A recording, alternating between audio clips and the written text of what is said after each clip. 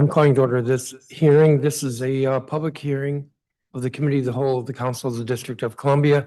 I'm Phil Mendelson, Chair of the Council and Chair of the Committee of the Whole. Today is Thursday, November 20th, 2025. The time is 2:20 in the afternoon. We are in room 412 of the Johnny Wilson Building. The subject of this hearing is adult workforce education in the district. I think this is the first hearing that we've had on this subject, at least in a number of years. Reading from the hearing notice, additional educational attainment, such as a high school diploma and post-secondary credentials, significantly increases access to employment and higher incomes. 96% of jobs in the district require at least a high school or post-secondary education. Yet 7% of DC residents aged 25 and over do not hold a high school diploma. Over 90% of future jobs require competency in reading, writing, and speaking. However, an estimated 20% of adults aged 16 to 74 in Washington, D.C. read at or below a basic level, which hampers their ability to participate in the workforce or engage in civic activities. The collective landscape of support for adult learners in the district encompasses workforce training, pathways to apprenticeships, and accessible post-secondary learning programs, including adult charter schools and the University of the District of Columbia's Community College and Workforce Development and Lifelong Learning, where adult learners can earn a high school diploma, acquire English language skills, or enroll in a workforce development program. The purpose of today's hearing is to highlight the models in the district for adult literacy and workforce education, and to receive suggestions on how the district can improve and capitalize on this foundation moving forward. As I said, I don't recall the last time that this committee had a hearing on the issue of adult workforce education in the district. This committee has oversight over charter schools, which includes the charter schools that provide adult education. We have oversight over the University of the District of Columbia. It is all part of the continuum of education, which is important if we're to have a vibrant education system in the district. And as I've noted in reading from the hearing notice, it's important with regard to jobs. Jobs not only important to individuals who want the jobs, but jobs also important to employers if we want to be an attractive place for employers to employ. So we have a lot of witnesses. We're going to begin with three folks who are have quite a bit of expertise in this area, not to say that others don't, but then we have something like 52 witnesses before we get to the government. So we're going to move this hearing along. I'm going to turn to my colleague, Anita Bonds, in case she has anything to say. She chairs our Committee on Executive Administration and Labor, which includes workforce programs through the Department of Employment Services. Councilmember Bonds. Thank you very much, Chairman, and thanks to everyone who's assembled with us today. Good afternoon, and I wanted to let you know, for me, it's a privilege to be before leaders, educators, and innovators who believe in the power of collaboration and growth in the district's workforce. Our city is made better when our residents are successful and integral to our labor market, and when our employers have access to skilled talent so that they may thrive and invest in the district. So my thank you again for all that you do. I know it is daunting task that you do. And you're commended for your caring and for your many efforts.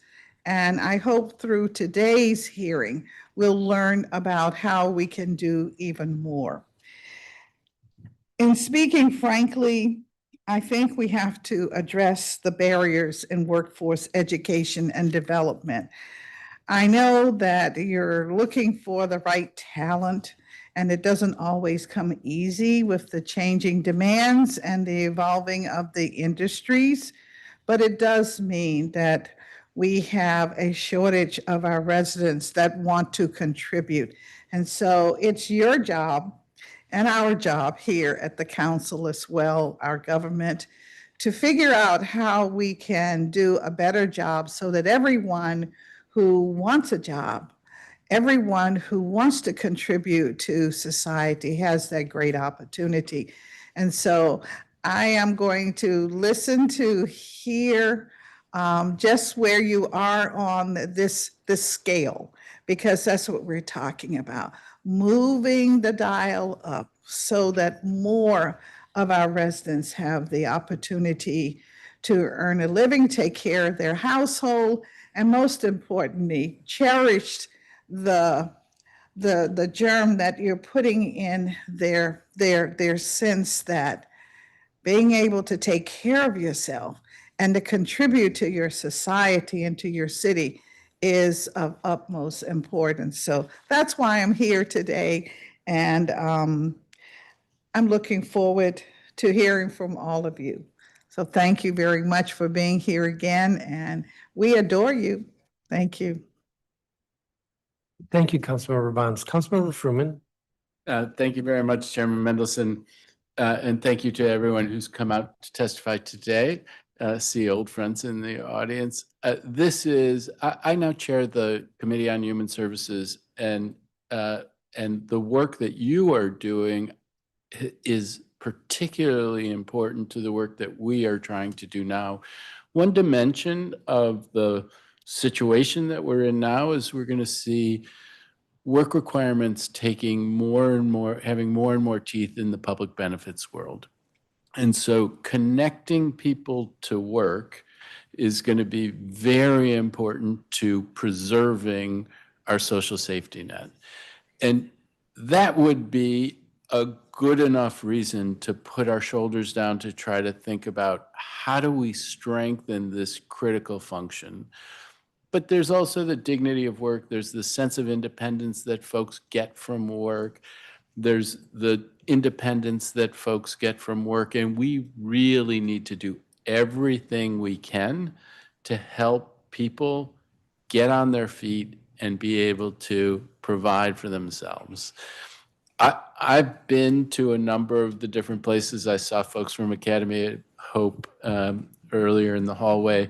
I went to a graduation at Academy of Hope. It's now 12 years ago, I think, and brought me to tears. I mean, when you see what can be done to help people to get up on their feet and have a brighter future, it's totally compelling. So now the question is, what can we as a government do to strengthen this work so that more and more of our citizens have the benefit of the sense of independence that comes from a paycheck and are protected against loss to their livelihood that could come from work requirements that we haven't set people up to be able to meet. So with that, I look forward to hearing from the witnesses today, but I'll start by saying thank you very much for all that you're doing. Thank you, Councilmember. So I may call the first three witnesses. Erin Bebo, Vice President, Strategic Initiatives at CityWorks. She's online. Deborah Kennedy, President, National Coalition for Literacy. Come on up to the table. And Stephanie Cronin, who's Managing Researcher at American Institutes for Research.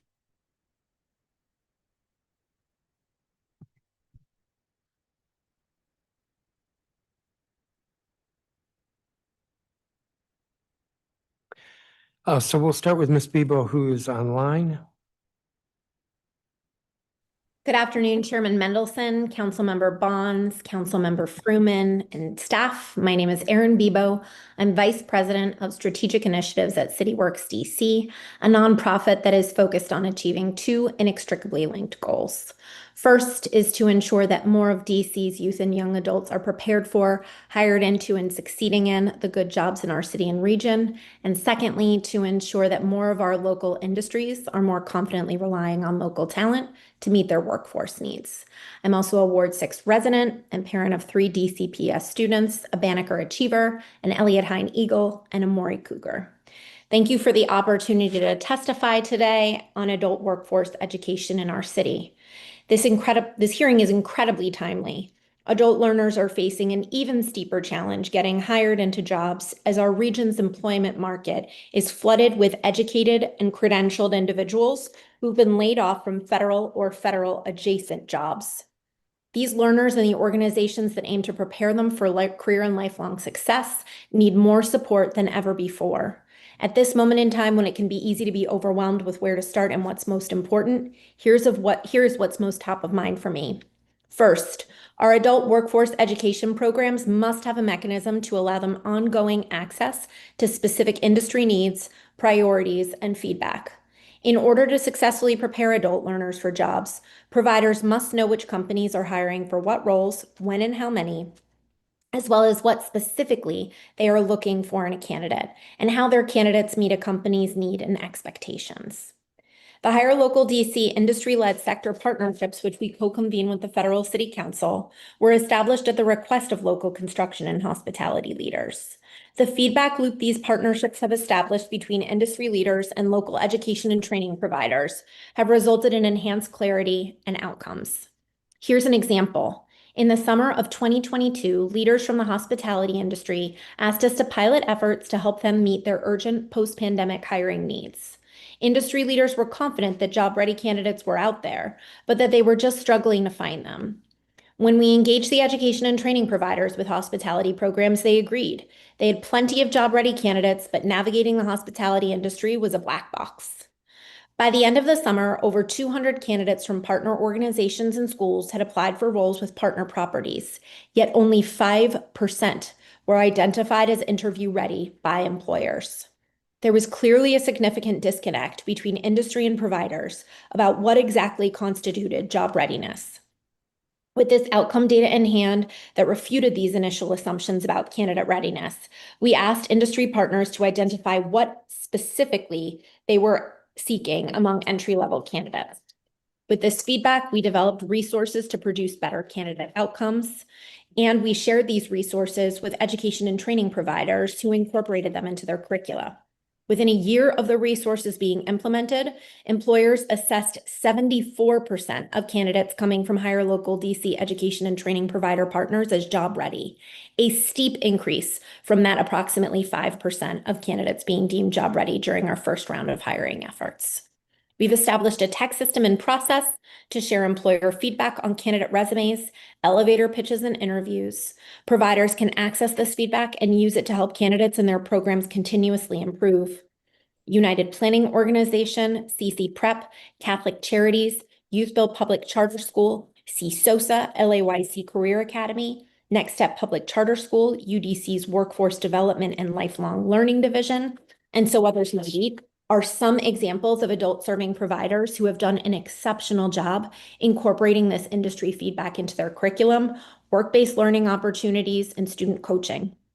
All have seen increases in candidate job offers over time, and the industry leaders of both sector partnerships have significantly increased their awareness of and collaboration with all of these providers as a result. In fiscal year 25, 310 candidates received job offers or advanced in the hiring process with Hire Local DC sector partnership companies. We're excited about the city's involvement in sector partnerships and expanding in other sectors in the future. Next, with limited resources, it will be essential to leverage DC's Office of Education through Employment Pathways to understand to what extent to which the graduates of our publicly funded education and training programs are employed and earning a living wage in our city. Better understanding which publicly funded investments actually work to prepare our students for a career will allow the city to make outcomes-informed investments in our workforce programs. Thank you for your continued leadership and for elevating this important topic today. I'm happy to answer any questions. Thank you. Thank you, Ms. Bebo. Ms. Kennedy? Thank you, Mr. Chairman. And thank you all for the opportunity to speak today about adult workforce education in the district. I'm the former president, actually, of the National Coalition for Literacy.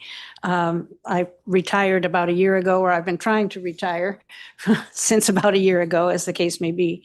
But you see, I'm still here doing this. The National Coalition for Literacy is an alliance of the leading national and regional organizations dedicated to advancing adult education, family literacy, and English language acquisition in the United States. NCL's mission is to increase public awareness of the integral role that adult education programs play in their communities, to promote effective public policy and support for adult education, and to serve as an authoritative resource on national adult education issues.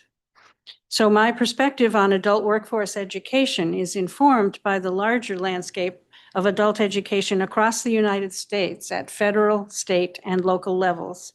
I am proud to be a resident of the District of Columbia. Mr. Fruman, I live in your neighborhood.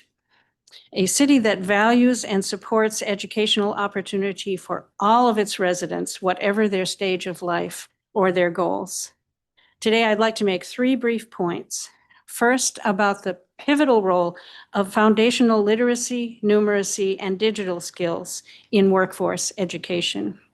Second, about adult learners themselves and what they bring to workforce education programs, motivation, experience, and knowledge, and focus on real-world connections and needs. Ms. Bonds, this responds to your comments earlier about adult learners and how they approach education. And third, about teachers and tutors working with adult learners, their need for and appreciation of professional learning opportunities. The data, Mr. Mendelson, that you read at the opening of this hearing comes from the most recent Survey of Adult Skills, also known as PIAC. I've put a link to that website in the literature that I uploaded today. The PIAC evaluated adults ages 16 to 65. And according to that skills map in DC, 22% of residents have literacy levels at or below level 1, the lowest level. An additional 25% have literacy levels at level 2. In numeracy, 34% of DC residents have skills at or below level 1, and an additional 21% have skills at level 2. Levels 1 and 2 are the levels below the level that is regarded as necessary for full participation in society. So that's a very high percentage of our residents. It's about even with the national average, actually, but it's a very high percentage of people who don't have as much foundational knowledge as they need to engage fully in society. And descriptors of what these levels mean, more detail is available at the website that I listed in my contribution. But what this means in real terms is that many adults don't have the foundational skills necessary to benefit from career skills training programs. Achievement of a high school diploma or equivalency, or even in some cases of a post-secondary degree or credential, is not necessarily a clear indicator of skills in reading or numeracy. I can attest to this directly from conversations that I have had across the country and in the district with teachers, with program administrators, with corrections officials, and many others, including adult learners themselves, that they can't understand, they can't use the skills that they have because their skills are not strong enough to really participate effectively in career skills training. So this makes the district's adoption of an integrated education and training, or IET, a critical strength of our system here, the adult education landscape, and it's evidenced by the Office of the State Superintendent of Education and UDC. IET models make explicit connections between foundational skills and educational outcomes that are relevant to adult learners. Data from the Federal National Reporting System, which Stephanie is an expert on, demonstrates the effectiveness of IET models. So I encourage the council to continue supporting those models in particular. But workforce education is only part of the story. Adults bring life experience and knowledge to the educational enterprise, and their motivation to learn is prompted both by workforce-related needs and by broader life-related considerations for supporting themselves and their families, pursuing higher education, and participating in civic and community life. Most significantly, adults value opportunities to continue development of their foundational skills as ways to increase their sense of self-efficacy. This was demonstrated in a study last year by the Adult Literacy and Learning Impact Network, and I have a link to that report as well, which discovered that respondents, more than half of respondents, considered development of self-efficacy and increasing self-confidence as one of the major outcomes that they would experience through adult education. Career benefits were mentioned, but most of the participants in that study had a more holistic approach to what education could do for them. So foundational skills education, whether as a component of IET or in dedicated formats, thus addresses the needs and goals identified by adult learners themselves. The development of foundational literacy skills increases learners' flexibility, resilience, and sense of self-efficacy, characteristics that are key factors in their ability to adapt to ongoing changes in the nature and requirements associated with family life, the workplace, and the life of the community. I encourage the council to recognize the pivotal role of foundational skills instruction and to ensure its continued availability to DC residents beyond simply workforce training. And I'll close with a quick point about practitioners, our teachers, our tutors, and our administrators.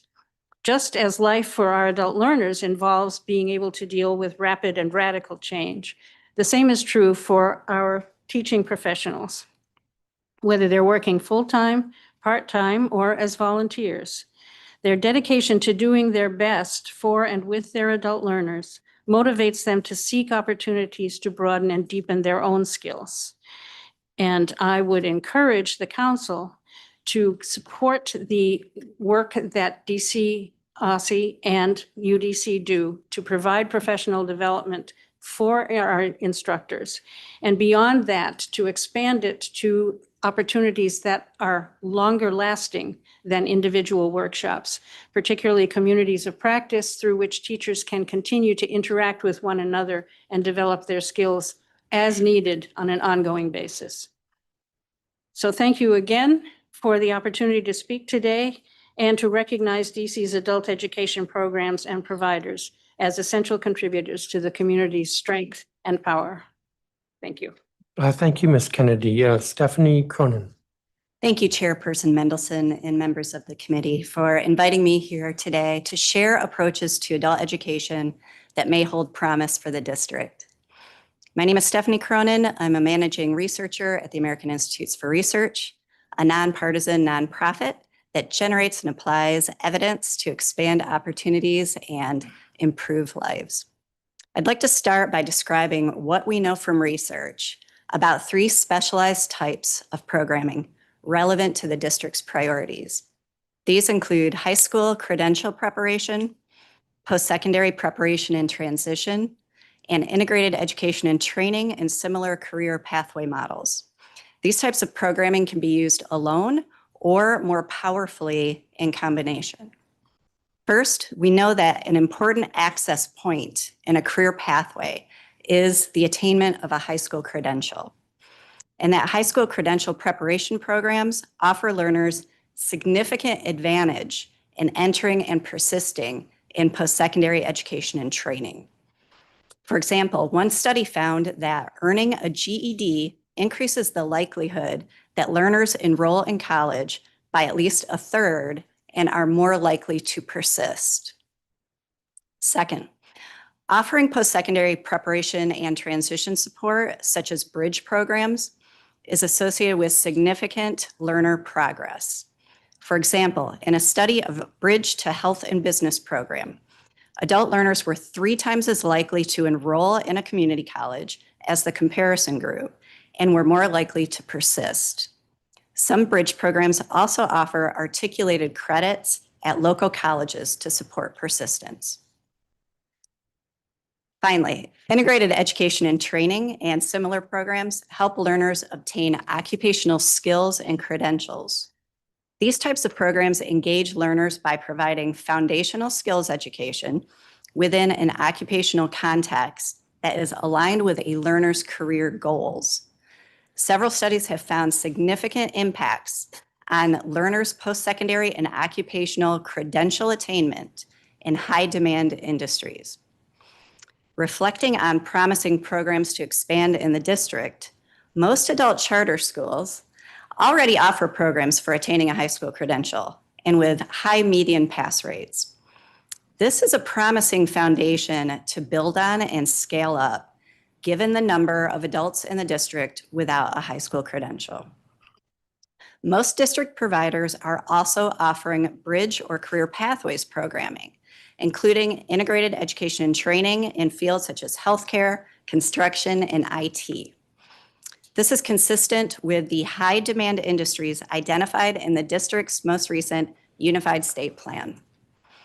Given the district's overall skill gains and credential rates reported for the last program year, this is a promising area for strengthening and expansion. I should note, however, that these types of programs have been reported across the country to be challenging to implement given their complex curricula and partnership requirements. For this reason, scaling up may require additional support for programs and their partners. To inform the district's expansion efforts, data on local implementation and promising practices would also be useful to collect and explore, enabling decision makers such as yourselves to efficiently and effectively address skill gaps, enhance economic mobility, and support career advancement. Thank you. Thank you, Ms. Cronin. Thank you, each of you, 10 minutes. So this phrase integrated education and training, that's what I think of as career pathways. Am I sort of right here? It's a specialized format of a career pathway program where the foundational literacy and numeracy skills or language skills, if you're an English language learner, are integrated in an occupational curricula. And so it is. So it's dealing not just a career pathway, but also dealing with these issues of literacy. Yeah, more numeracy. holistic. Okay. And Ms. Cronin, you said near the end, it should be noted, however, that these types of programs, you referring to these integrated education and training programs, these types of programs have been reported by local and state programs across the country to be challenging to implement? Yeah, so in a national implementation study that we conducted a few years ago, designing, developing, and implementing IET programs is what they're called, was one of the most commonly cited challenges in newer approaches to adult education. And the reason is that you are trying to do so much in one program, addressing the foundational skills, as well as generally having an occupational training partner. And so this can be a partnership between a local adult ed program and a college or some other occupational training provider. So you're bringing together multiple types of curricula and generally multiple groups of people to make that happen. And so that is a bit more complex and challenging than if you were just to be doing a literacy program. Not just, because that is never a just. Have you seen that we're struggling with that here in the district? I have not witnessed any of the district's IET programs. Okay. The outcomes reported are good. There's always room for improvement. But let me ask Ms. Kennedy, have you seen it as an issue here in the district? Not directly. I do know that when IET first came on to the scene several years ago, it asked teachers in our adult education programs to do something that they were not trained or prepared to do, which is partner with someone who has content knowledge in a specific career area. And so there was, how are we going to do this? There was a lot of questioning about that. And in recent years, IET has expanded across the nation, and teachers have received training and practice, and they've become much more able to implement it. And in fact, I was in a conversation several months ago with Jay Lemaster, who is the person who runs the national reporting system for the feds. And Jay said, of all of the data that they have, that reporting out for the past couple of years, the IET programs are the biggest success story nationwide now. So they really are being highly successful at getting people to move up levels in So their that's good to proficiency. hear, but with regard to the district, any specific observation? I have not had a chance to consult with my colleagues at some of our charter schools to talk about that. Okay, same question to Ms. Bebo. Yes, absolutely. Lots of great examples. I listed many in my testimony. I think I'll call out United Planning Organization as just one of many. They were really hungry for feedback from employers on what exactly they were looking for in candidates, both in terms of hard skills, competencies, certifications, as well as the employability skills. With that information that we were able to provide them in sort of specific and actionable format, they were able to incorporate that into their curriculum and into their candidate coaching and overall practice. And we were able to see almost immediate significant improvements in both how real interviewers hiring for real jobs in the industry were assessing those candidates as job ready. There are many other organizations that I believe are in the hearing room today. So UDCWDLL, LAYC Career Academy, CC Prep. More are listed in my testimony, but I think the point I'd like to make is that a lot of these providers are really hungry for specific actionable feedback and input from the industry. And when they are provided with that, they're able to be so responsive and nimble with that information and turn it around very, very quickly in a way that very much benefits their clients and students. Well, that's pretty consistent with the first point you made in your testimony, right? That, Yeah. We have to have a feedback mechanism and when you made the point, I wanted to say, well, is this an issue? But then you described in your testimony how it is an issue, but then you explained how you have solved it. So has it been solved or are we just looking at it's been solved for just the folks that CityWorks is working with? So I would say we've made incredible progress. And we have been able to, what we've been able to measure and what we've been able to pull in terms of resources from, and we work with just at this point, 2 sectors, hospitality and construction. Those were the 2 sectors that we found were most hungry for local talent, not just for feel-good reasons, but for good business reasons, which I think is very important. And they were really willing and ready with that specific feedback. Getting the job requirements down was a big step. We got a ton of actionable feedback about some of the biggest barriers, and we've been trying to tackle them in partnership with these training providers one-on-one. One example is resume quality was a huge challenge to start. Once we got specific actionable feedback from the employers on what they were looking for, what they didn't like, what they wanted to see, we were able to present that data back to the education training providers. And we saw resume quality as assessed by employers increase by over 40 percentage points in half a year. Same candidates, they were just sort of leveraging the feedback.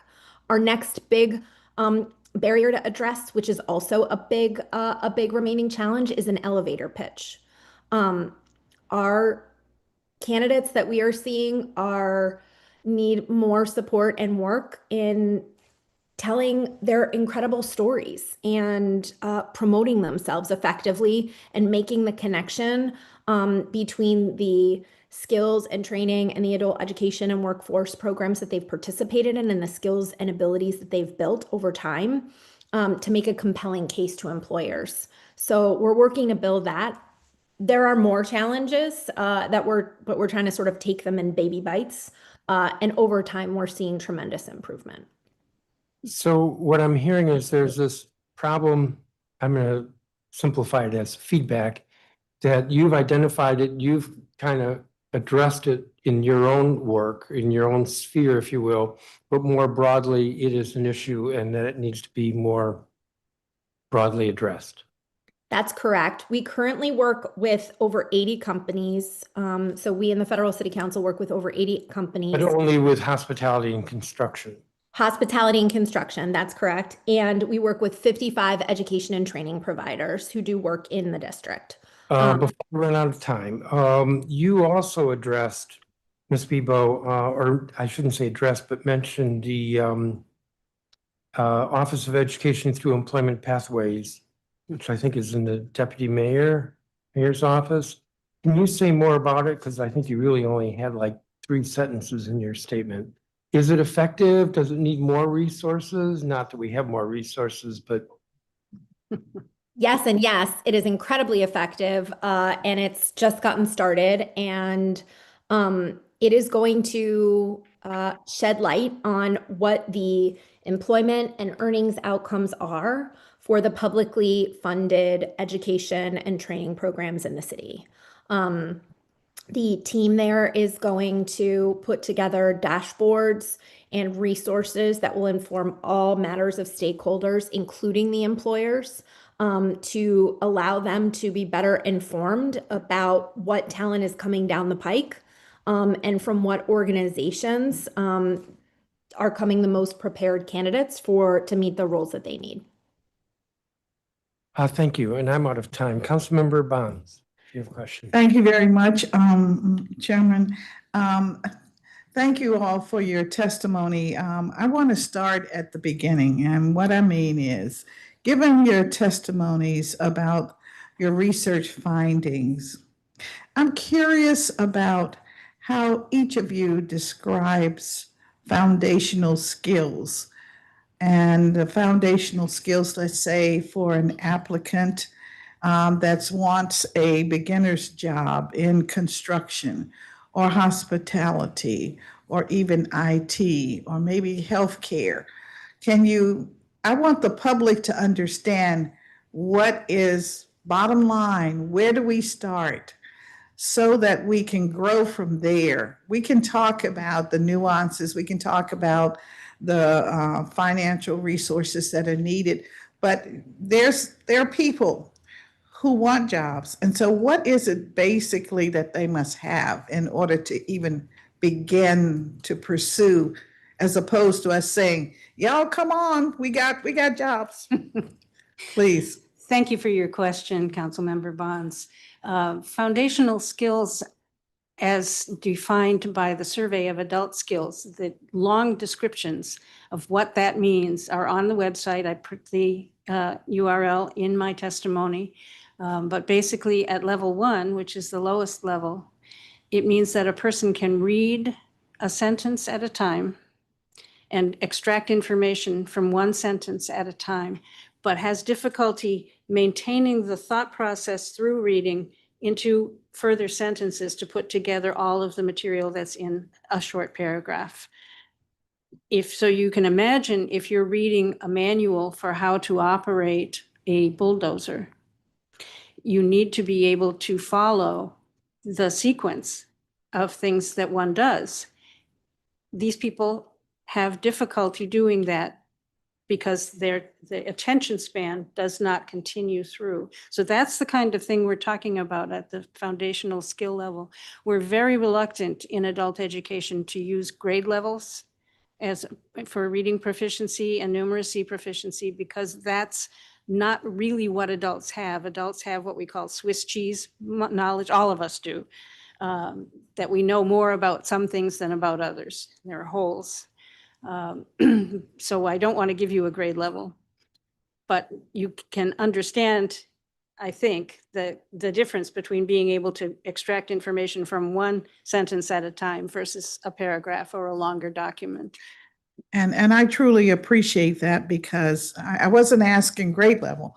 I Mhm. really wanted to communicate to our public Mhm, that if you can do this, mhm, then yes, let's Mhm. try to move forward. mhm. If you're not there, then Mhm. we've got to come Yeah. up with another way to get you so that you Exactly. feel that you Yes. have Yeah. purpose in Yeah. our society. And one of the important things about the Survey of Adult Skills is that it defines the different levels in terms of what a person can do, not in terms of what a person can't do.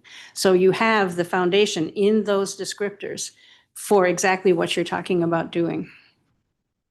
Thank you very much for that. That was my burning question. I wanted to also, if we could, I think we have a few minutes. I wanted to ask a little bit about, you mentioned that the IET is a challenging approach to skills development. And you mentioned a little bit about the literacy skills-based process. Can you expand on that, please? About the challenge Yeah, of, the challenges, yes. so the reason why those types of programs are more challenging is due to the complexity of them and the number of different pieces that you have to bring together. They typically involve more than one person. So unlike some of our teachers here today, they might be able to develop all of their own instruction and deliver it on their own. And for IET, typically you're bringing together an expert in a particular industry or occupation and someone who is an expert in foundational skills, which could be, it could be literacy, it could be math, it could be English language learning. And they need to work together to create an integrated curriculum and deliver it. So it's just much more complex and involves more people usually.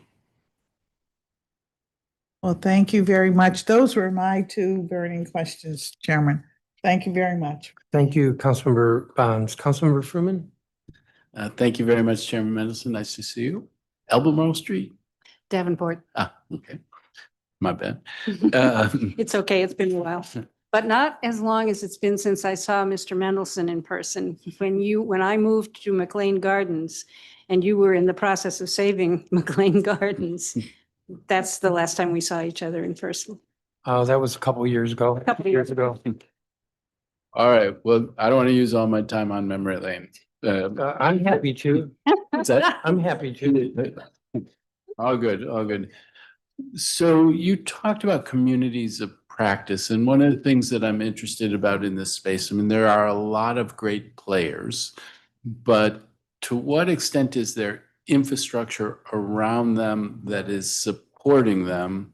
And to what extent is there a gathering place to develop best practices along the way? Where do you find that, or is that a thing that we should be thinking about strengthening? It does exist in the sense of professional meetings every year, both nationwide and local. And the kinds of activities that those provide. Teachers are able to connect with one another in those meetings. And they're also able to connect with one another through UDC's professional development programs that it runs. They run a number of workshops on areas important to our teachers and administrators.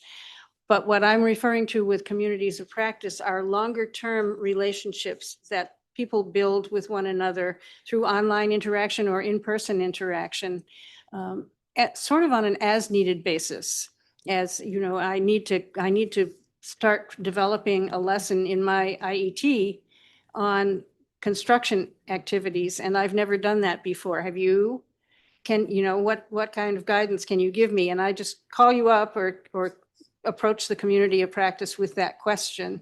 And that's a thing that needs some active impetus to get started. Once it gets started, the participants love it, appreciate it, continue it themselves. But the place where there's room for assistance is really in getting those set up and determining whether they'll be in person in the district or online or both. So, I mean, should we have some sort of a structure in the district that is serving as a catalyst for those sorts of interactions? I think that would be very helpful. It's something to pursue with our colleagues at UDC and in Aussie about what they're doing already and how we can build on that. There's always something to start from. There's always a foundation. So starting from what's already happening and taking it further, I think would be good. The thing I'm struck by is there's 4 places to go, or maybe more. You know, the DME engages on this, the OSSI engages on this, the Workforce Investment Council, UDC. Mhm.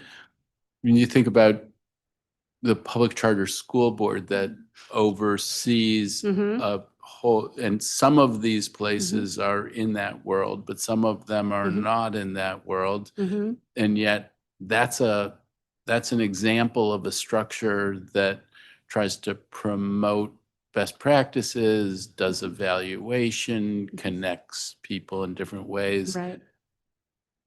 I don't see that in the adult workforce space, and I wonder if it's a thing that could have utility. And I'm looking at you, I'm asking the question because you said community of practice, but I'd invite the other witnesses to comment on it as I well. think, I'm sure that Erin has some insights I- on this as well as Stephanie. Go ahead, Erin. I do, thank you. I just wanted to say, I think your question is spot on, Councilmember Fruman, and I've been really impressed with OSSI has a community of practice for its adult workforce recipients. They meet monthly or every other month, and the team there, led by Kylan Boardman Schroyer and J. Michelle Johnson, do a great job pulling together resources, tools for them to share that out. The WIC team also do a quarterly convening of their workforce recipients. And I found that they actually really do a great job complementing one another in terms of what content is covered. So those are 2 just great exemplars or examples of agencies that have done a good job really building that muscle over the past years. Yeah. But as Erin pointed out, those have convenings at specific designated points during the year. But what I'm talking about is also just having something that's always there that is Mhm. bottom up. So it's not providing some kind of a top-down guidance on here's what you need to do, but rather bottom up, teachers saying, here's something I need to learn. Who can help me with that? And that's something that we don't, I think, I have not seen us have in the district, is that kind of resource. Stephanie, did you want to? Yeah, I'm not aware of one either. We used to have a national version of that for a variety of high demand topics among practitioners on the links site, Yes. Yeah. but that has gone away. And so, yeah, I don't know of any exactly like that.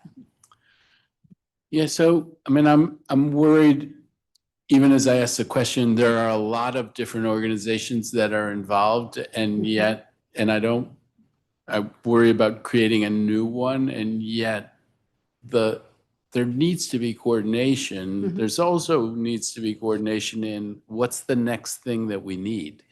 So, Mhm. and True. the WIC can play that role, but it feels like a ton of good work being done, a Mhm. hunger from folks who are doing it to collaborate and improve their practice, and yet not a structure that's obvious of how to facilitate that. So that's a Yes. thing that's on Mhm. my mind. Yeah. You want to say something? I just wanted to respond to that, to say that within an individual organization such as Academy of Hope or Carlos Rosario, the teachers do have this going on with one another. Absolutely, they do. But we have in the adult education landscape in this city, we have a lot of people who are volunteer tutors working through their house of worship or a community center or some other location, a library, for example, who don't have access to that kind of collegial interaction. And those are the ones I'm really thinking about. Many of them are not trained in any way as adult educators. They're coming out of the K-12 system or some other educational background, maybe. Or they're lawyers who decided they wanted to do something different in retirement. But they need that same kind of collegial interaction. And that's what I would like to see happen. And you're absolutely right to raise the challenge of how do we fit this into the structure that we already have. It needs more thought on that. All right, I'm going to change direction radically. One of the things, I mean, I think this is such important work, and I think just connecting, this work is about connecting people with work for long-term futures. But frankly, just connecting people to work for the fact of having a job also strikes me as important. You know, I've been wondering lately, do we need something like a civilian conservation corps? Like, do we need something that creates work opportunities for people that wouldn't necessarily lead to the next thing, but at least would give people a paycheck, and you could bring them in and start doing the kind of work that you're doing to prepare for the next thing? And I'm curious, for the folks in this world, what your reaction to the idea of something like that would be. I'm not familiar with the research on that approach, but I do know that approaches like pre-apprenticeships that do combine some level of training with on-the-job experience are effective. Ms. Bebo, I see you shaking your head. Is there more you'd like to add? I'm an active listener, I've been told. I totally concur. I think that, yes, many residents need employment, and I think, apprenticeship, pre-apprenticeship is a proven model, even on the paid on the job training, which DOES leads the work for that in DC, is a great way to allow residents who need more learn and earn opportunity time to get their foot in the door and into a job and ideally a career that could sustain them for a long period of time. All right, my time is up. Thank you very much to this panel. Thank you, Councilmember. Councilmember Henderson. Thank you, Mr. Chairman, and thank you to the committee for holding this hearing. I think the timing is great in terms of not only what we're facing in the district, but also what we know is coming in terms of federal policy changes on a variety of issues. I chair the Committee on Health, so I care about this from the perspective of making sure now the federal government tying work to whether or not you can have health insurance and work to whether or not you can have food benefits. It's increasingly important for us to be able to make those connections, but not just work for work's sake, particularly in an area of our region of the country where things are very expensive. This idea that people can be working 40 hours a week and still never getting ahead. So we want to make sure that they're able to work in jobs where they can prosper and thrive and raise a family and do all of those different things. And also I need a workforce to fill into some of my high need critical areas, which do require a bit skill in the health space. It is, even to be a phlebotomist requires skill. To be a nurse tech or a pharmacy tech requires a certain level of skill. And so I think for us is trying to figure out, how do we take someone who may be disaffected from school, who has been away from school for a long time, but also not only bringing you back in the classroom to get up to those skills that are necessary for the basic level, as you were speaking about, Ms. Kennedy, but also advancing beyond that so that you can get those higher paying, skillful jobs, again, to be able to sustain in a long range. With that, Ms. Bebo, I mean, you spoke a little bit about the two sectors that you guys work with a lot, which is hospitality and construction, and no shade to either of those industries. Construction is very good, especially I've toured the apprenticeship programs, and there are a lot of folks who are making very good money doing that type of work. Hospitality also, I mean, we're the nation's capital. Tourism is a big part of our industry. But you guys recently, CityWorks recently partnered with the DC Hospital Association for DC Heal, which is a healthcare apprenticeship program to create a pipeline for recent public school graduates who are now entering the health sector. It's a little bit different than adult education workforce, but I also feel like for some kids, teens, young adults, this actually might work very well for them. But I think that one of the program's many strengths is the partnership model, right? So you're working with Whitman Walker Health, you're working with Children's National, you're working with Accenture. Do we have enough companies who have raised their hands to say, this is the type of model that we want to be a part of, where we're kind of in there on the ground level, but we're also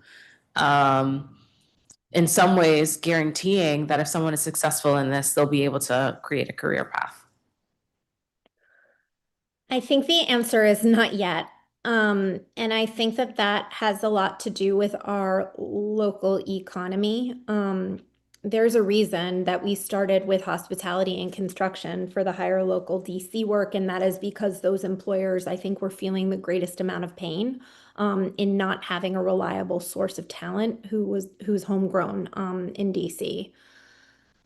DC has been historically a talent magnet. And so a lot of other sectors aren't feeling that pain necessarily of what they're missing in our local talent. They are sort of, origin agnostic. And I think that there is work that can be done and that can be led by the city and with the city to make the case. And there's really good economic data out there that local talent is an excellent return on investment.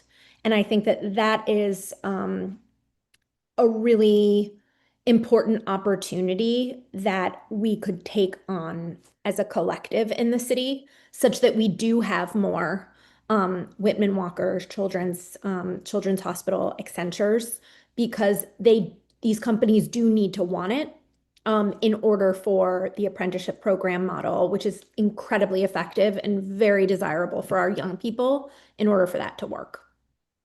Okay. One of the things that I have been thinking about is that sometimes you need more time, and then sometimes you just need more programs, more options. And I can't recall the last time we've sort of done a needs analysis looking at adult workforce education in the district, and this is for anyone.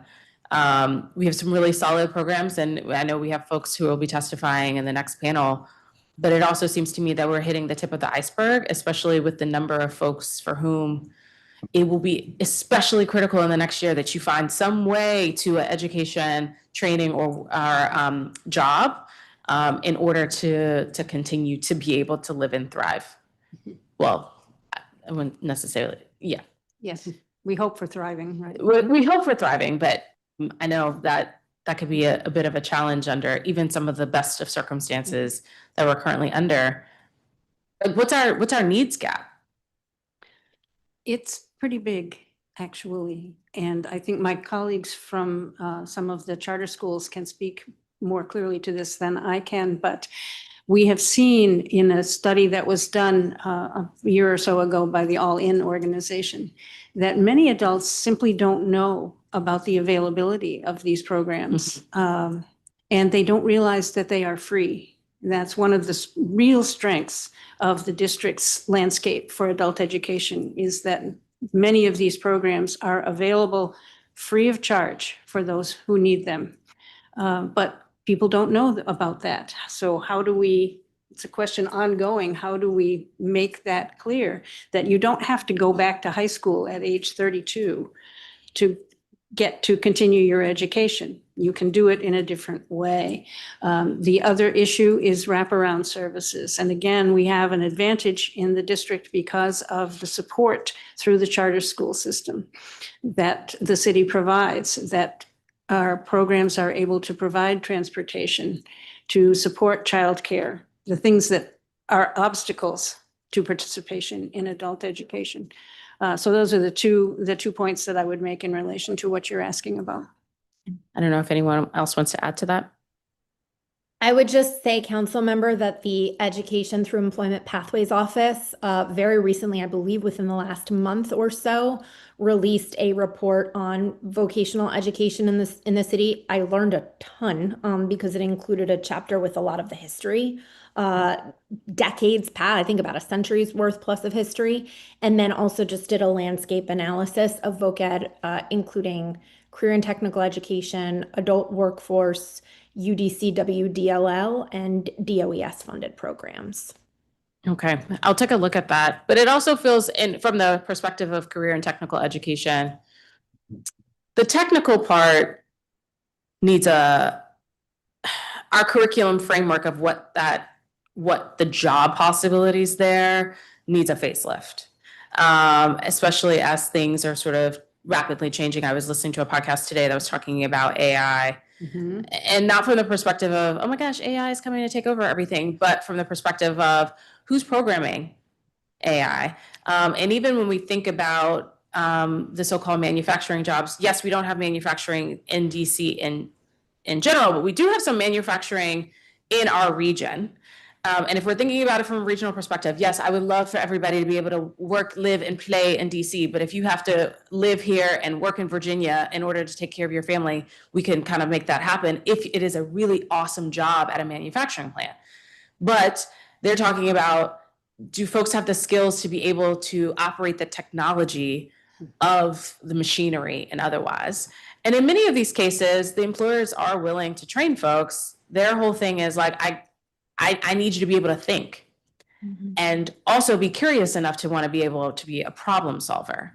How does adult workforce education solve that part, which I think is really what a lot more employers are looking for now, which is you can't just toss everything into ChatGPT to be successful. You actually have to be able to string together some sentences for yourself. Yes, and that's where we come back to the foundational skills, because in addition to literacy, numeracy, foundational skills introduces critical thinking, introduces those kinds of skills that you're talking about, being able to apply what you know, transfer it to a new situation. This is absolutely critical because jobs are changing so fast and technology is changing so fast. So it comes back around to what I talked about originally with foundational skills and giving people the ability to connect ideas themselves and move forward. Do we have the right set of instructors? I think so. I have met a number of teachers in adult education programs in the district and have been impressed by everyone that I've met. I'm over my time. Thank you. Thank you, Mr. Chairman. Thank you, Councilmember Henderson. Thank you to each of the witnesses. We'd spend a little bit more time with you, but we've got a lot of witnesses to go. So thank you, and thank you for your expertise. Thank you for the opportunity. Yes. So I'm going to call folks. Little birdie's going to tell me whether folks are virtual or not. Yeah, there's a birdie. And I'll call as many as it takes to fill up the table. Leicester Johnson. Oh, I'm being corrected. I have a charter panel. Leicester Johnson, Chief Executive Officer. See, that's what the birdie does. Academy of Hope. Allison Kokoris, CEO of Carlos Rosario. Ashley Simpson Baird with Brea Public Charter School, and Dr. Anika Burton with UDC.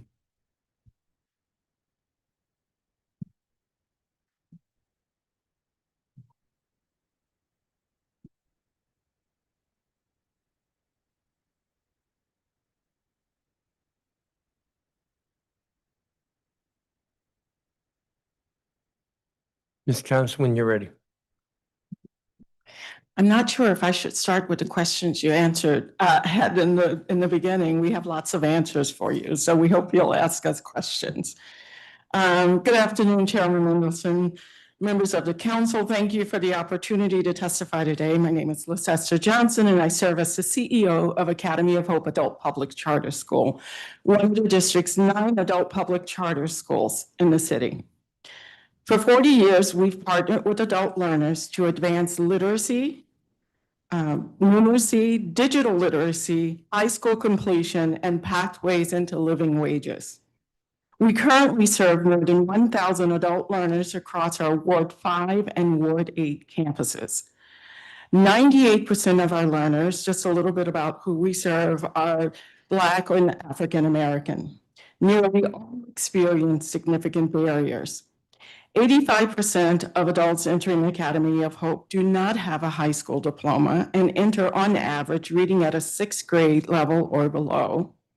Others enter with even more numeracy skills. 20% of our learners disclose having received special education services during their K-12 schooling.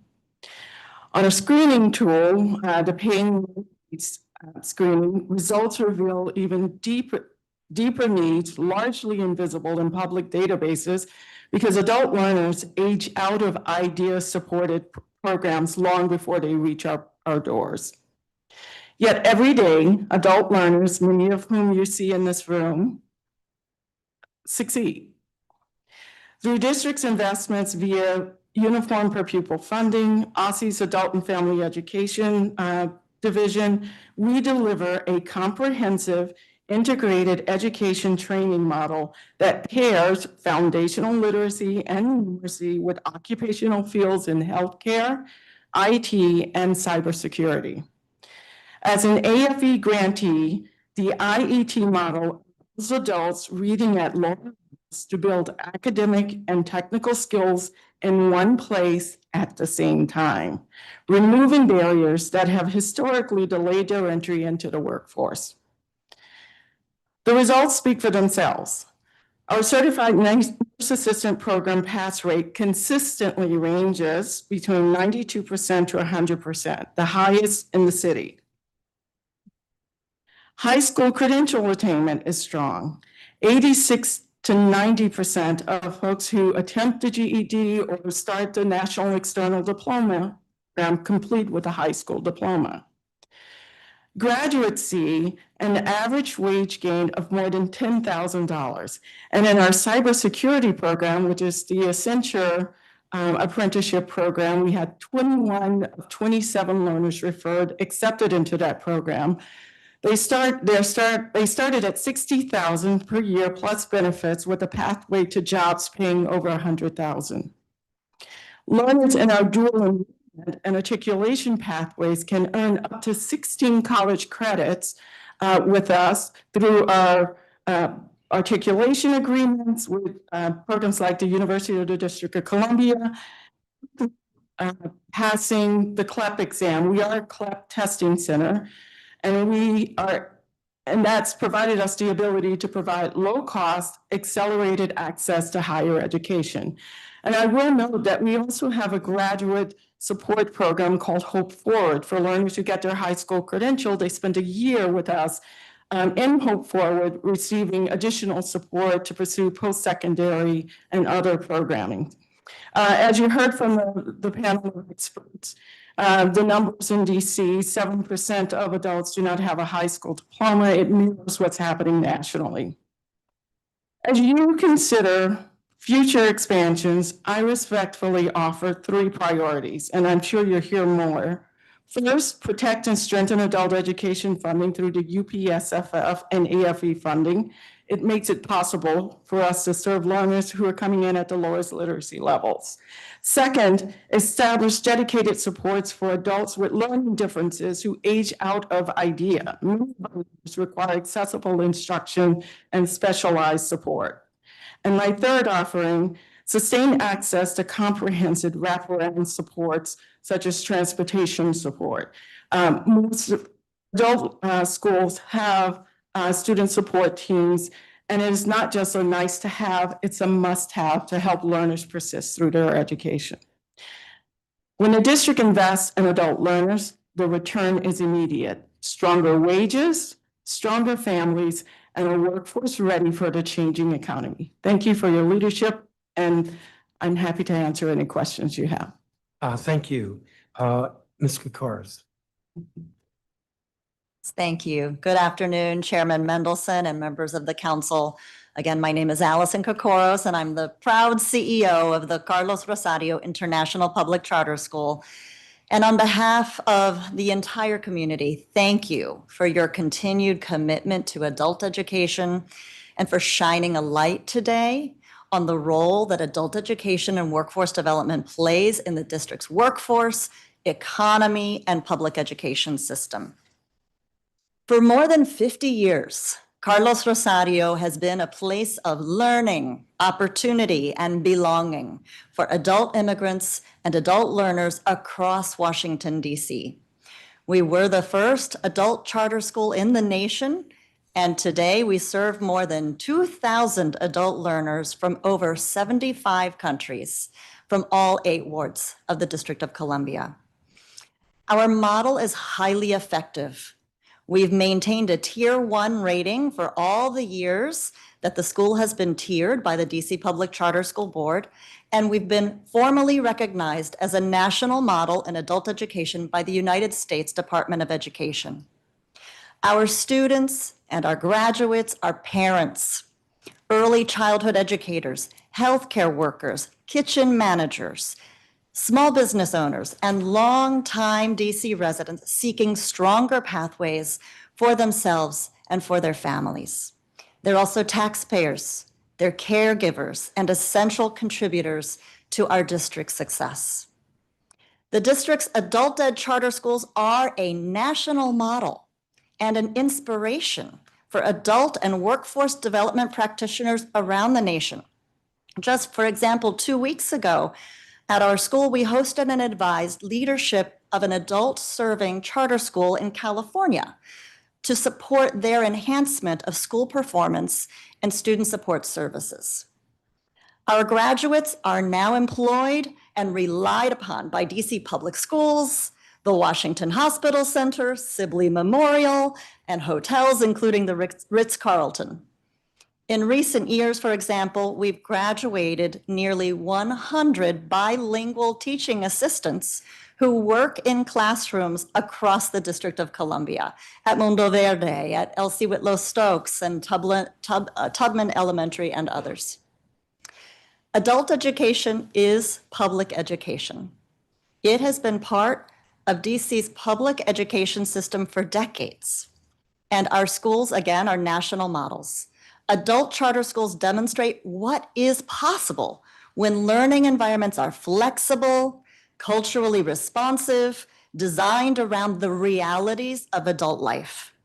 Our students are balancing work, parenting, immigration challenges, elder care responsibilities, and often long commutes, and they still show up determined to learn and determined to contribute.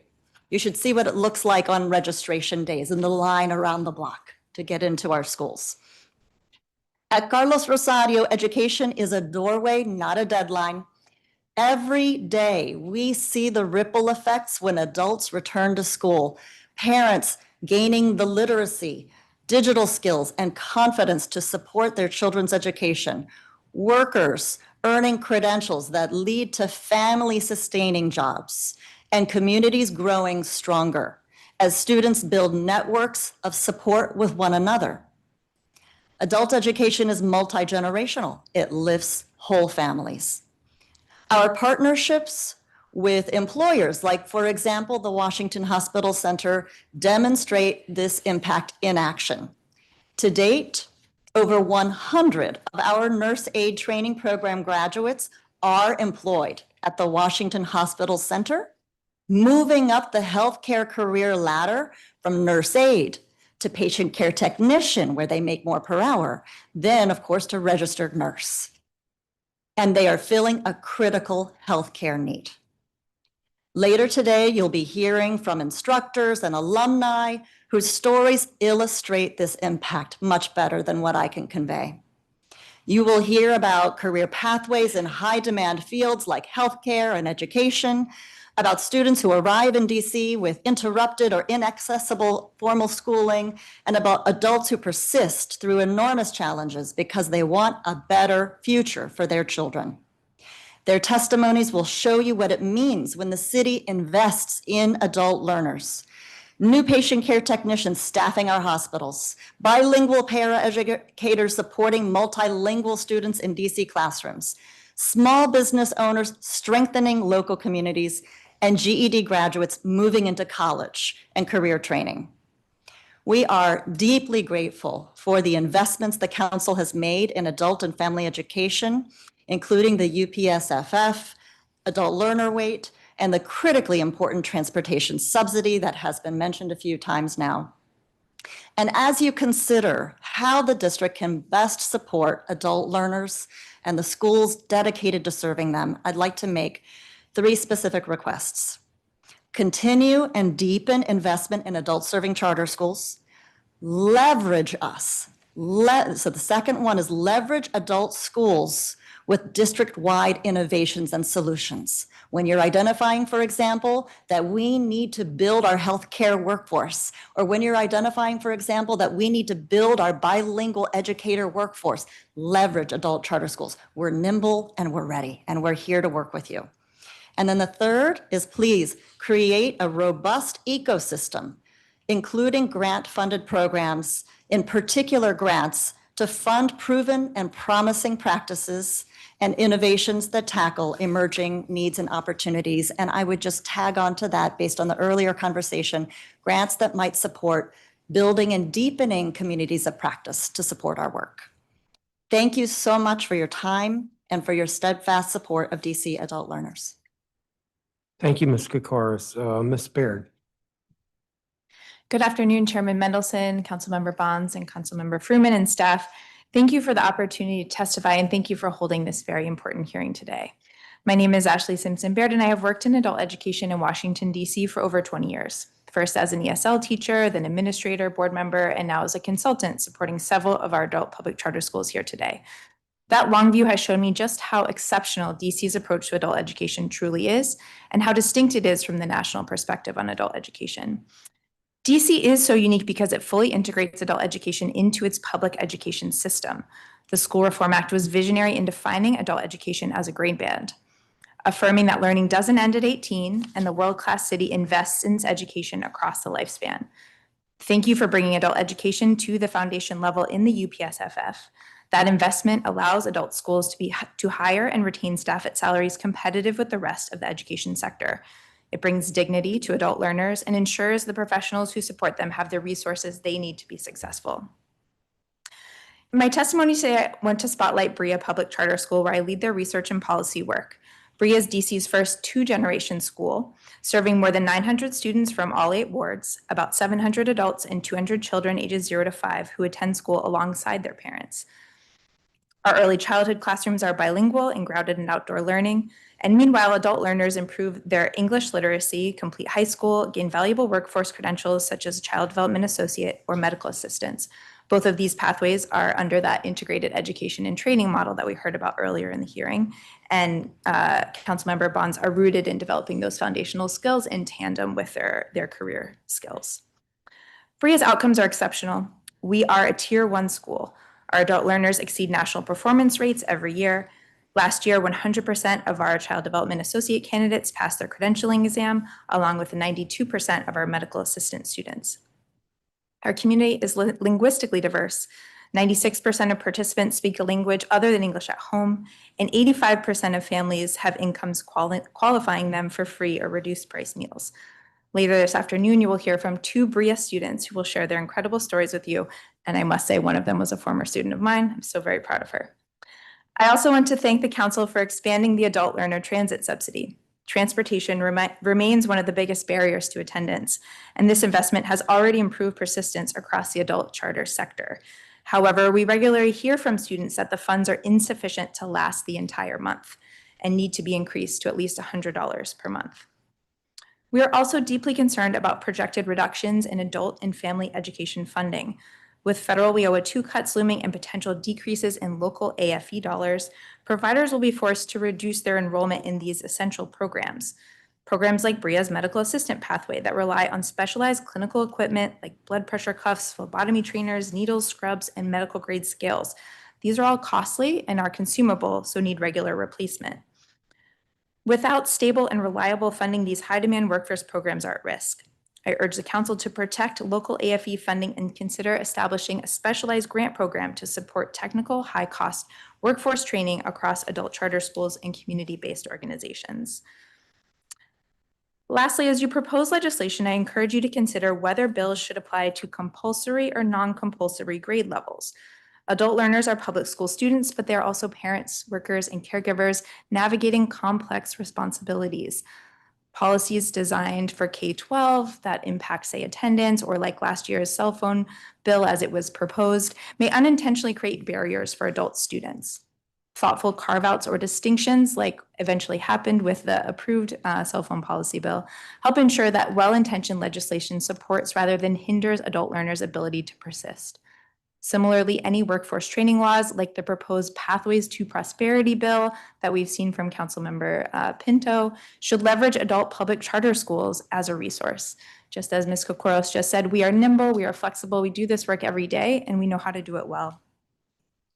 To close, adult education transforms lives, strengthens families, and fuels DC's workforce.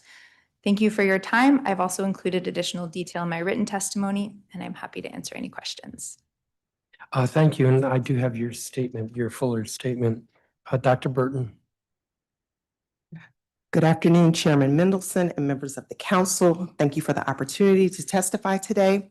My name is Dr. Anika Spratley Burton, and I currently serve as the interim dean for the School of Education and Learning Sciences at the University of the District of Columbia. As the only public university in the District of Columbia and the only urban land-grant university in the nation, the University of the District of Columbia is uniquely positioned and deeply committed to serving the residents of Washington, D.C. Our mission compels us to open doors of opportunity, and adult literacy and workforce education remain central to that charge. Today, I would like to highlight the robust pathways we currently offer and share recommendations for how the district can help us strengthen and expand this work. At our Old Congress Heights campus, the Workforce Development and Lifelong Learning Program, which you've heard mentioned several times today, provides free or low-cost training that leads directly to employment, promotion, and career advancement. We offer 6 high-demand regional pathways, including construction trades, early childhood education, healthcare, hospitality and tourism, information technology, and lifelong learning, open to all DC residents ages 18 and older. Through our Office of Continuing and Professional Education, adult learners access career-specific, industry-responsive training. These include certificate-driven programs such as Parapro Preparation, teaching English as a foreign language, cybersecurity, IT, and graphic design certifications, and custom corporate training designed to meet workforce needs. UDC is also home to the district's adult education certificate and master's programs co-sponsored by OSSE. These programs prepare instructors, administrators, and workforce educators across adult literacy, GED preparation, ESL and ESOL, and workforce development, supporting the very professionals who serve adult learners across the city. Our community college and Van Ness campus provide essential degree pathways for recent graduates and adult learners alike, with seamless transfer options into bachelor's, master's, and doctoral programs. Through partnerships with OSSE, we also offer an apprenticeship pipeline for paraprofessionals in public and public charter schools, and the council-funded Grow Your Own Scholarship that helps DC residents become licensed educators. To that end, the UDC Board of Trustees has approved the creation of the School of Education and Learning Sciences. This new school will be fully dedicated to preparing effective teachers and educational leaders for DC public schools and DC public charter schools, as well as conducting research focused on the pressing needs of urban school districts. Looking ahead, the school will anchor UDC's expansion of educator preparation offerings, including new certificates in multilingual education, the integration of disciplinary literacy and science of reading content into coursework, and the launch of an education doctorate centered on the science of learning and development. Together, these investments will strengthen the city's educator pipeline and deepen UDC's role as the district's homegrown talent engine. To fully realize the promise of these programs, we respectfully offer several recommendations. First, the district can help increase awareness of UDC's resources and reduce barriers to access through learning hubs, transportation support, and assistance with applications. Second, aligning city employment opportunities with our certificates and degrees can create direct talent pipelines where successful completers are guaranteed job placement. Third, the district can incentivize current employees to pursue UDC certificates that enhance their skills and directly improve services for residents. And finally, expanding internships, fellowships, and job opportunities for UDC students will strengthen the city's workforce while meeting critical needs. In closing, UDC stands ready to deepen our role as the district's engine for adult education, workforce development, and economic mobility. With strategic partnerships and support, we can ensure that every resident, regardless of age, background, or circumstance, has a meaningful pathway to opportunity.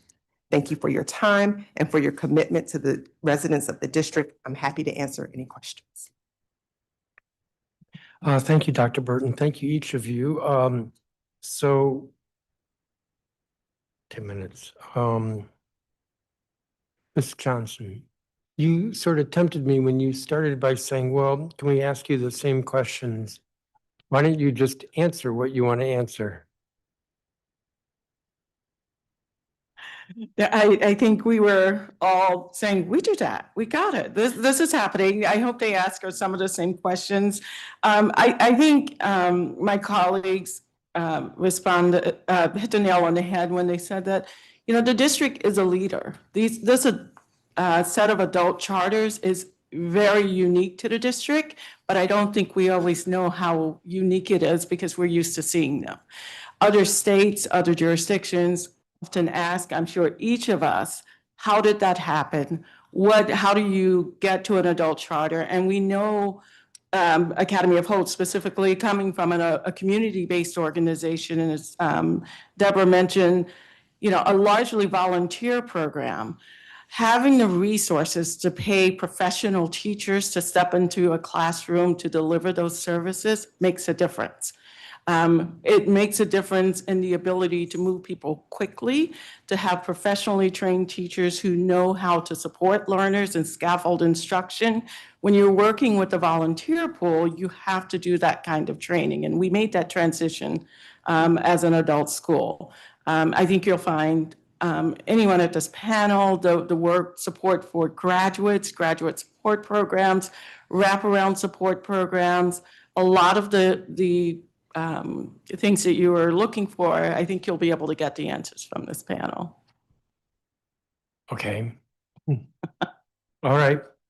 I do had a few other questions. We looked at the types of occupations and how many schools, I think that would be one way of putting it, offer programs aligned to those occupations. And there were some, let me see if I can pick one here, computer user support specialist, where there's a broad availability of offerings, and others, health technologists and technicians, where there isn't. How do you all assess need so that there isn't unnecessary duplication of offerings? How do you want to, Ms. Koukouras? I'm happy to jump in on that.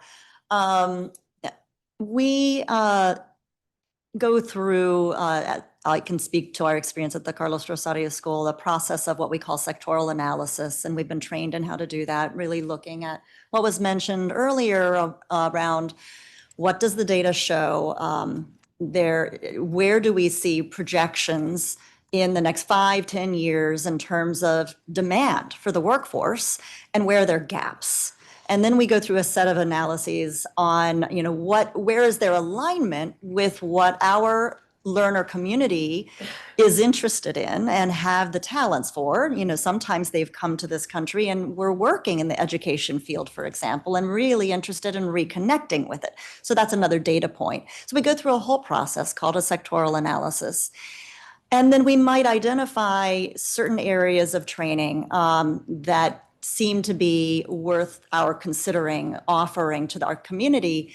And the next step that we do is we look to see who else is providing that training and where they're located, who they're serving, and whether or not what we would be doing would be duplicative with what's already taking place or complementary to what's already taking place. Perhaps we're adding, for example, with the bilingual paraeducator training that we offer, we have the bilingual aspect of that. That is not being offered, I think, elsewhere in the district. So we ask ourselves that question. Is there something that we could offer that is unique, distinct, and meeting a proven, visible need? And then we go ahead and do the design thinking and work with employers on help us sort out how do we need to design the program? How do we need to design the curriculum? And then bring employers in once we've launched a program to continue to advise us as their own industries change and evolve rapidly. And they're the subject matter experts in education, K-12 education, or in IT, or in hospitality. And we're the experts in adult ed and workforce development.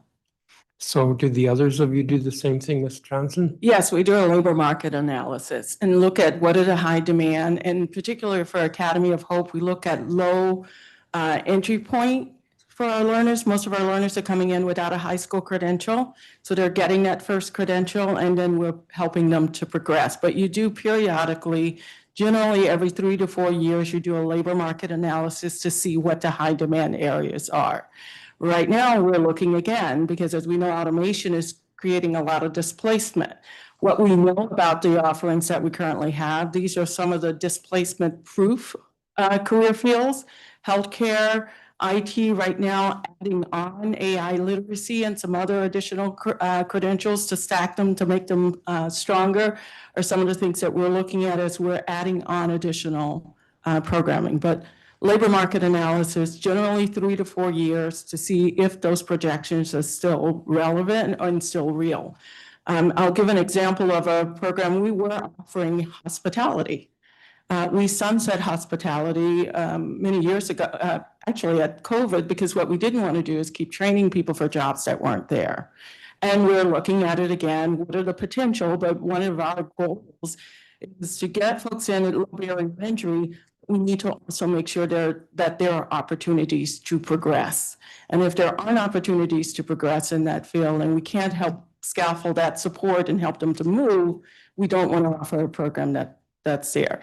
And you do see a lot of duplication because there's a huge demand for healthcare professionals. Hospitals, long-term care groups can't find enough people to fill those positions. So that's one that's really durable right now in this area. Ms. Baird, you look like you wanted to say something.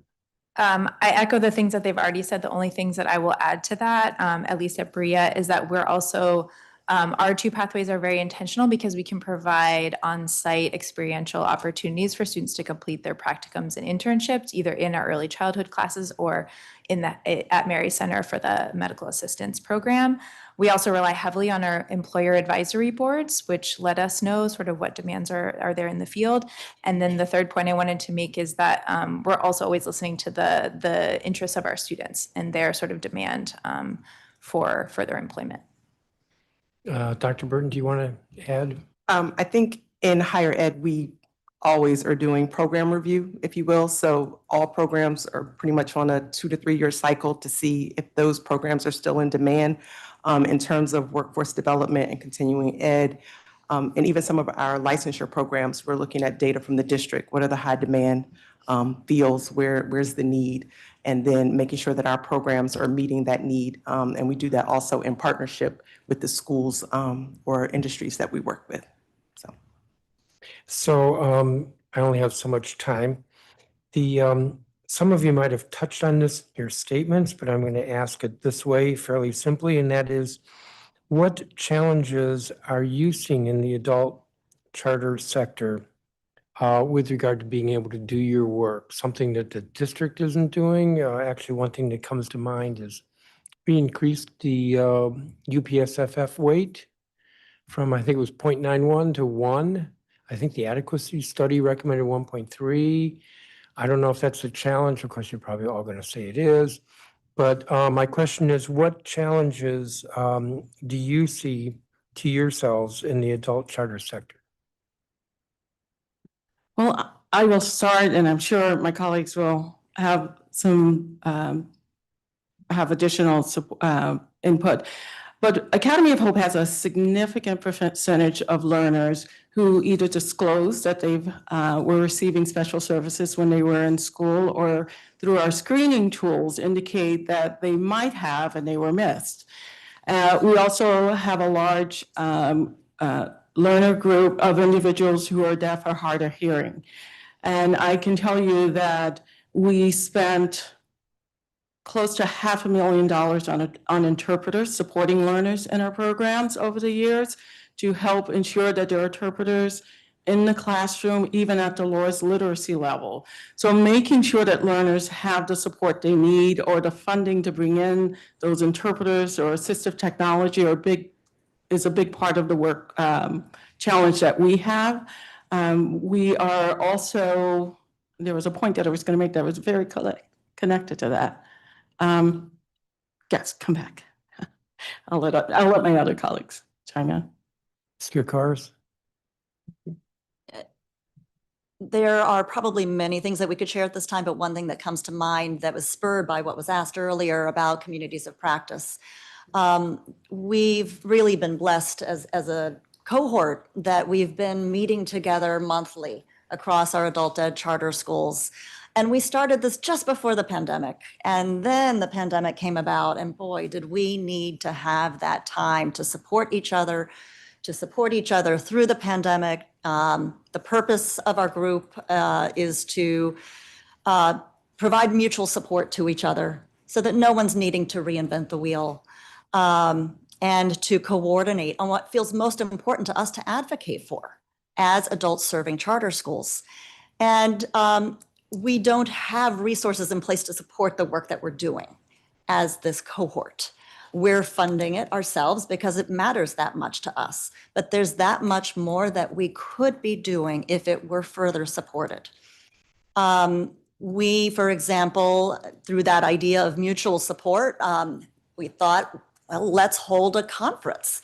And 2 years ago, we created what we call our mini conference and identified what are the areas of the greatest pain for our schools right now, surfaced those areas, and then all came together and did an approach where people would share, this is what I'm struggling with at my school right now, maybe around data or around investing in our faculty.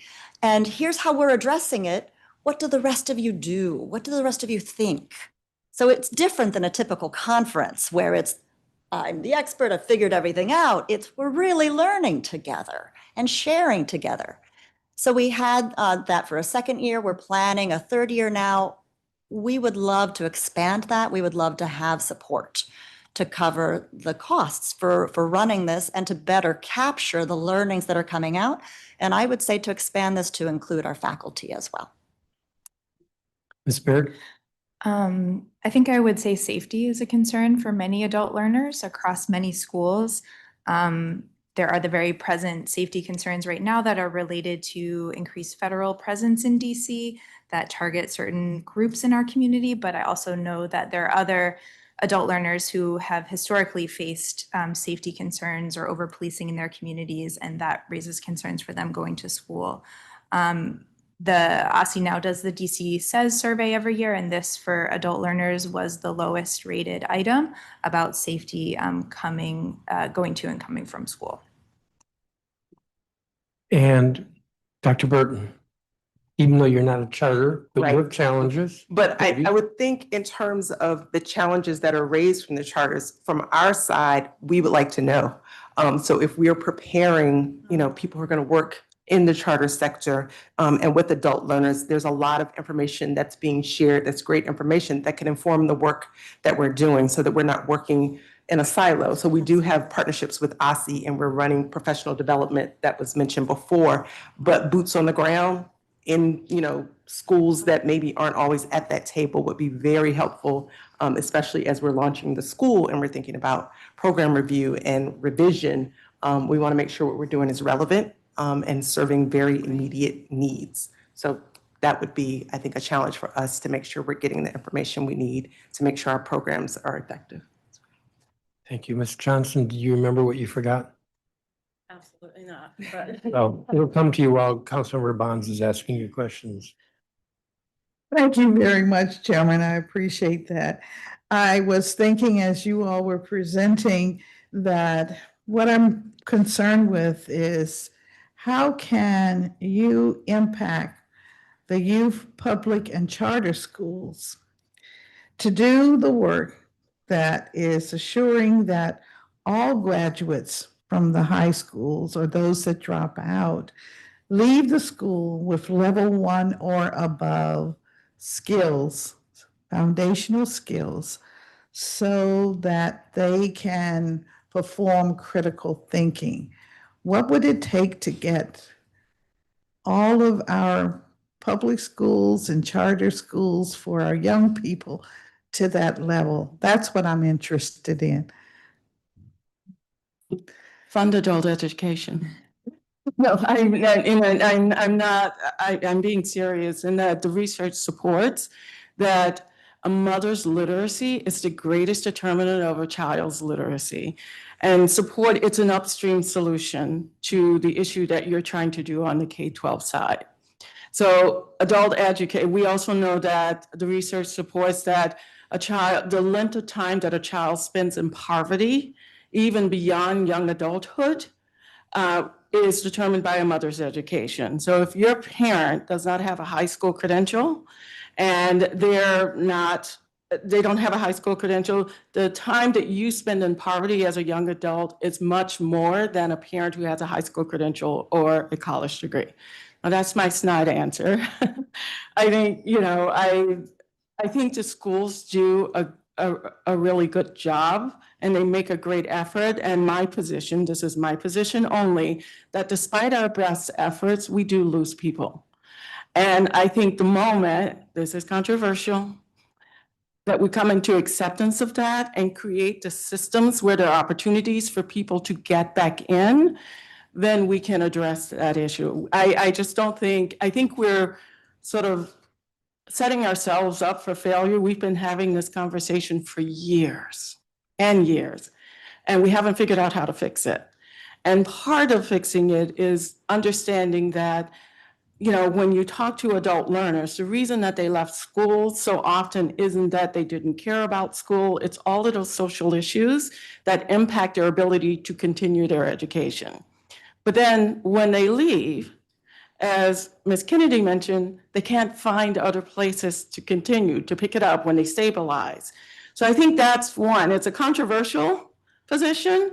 I don't want to tell K-12 educators what they need to do because I think we have some really skilled teachers in the classroom, but sometimes you do lose people. And that where is the place for us to support people when they're ready to get back on and keep going and finish.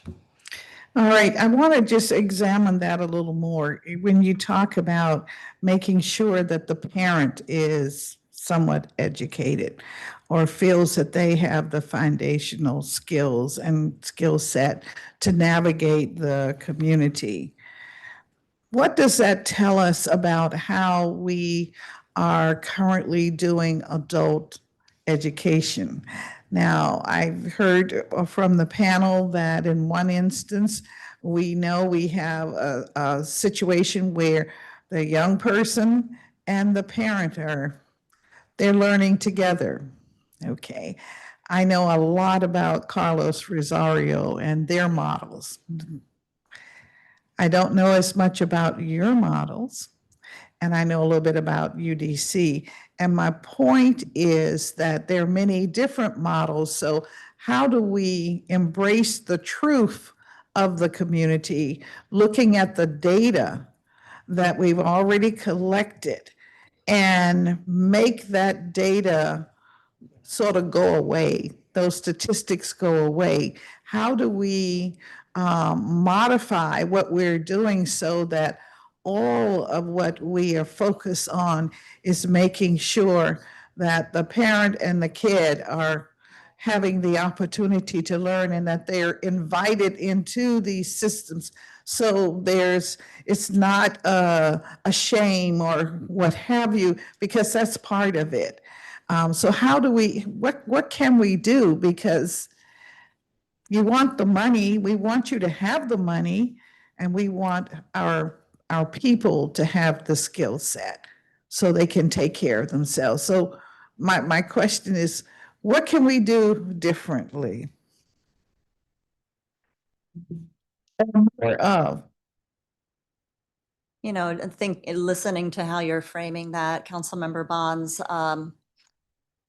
many of the community members that we serve, and you're talking about the parents and the children, making sure that both have access to opportunity.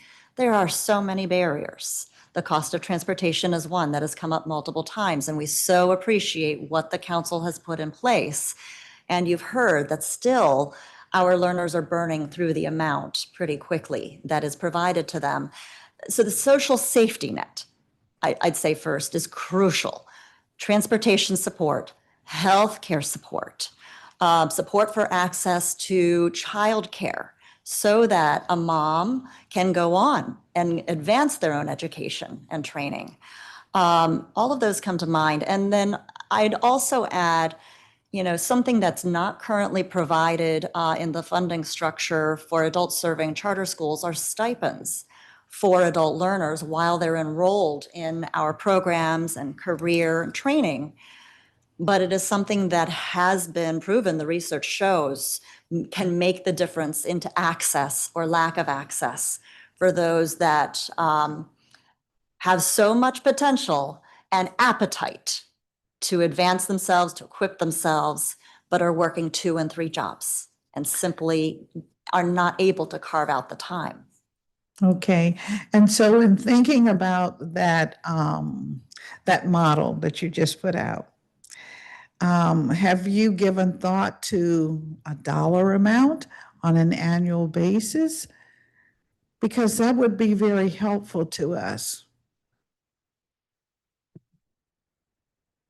You know, I think that there is research on this that I would love to follow up with you on. Would you please? Yes, absolutely. We'll commit to doing that. Yeah. So that I don't speak out of turn. You know, I want to be sure Yeah. that what we share with you and what I share with you is something that the research holds up. I would say with the Department of Health grant that we're receiving right now, that's enabling and empowering us to expand our nurse aid training program, we are providing a stipend, but it's a small stipend.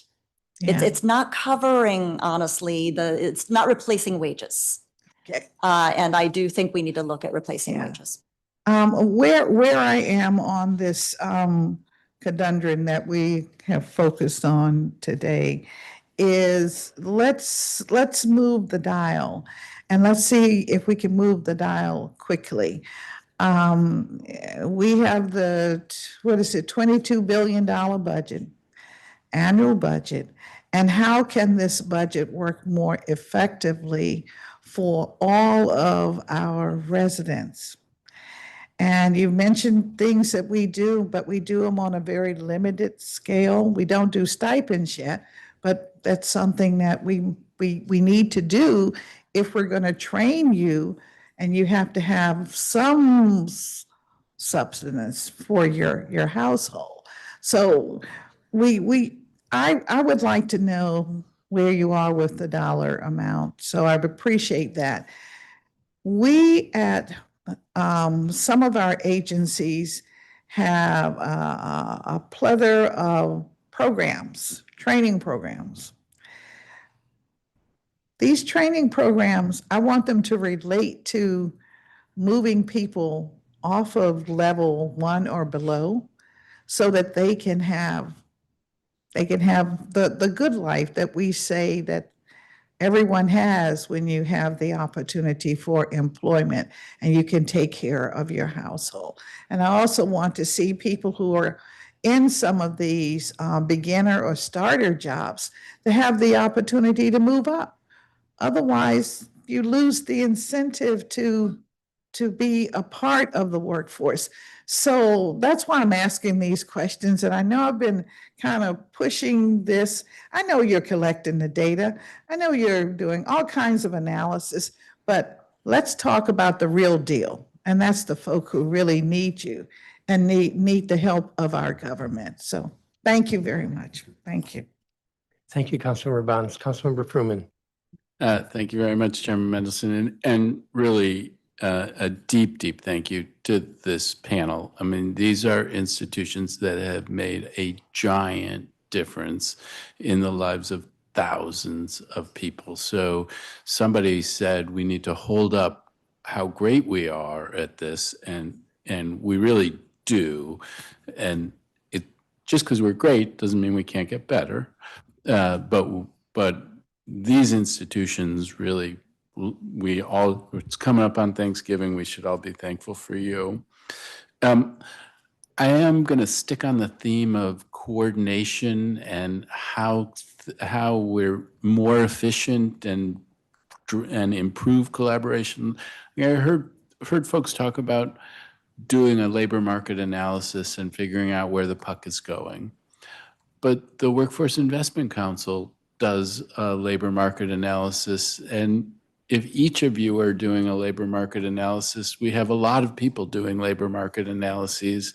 To what extent do you plug into the Workforce Investment Council? To what extent could we lift weights off? You're going to do your own thing, but to what extent can we help you by having base research that you can build off of? I would say, yes, we could use a lot more coordination with that. You know, we're in two systems.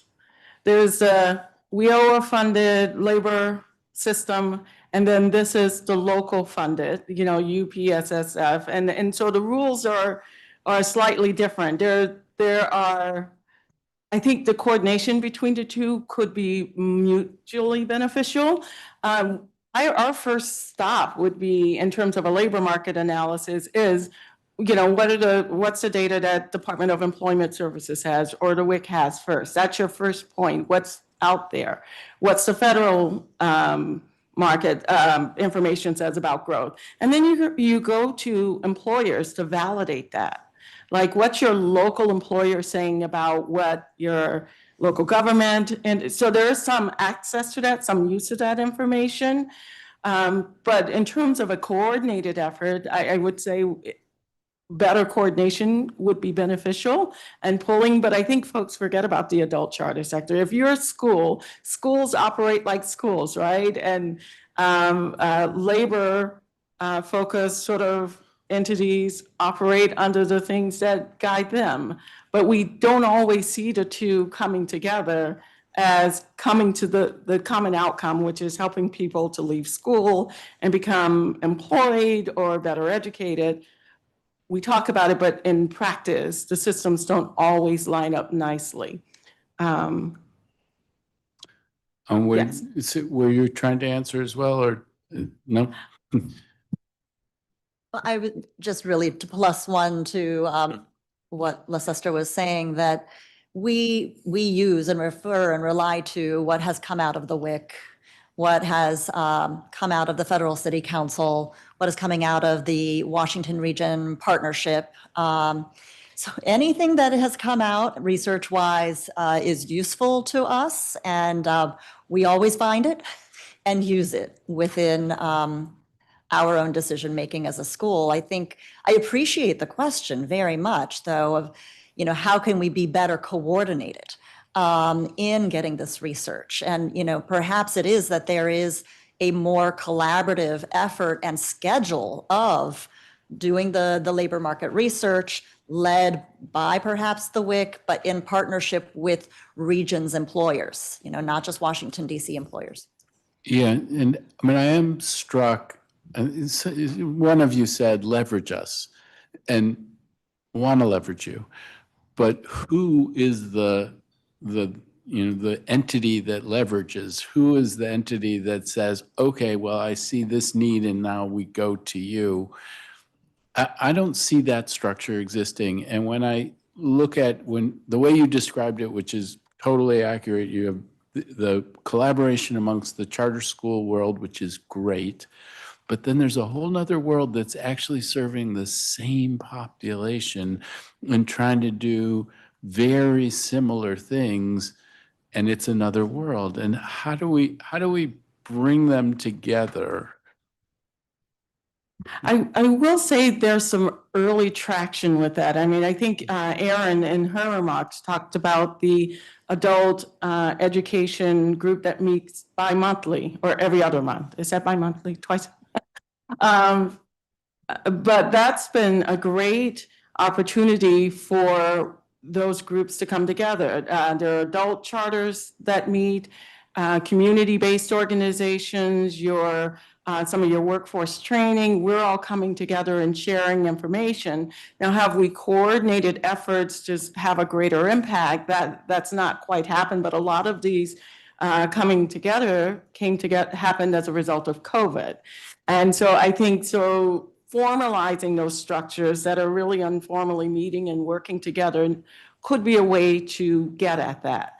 The WIO estate plan earlier really required coordination among agencies, but I was a part of that task force and a number of other people in this room were a part of that task force. But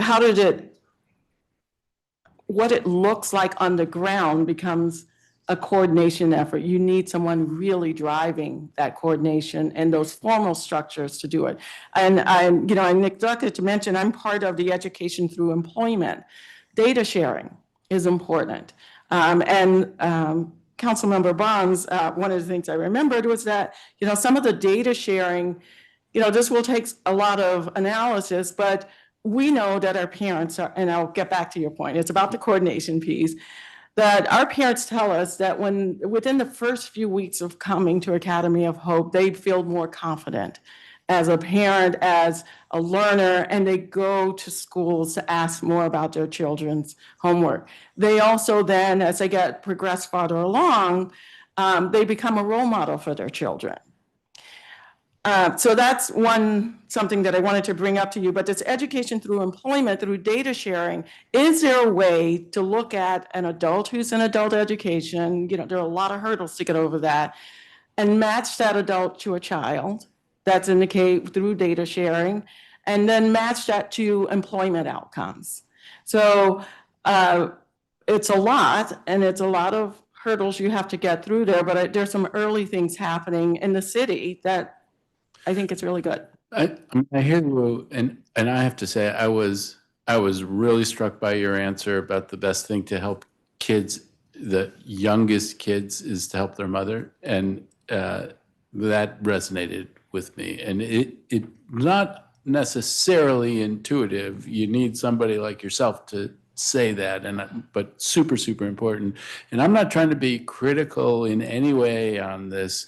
There is a let 1,000 flowers bloom philosophy, but it does feel like we have a lot of players. And is there some more structure that could be created that would benefit everybody? And I don't have an answer of what that structure would be, but here we have a lot of the players in the room, and I think helpful for folks to be thinking about that. And if anybody has a brilliant idea, tell me.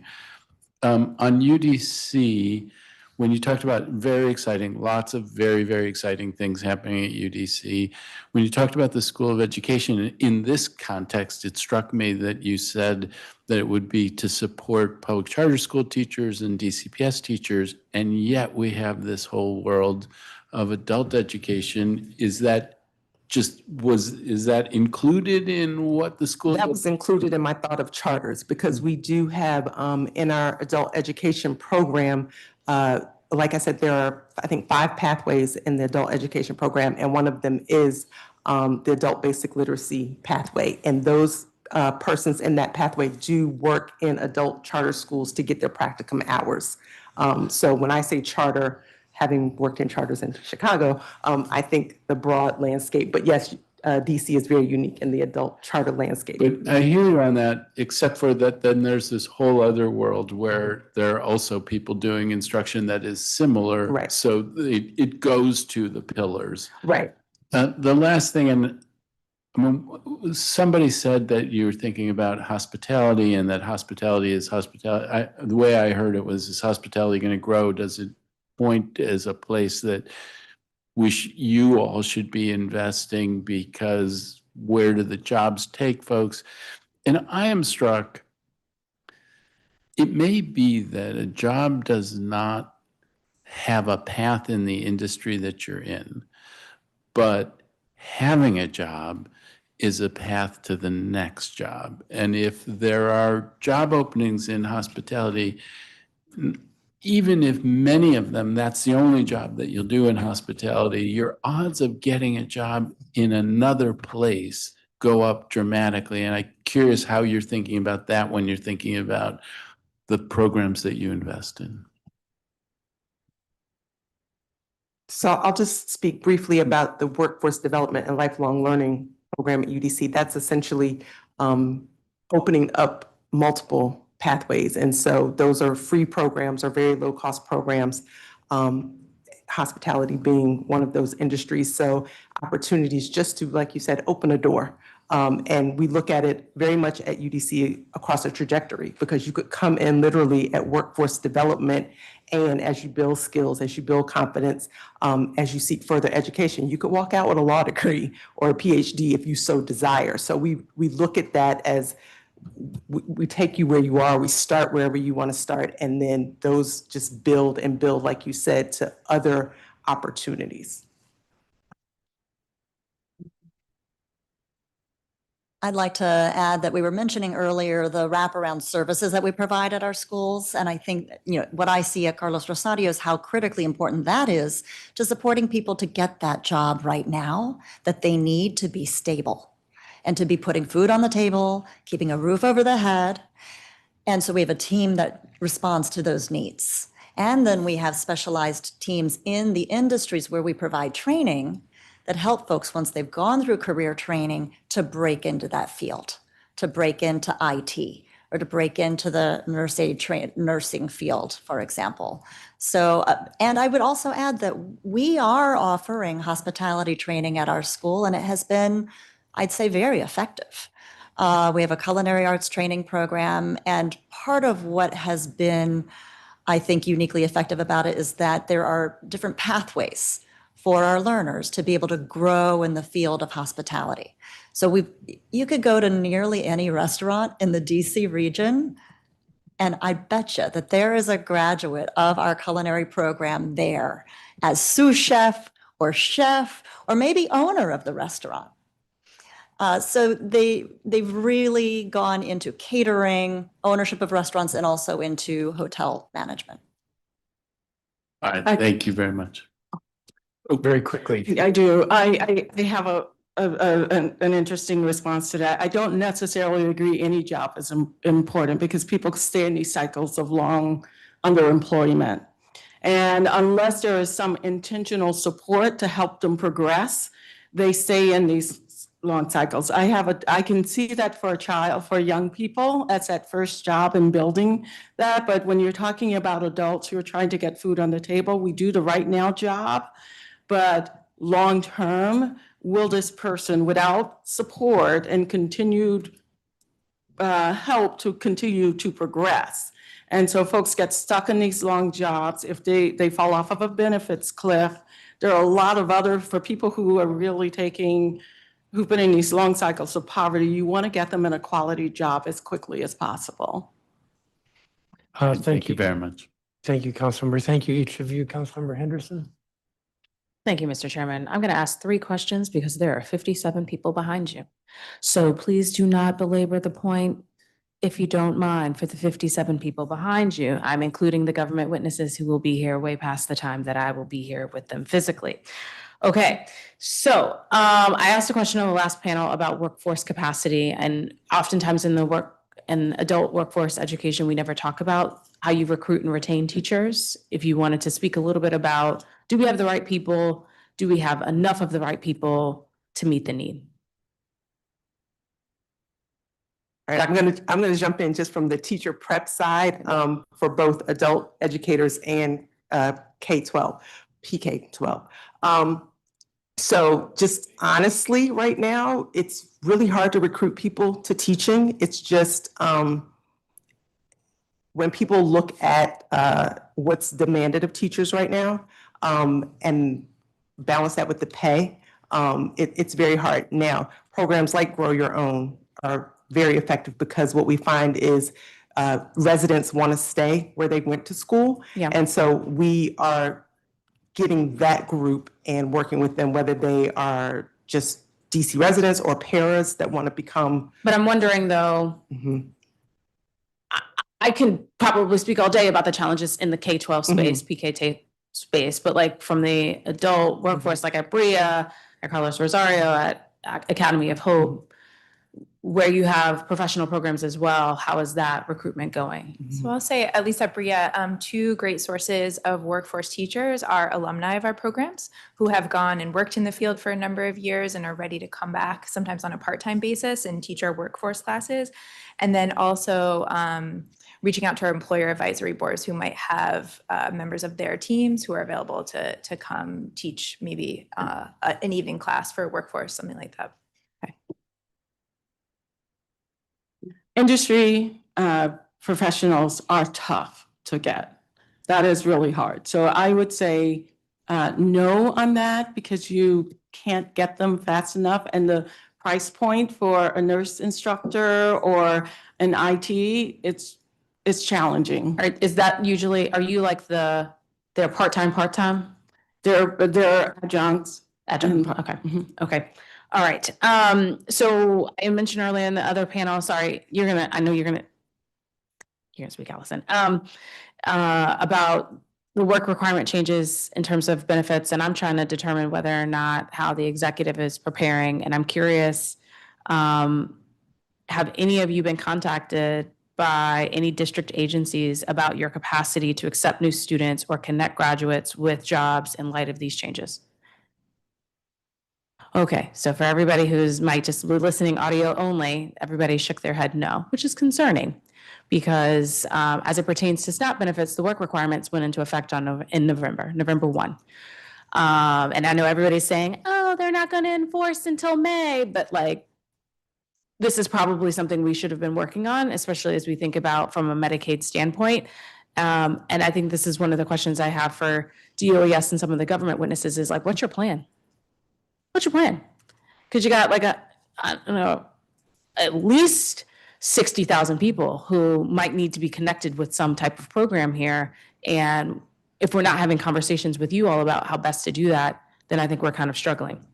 My final question, this is like budget season. So I think DCPS is already holding their first budget hearing coming up.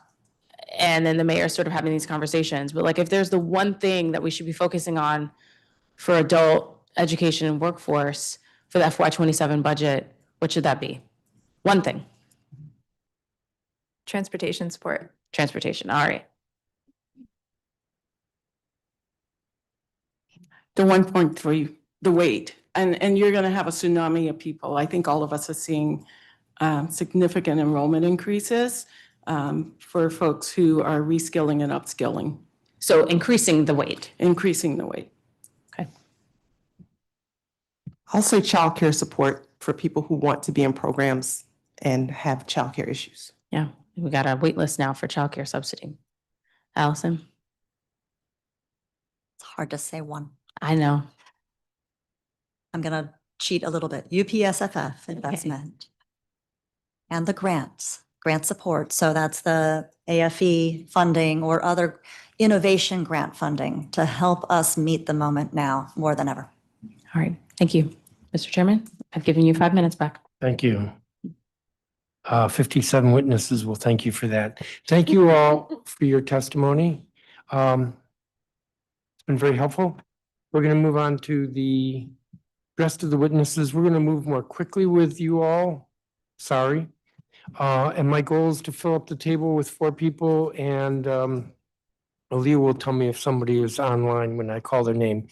Andy Renard, Associate Director of Policy and Political Affairs at the DC Charter School Alliance. Chelsea Coffin, Deputy Director, DC Policy Center. Salim Adolfo, Chair, ANCHC. Eric Jones, who is Vice President of Government Affairs at AOBA. Neil Richardson, Coordinator, DC Coalition on Long-Term Care. Who's in person?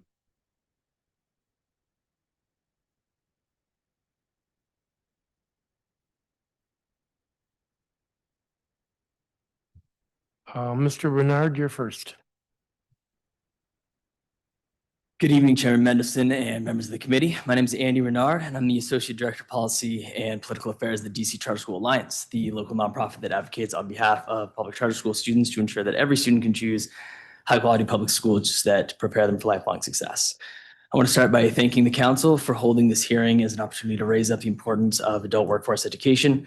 Adult charter schools have never been more important as DC residents face high unemployment rates and an unpredictable job market. These schools are doing essential work to ensure that all DC residents can acquire the skills they need to secure jobs that pay family-sustaining wages. We are grateful for the district's investment in adult education by increasing the UPSFF adult weight to 1.0. This funding provides critical support for the 5,100 plus adult learners who are currently enrolled in our city's 10 adult public charter schools. We're also proud that these learners represent the diversity of our city. More than half of the adult learners are Latino and 42% are Black. Data shows that adult education enrollment in DC is only expected to grow, and to accommodate this demand, it is paramount that our investment increase accordingly. The 2023 school funding adequacy study reinforced this need by recommending the adult charter schools be funded at the weight of 1.3. Within the city, 96% of jobs require at least a high school diploma or some post-secondary education, with residents without high school diplomas earn at least $5,000 less annually than those with. 7% of DC residents over 25 lack a high school diploma, more than 35,000 people, while 22% of adults aged 16 to 74 read at or below basic level. The racial income gap in DC is also profound. Data from the DC Fiscal Policy Institute showed that as of 2023, white household income is nearly 3 times that of Black households. Adult public charter schools are crucial in the fight to close these gaps, addressing critical literacy and numeracy skill deficits. All 10 adult charter schools offer workforce development programs and 8 offer academic programs, including high school diploma equivalency. DC's adult charter sector, which serves 47% of all adult learners who attend publicly funded schools nationally, is a national model for what is possible for adult learner. The charter framework fosters an innovative approach to education that enables school leaders to design unique and impactful programs that meet the moment. Adult charters are highly responsive to the needs of an increasingly diverse population and can pivot quickly to address requirements of a changing workforce. Educators can meet learners where they are and co-design academic plans and create stronger buy-in from students. Adult charter schools maintain strong partnerships with employers and create direct pipelines to occupations with family-sustaining wages. Partnerships with UDC and Trinity Washington University charters shape pathways for students to earn their associate's and bachelor's degrees, which fosters even more opportunity for learners to earn their associate's and bachelor's degrees,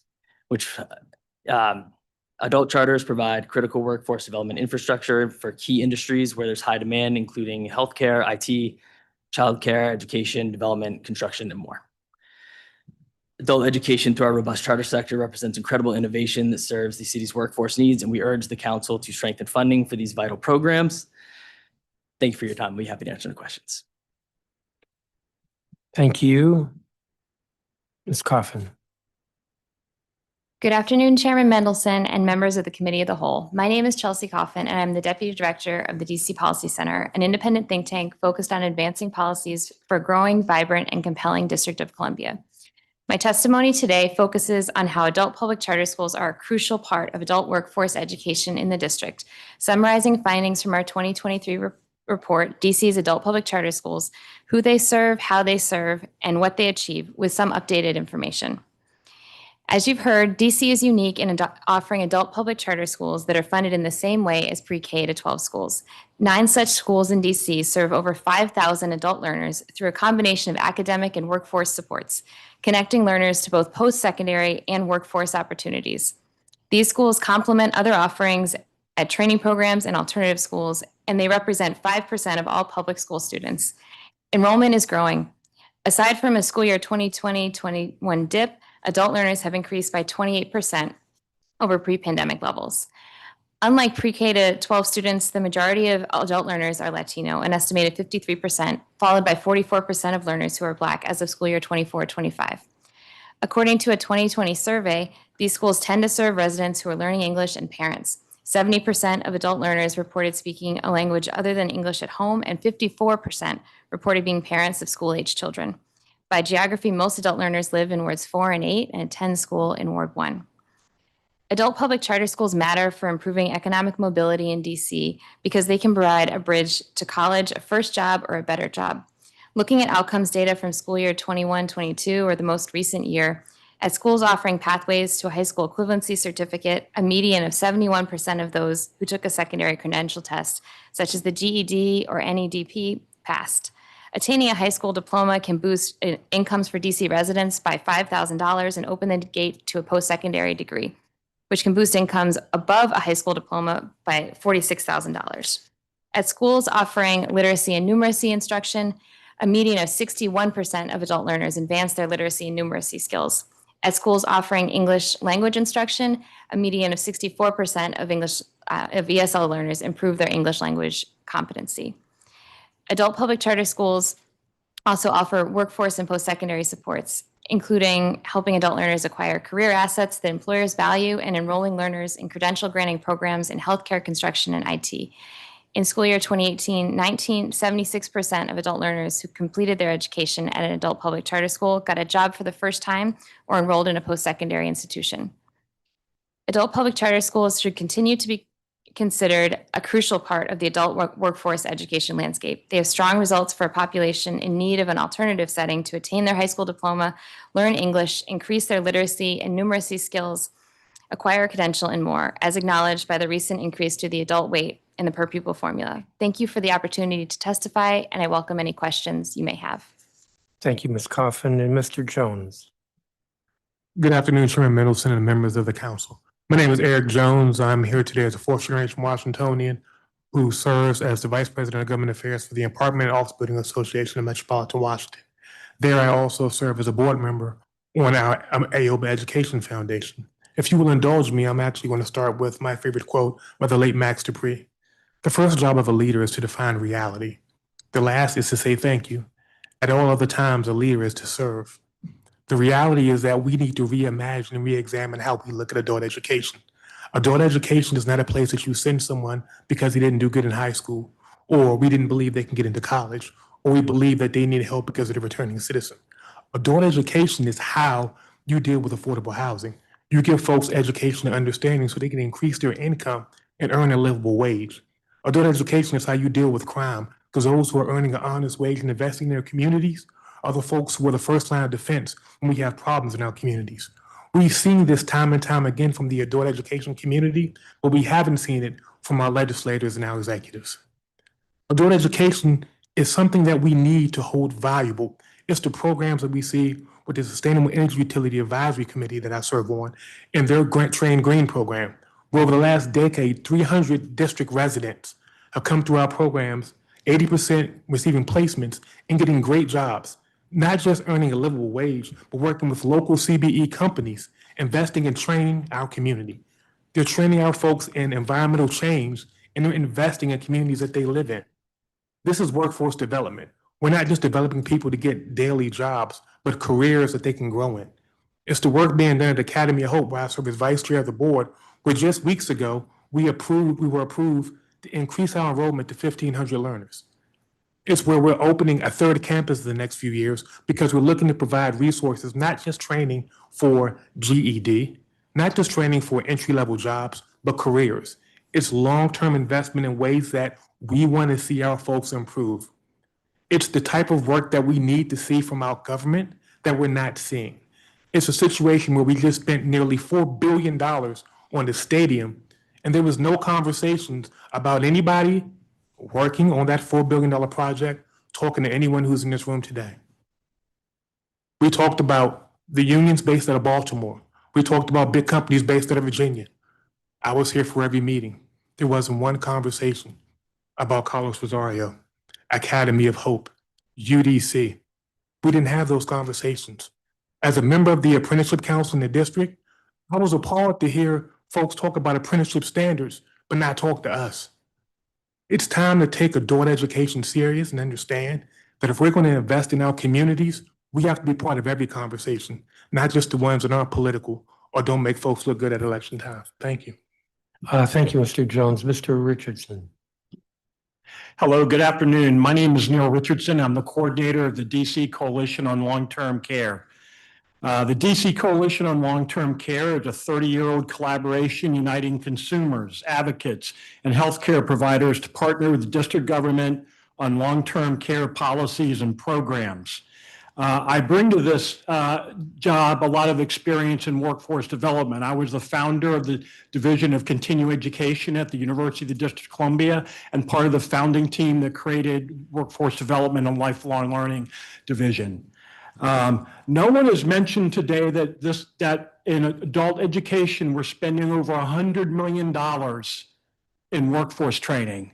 And the return on investment is just not what we need to get out of more than $100 million. The district is facing a critical workforce shortage in the home and institutional health sector, disproportionately affecting low-income residents who rely on these services to age in place.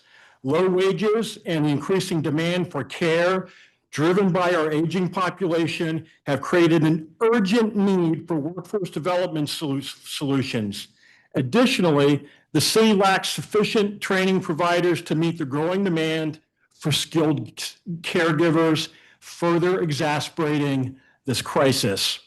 Currently, the city has a fractured, confusing, and disjointed array of training providers in a very weak community college. The Office of State Superintendent, OSSE, is doing some really great work. The Office of Education through Employment Pathways is doing great work.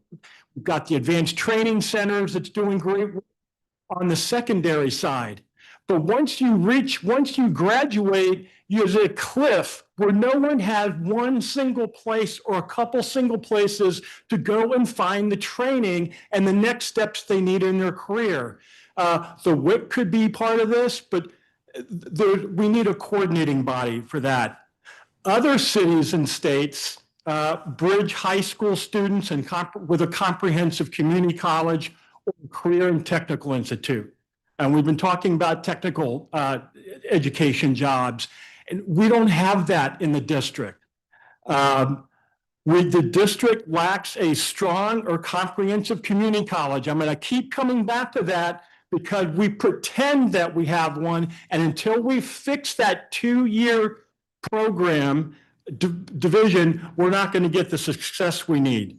And the last thing I'm going to say, as my time's running out, is just to remind everybody of every one, not DC ninth graders, only 8 complete a post-secondary credential with 6 years. That should cause all of us to cry or be outraged because we don't have the post-secondary system we should have.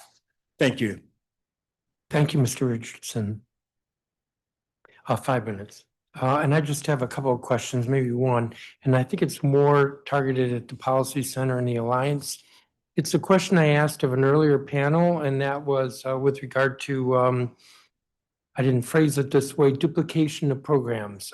So every school gets to pick what programs they offer, and how do we ensure that there's efficiency in the adult education sector, that there isn't a lot of overlap of programs and more offerings than there is demand? Thanks for the question. I know that the charter school leaders who were here earlier and folks you'll hear from later can give the details. I would say when we look at enrollment for adult public charter schools, enrollment has been growing year over year. And this has been a really strong part of DC's enrollment growth. And it shows that there is increasing demand for these programs, and that adult public charter schools, with the landscape analyses that they're doing and the ways that they link to the WIC and others, they're able to identify programs that learners are wanting to enroll in. And I think keeping an eye towards the results that they're getting is really important also on to make sure it's connecting on that end to the labor market. Mr. Bernard? Yeah, I would just echo that. We heard the leader panel earlier.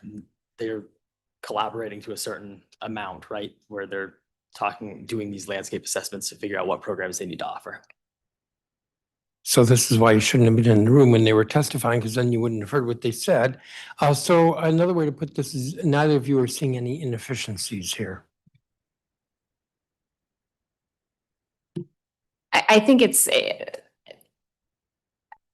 such an individual experience, and the programs that are, I think it just, when you talk to leaders and if they're able to fill spaces in that program. And I think they have the incentives to identify those so that they make sure that they're full and that they're meeting the needs of their learners. So I think from where I sit, we haven't done that analysis. And I think that the fact that enrollment continues to be full year over year and grow is a good sign that the system is doing something well to identify that demand. I think I'll leave it there then. Councilmember Bonds? Thank you. Yes, thank you very much, Chairman, and thanks to this panel. I won't ask specific questions, but I appreciate your testimony because it sort of buttress what we heard from those that actually practice the trade. And it also buttresses some of the questions that we at this level on the council have asked today. And I thank you so very much for your testimony. It will be very helpful, helpful to my committee in particular, where we have, of course, DOES, but I'd like to think that we're engaged with all of the workforce programs in the District of Columbia. So thank you very much. Thank you, Councilmember Bonds. Thank you, each of you, for your testimony. Nicole Hanrahan, co-founder and executive director of LAYC. Dylan Craig. Cameron Rollins, who is interim CEO, Southeast Children's Fund. Eleni Lawrence, Chief Academic Officer, Carlos Rosario. I think I've heard of them. Yashim Sayin. And Dr. Jennifer Dalzell, Chief Academic Officer, the Next Step PCS.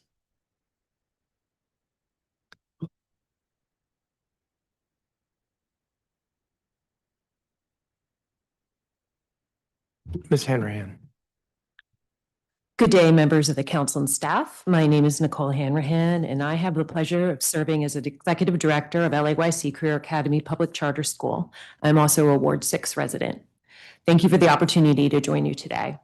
I'm here to talk about the role that adult charter schools play in the district and advocate for funding parity with K-12 schools.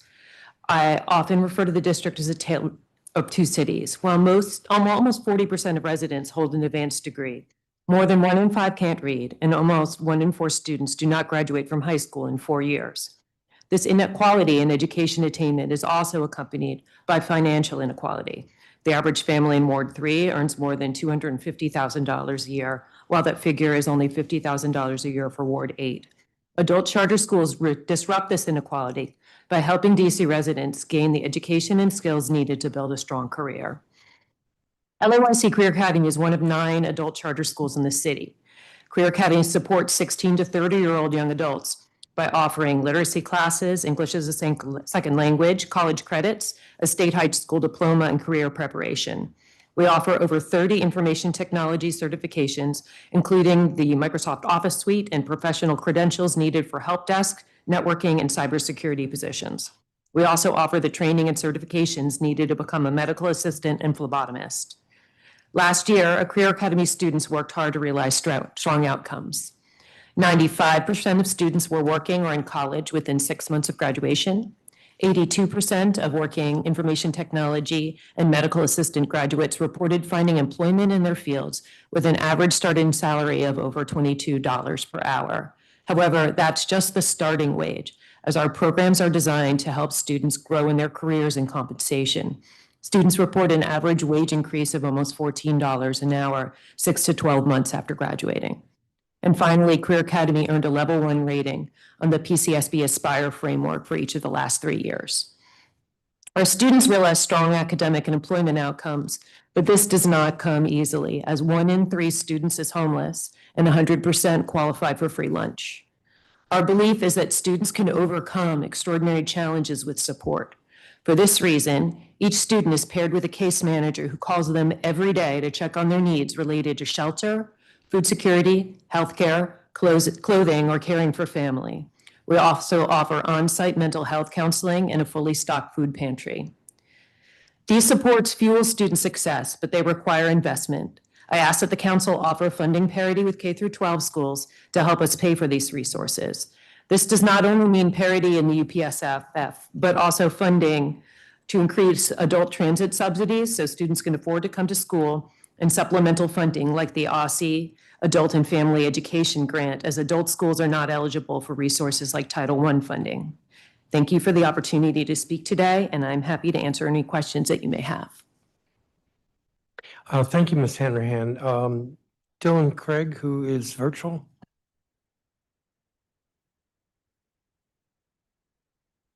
Good afternoon. I am Dylan Craig, a teacher at Garnett Patterson State Opportunity Academy, a member of the Washington Teachers Union Executive Board, and a Ward 4 resident. I am proud to work at one of the few public schools that offer adult education in DCPS. I thank the Council for the focus on adult education, and I want to stress that adult education with DCPS should not be forgotten or ignored simply because it is not the largest population served by the district. At Garnett Patterson State, as well as the two other opportunity academies with DCPS, we serve students 16 to 24-year-olds during our day program and in our evening program, offering career and technology courses as well as the external diploma program. We often have older adults from people in their early 20s to 60s. We are proud of the range of students we serve and the programs we offer. And again, we are also proud to be a public school and part of DCPS. But with more support from the district, the Opportunity Academies can continue to strengthen this programming and support for adult learners in this city. More support can start by understanding what it is we do. We support a diverse student body of learners who are overaged but undercredited for a variety of reasons. We support new parents who need more flexibility. We support students new to the country who do not have transferable credits. We support returning citizens. We support students trying to earn a CTE credential or meet their goal of achieving a high school diploma. We provide students with material resources, connecting them to other necessary resources throughout the city, and often support them through trauma or other emotional difficulties. While we serve both adolescents and adults, a majority of our learners are over 18, and those that are not, without our programming, they risk continuing to age out of other options and entering adulthood without appropriate credentials or skills. We are not a traditional school within DCPS, and we should not always be treated as if we are. We have different strengths, and those strengths require different metrics, different goals, and different resources. We need smaller educator-to-student ratio to effectively serve our students. We need enrollment projections that take into consideration how we receive students differently and at different times than traditional schools, or to just get rid of enrollment-based funding altogether. We need the resources to support both the socio-emotional and material needs in the building.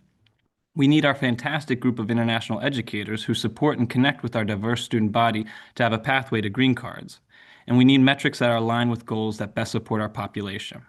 With more partnership and collaboration with the district, we can better understand our strengths and use resources to continue to develop those strengths and provide the best public education and resources we can for our adult learners in DCPS.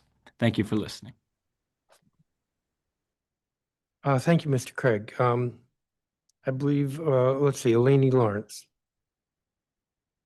Good afternoon, Chairman Mendelson and Councilmember Bonds and staff. My name is Eleni Lawrence, and I'm the Chief Academic Officer at the Carlos Rosario International Public Charter School. As a native Washingtonian, a DCPS graduate, a Ward 4 resident, and an educator who has served adult learners for more than a decade, I am grateful for the opportunity to share this academic work happening at our school and the impact that it has on families and communities across the district.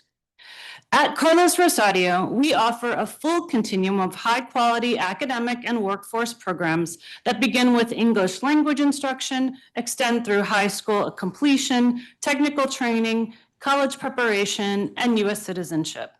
Last year, more than 2,000 adult learners participated in our programs, representing over 75 countries in all 8 wards of the city. Last year, Carlos Rosario graduated 326 learners who are now working in family-sustaining jobs, pursuing job training and/or higher education. Our English as a Second Language program provides rigorous evidence-based instruction in literacy, numeracy, academic language, and digital skills. Our ESL progress rate last year was 66%, demonstrating steady growth in the foundational skills adults need to advance in career pathways, GED preparation, and post-secondary opportunities. English proficiency is not just a learning goal, it is a gateway to economic mobility. Our GED programs, offered in both English and Spanish, support learners who come to us with a wide range of educational histories. Some who left DC high schools years ago, others who completed most of their schooling abroad but cannot access records. Our GED student achievement rate last year was 79%. Graduates transition into college courses, workforce training, and employment, continuing a pathway many thought was no longer available to them. We also operate a growing set of career training programs aligned to in-demand fields in the district. In our certified nursing assistant program, students completed the certification exams at a rate of over 90%, and graduates are now patient care technicians and CNAs in hospitals across the city. Our culinary arts program achieved a 93% certification rate and prepares students for employment in DC's restaurants and the hospitality sector. In our bilingual teaching assistant program, students earned their paraeducator certification at a rate of 100% and completed over 40+ hours of classroom practicum experiences in DC schools, supporting multilingual students and strengthening educator pipeline. And our IT fundamental students achieved a 98% certification rate. Across all programs, our employment outcomes reflect strong preparation and alignment with industry expectations. Our academic programs are rigorous, college and career aligned, and designed intentionally around the realities of adult life. Our students are workers, parents, caregivers, and community members who persist despite major barriers, including housing instability, unpredictable work schedules, limited transportation, and complex immigration challenges. Their academic success is made possible by the integration of strong instruction with wraparound supports, mental health services, case management, technology access, and transportation assistance. As you consider how the district can best support adult learners, I encourage the council to continue and deepen the investment in adult serving charter schools and leverage adult schools with district-wide innovations. Keep a robust funding ecosystem, including grant-funded programs. This includes grant to fund proven and promising practices and innovations, emerging needs, and opportunities. Adult students deserve equitable access to instructional, linguistic, and disability-related support that are essential for their academic and economic success. Adult education is rigorous, it is transformative, and it is an essential part of DC's public education system. Thank you for your time and your continued support of DC's adult learners. Thank you. I let you go over your time. Sorry about that, although you probably are fine with that. Yeshim Sayin. Good afternoon, Chairman Mendelson and Council Member Bonds. My name is Yeshim Sayin. I'm the Executive Director of the DC Policy Center, an independent, nonpartisan think tank focused on the District of Columbia. I have a much longer testimony, but for the interest of time, I'm just going to keep my remarks very short. There has been a lot of conversation today on efficiency gains and potential ways to create resources. And you've heard a lot about adult charter schools and various programs like apprenticeship programs that are relatively new.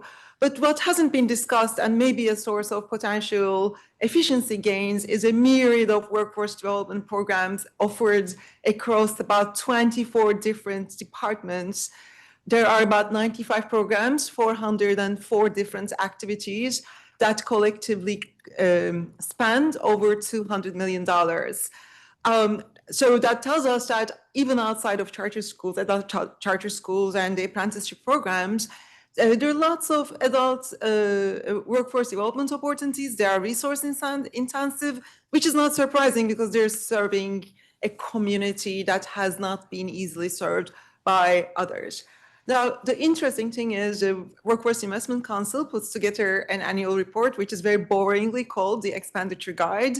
And if you look at the Expenditure Guide, they collect a lot of information or try to collect a lot of information on participation, graduation, and the ability of find a job. If you take those numbers for the most recent year, and if you look at all the money we spend and the number of people who have ended up getting jobs, that's $56,000 per job. That's a lot of money. That's not particularly effective.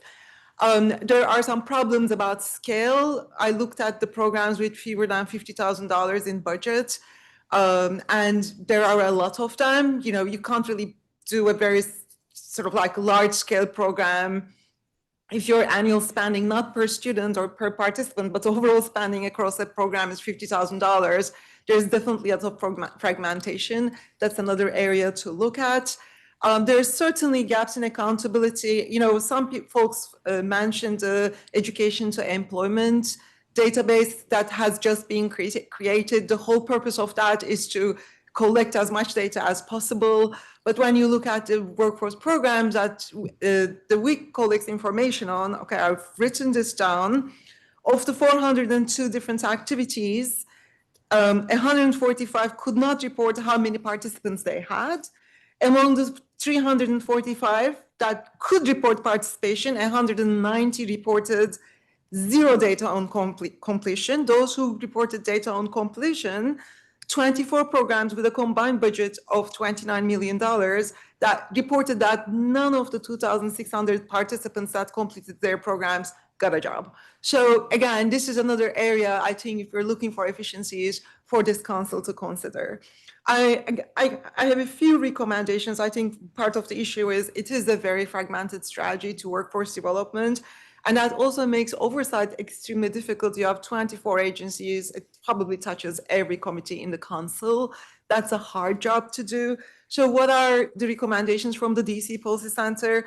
I think focusing on outcomes is really important. If you look at tutoring programs, they are paying by participation. So, okay, I'm going to go faster. Focus on outcome, tie funding to performance. I think really look at scale, prioritize pathways that help DC's youth and young adults whose life outcomes are not particularly strong, and then try to maybe hold joint oversight on workforce outcomes. Thank you for the opportunity to testify. Thank you. And I took my glasses off, so I can't read. Dr. Dalzell. Good afternoon, Chairman Mendelson and members of Committee of the Whole. I am Dr. Jennifer Dalzell, and I serve as the Chief Academic Officer at the Next Step Public Charter School. And thank you for the opportunity to testify today. The Next Step serves more than 500 young adults each year, students ages 16 to 30, who are either too old for or did not find success in traditional high schools, but are deeply motivated to continue their education. Many come to us with interrupted schooling, significant gaps in literacy and numeracy, and the responsibility of supporting families. They bring extraordinary resilience, and we meet them with an equally extraordinary program intentionally designed for adult learners. Our academic model is fully bilingual, flexible, and data-driven. We offer English and Spanish GED, ESL, and ESL to GED bridge pathways, programs aligned to both college and career-ready standards, and to the realities of adult learners' lives. Students learn in small classes, move through 6 instructional steps based on demonstrated proficiency rather than age, and advance as they master core competencies. Last year, more than 88% of our GED candidates passed the official exam and earned their GED, and students demonstrated exceptional academic growth, gaining an average of 2.5 grade levels in reading and 2.0 in math on the STAR assessment. But academics alone are never the full story. Our learners face barriers that go far beyond the classroom: housing instability, trauma, childcare needs, concerns about safety to and from school, and the pressure of full-time work. That is why the Next Step pairs rigorous academics with comprehensive student support services, including case management, mental health supports, career and life skills advising, and on-site childcare.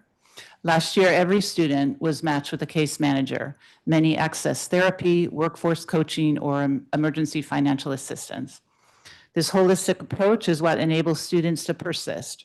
We saw a 71.4 persistence rate, exceeding our charter goal and reflecting the power of a model built around dignity, belonging, and restorative practices.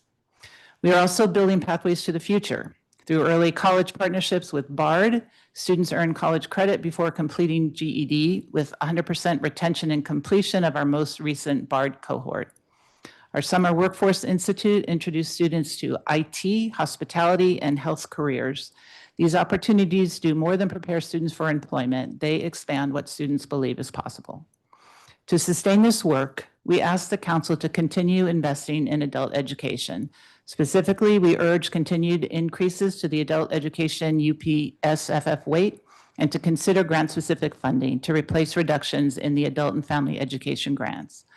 This money makes possible the extra support so many of our adult students require to achieve their goals, many of whom have special needs, but because of their age do not meet the requirement for additional funding. And while we gratefully acknowledge the council's support in extending transportation subsidies to all adult learners, we regularly hear from students that funds are insufficient to last the entire month and need to be increased to $100 per month. Adult charter schools are a critical part of DC's workforce infrastructure. Our students are future early childhood educators, IT professionals, case managers, entrepreneurs, and college graduates. When we invest in them, the entire city benefits. Thank you for your commitment to adult learners and for the opportunity to share our work today, and I'm happy to answer any question. Thank you, Dr. Dalzell. Thank you, each of you, for your testimony. I just have one question, which isn't really adult education, but three of you maybe can address this. To what extent are you seeing an impact on your student body from all of the ICE enforcement that's going on? Just sort of curious. And that's what I know is, and what I hear is that there are a lot of folks who have absolutely no issue with their status here, and yet they are still being terrorized by ICE. So to what extent are you all seeing an effect? I can tell you that we have seen enrollment in our English language learner program drop in half this year because of fear. I would echo what Nicole is saying, and it's also affecting attendance because they're afraid to go outside and they're here, whether they're here, regardless of their status, they're afraid because many people are being picked up. And I'll just add to that, that the fear is not just for our student population, it's for our staff. I hear it from our staff having the same fears. Thank you. Councilmember Bonds, if you have any questions. Yes, and thank you all very much for your testimony.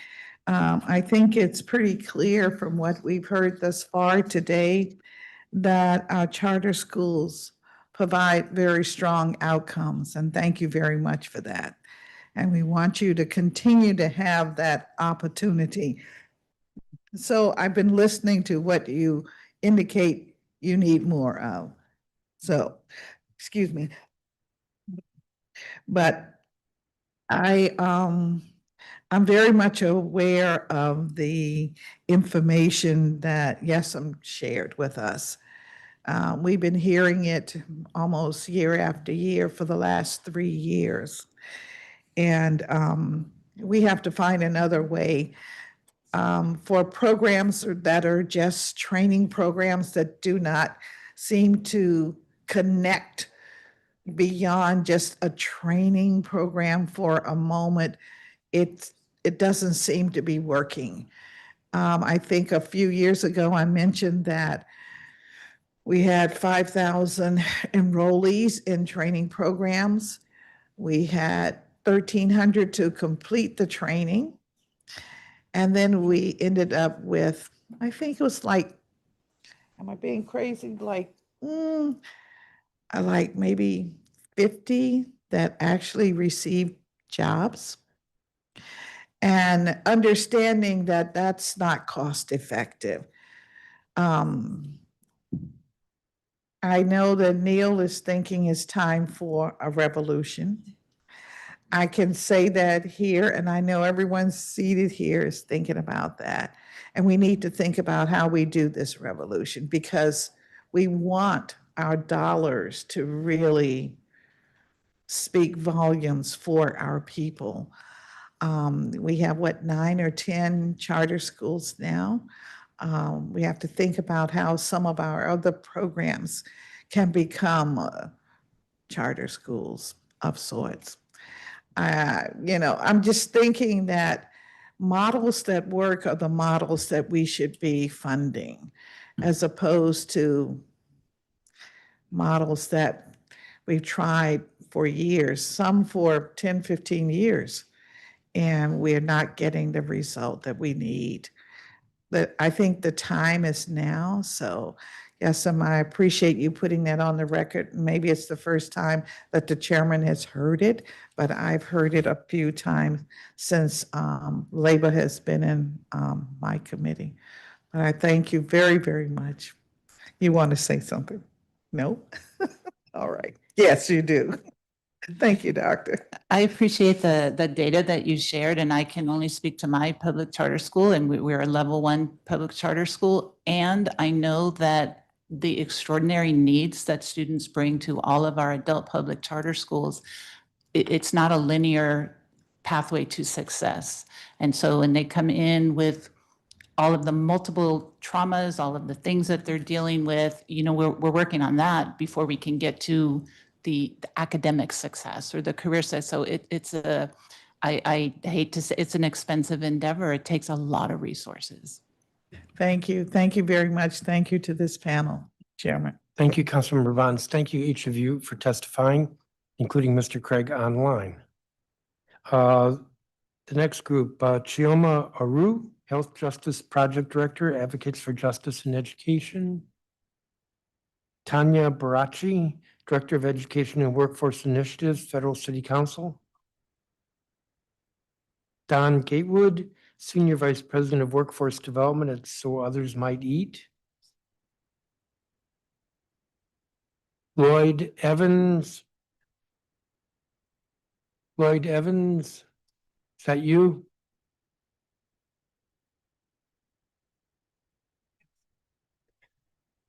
Chantel Thompson.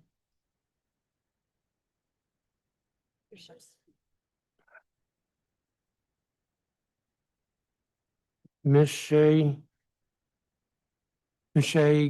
Garner. Ira Davis.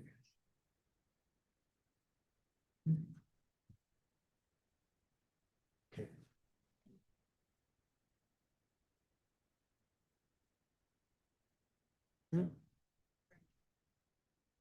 What are those two? What? Well, it's not going to happen right now. Let me see. Tanya Barachi was first in the list. She's virtual. Please proceed. Good evening, Chairman Mendelson, Councilmember Bonds, Councilmember Fruman, and Councilmember Henderson and staff. My name is Tanya Barachi, and I'm the Director of Education and Workforce Initiatives at the Federal City Council, or FC2. FC2 is a nonprofit, nonpartisan membership-based organization here in DC dedicated to advancing civic life. Thank you for the opportunity to testify on improving adult education and workforce in DC. At the Federal City Council, we co-convene 2 sector partnerships in collaboration with CityWorks DC. In construction, called DC Builds DC, and hospitality, called the Hospitality Sector Partnership. Employers in both these partnerships are invested in hiring DC residents for good careers in their industries, not only because it's the right thing to do, but also because it is their business imperative. Alignment of education and training programs with industry is a critical piece of the sector partnership work, and there are areas for growth, especially in the saturated labor market where funds must be used efficiently. We need our workforce programs to effectively prepare DC residents for careers in DC, which is a tall order. To achieve that, here are some recommendations. 1, support critical data collection on the program's curriculum, skills taught, enrollment, candidate outcomes, and wraparound resources available to participants. This information should be publicly available and broken out by industry so companies and the public can understand the training landscape and the providers that align with workforce needs. As the industry leaders in our sector partnerships started to roll up their sleeves and understand the pipeline of talent in their sector, they all asked us the same question: what is the landscape of education and training programs, and what data is available on their outcomes? The Workforce Investment Council collects this data through the expenditure guide, which was spoken about earlier. However, the current version lacks an employer or public-facing dashboard and much of the provider data is patchy and does not answer some fundamental questions employers have, especially about job placement. The WIC has indicated plans to expand this reporting, and we recommend allocating funding to that effort. Additionally, we're excited to continue collaborating with the Education Through Employment Pathway System to align their data collection and reporting to help industry leaders advance their investments locally based on confidence in local talent systems. Both avenues of data collection will help to answer the question, who is doing a good job training DC residents for the workforce? Secondly, recognize the value of industry-led sector partnerships such as DC Builds DC and the Hire Local DC Hospitality Sector Partnership, especially in aligning education and training providers with workforce needs. Through our sector partnerships, we have hiring events with our employers for entry-level roles. When the hospitality industry approached us, our working thesis was that there was a connection issue. DC residents were ready and willing to work, but they just didn't know where the jobs were. We soon found that was not the case. Of over the 200 original candidates, only 5% were rated as job ready by employers. We instituted improvements and industry-specific readiness rubrics informed by the employers for providers to prepare and vet their candidates for careers in hospitality. And we found that job readiness increased to 75%. What we learned is that general career support for providers isn't enough, and candidates need industry-aligned coaching and preparation first to secure entry-level positions that will launch their careers. The Ms. focus Mirachi, should not be on job. Ms. Mirachi, you're over your time and I don't have your testimony, so I have no idea how much more you have. Almost done. I submitted it, but I can end. Thank you. Please, thank you. Don Gatewood, and I also don't have your testimony, I don't think. At any rate, please proceed. Greetings, Chairman Mendelson and Congresswoman, Councilwoman Bonds, and the rest of the committee this evening. My name is Don Gatewood, and I am the Senior Vice President, Chief Workforce Development Officer at SUM CET, So Others Might Eat, Center for Employment and Training. And we are a proud provider of free, high-quality adult education and workforce training programs serving DC residents. Since 1970, SUM has been breaking the cycle of poverty, homelessness, and hunger in the district. We believe that lasting change happens when individuals have access to resources, training, and opportunities they need to achieve financial independence. And that is why our continuum of services includes adult education and workforce development through SUM Center for Employment and Training, SUM CET, located in Ward 7, a licensed post-secondary vocational school where we provide free hands-on training, technical instruction, and soft skills development to prepare individuals for in-demand careers. Through our holistic approach, we not only equip students with job-ready skills, but also empower them to build sustainable futures.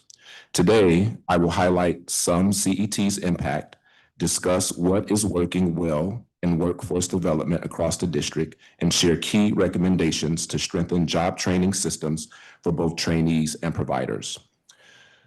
For many DC residents who struggle in low-paying jobs, sector-specific accelerated training programs are a proven economic mobility solution. In 2025, SUM enrolled 138 trainees into our healthcare, medical assistant, and medical administrative assistant, as well as the building trades, HVAC, and building maintenance programs.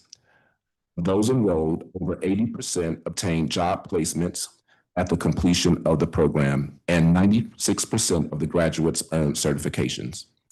Our strong partnerships with OSSI and SNAP EMT programs have proven to be essential to effectively serving our trainees.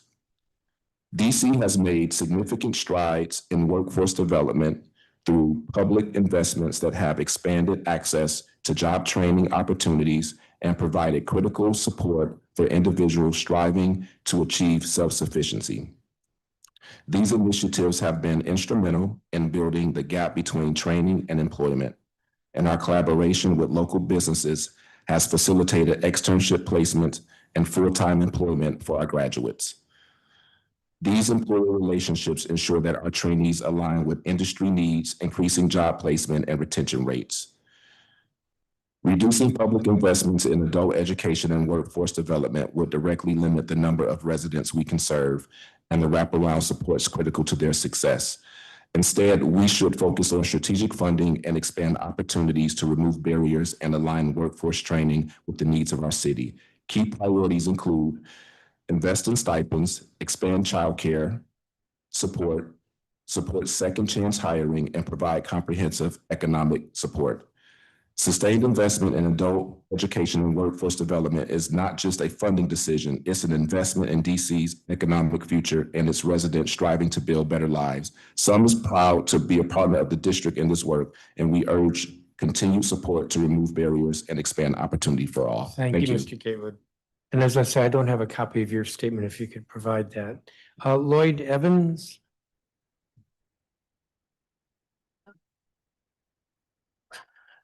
Greetings, Chairman Mendelson and council members. Thank you for your audience. My name is Lloyd Evans. I'm currently an enrollee in the SUM CET Building Trades HVAC program. My personal experience and knowledge of the program has been an amazing opportunity for a lot of people, including myself, to become more, to effectively reform ourselves, to integrate in higher levels of society by giving us real-world applicable hard and soft skills to better our lives, gain real careers, maintain them, and creating more stability for ourselves and our families.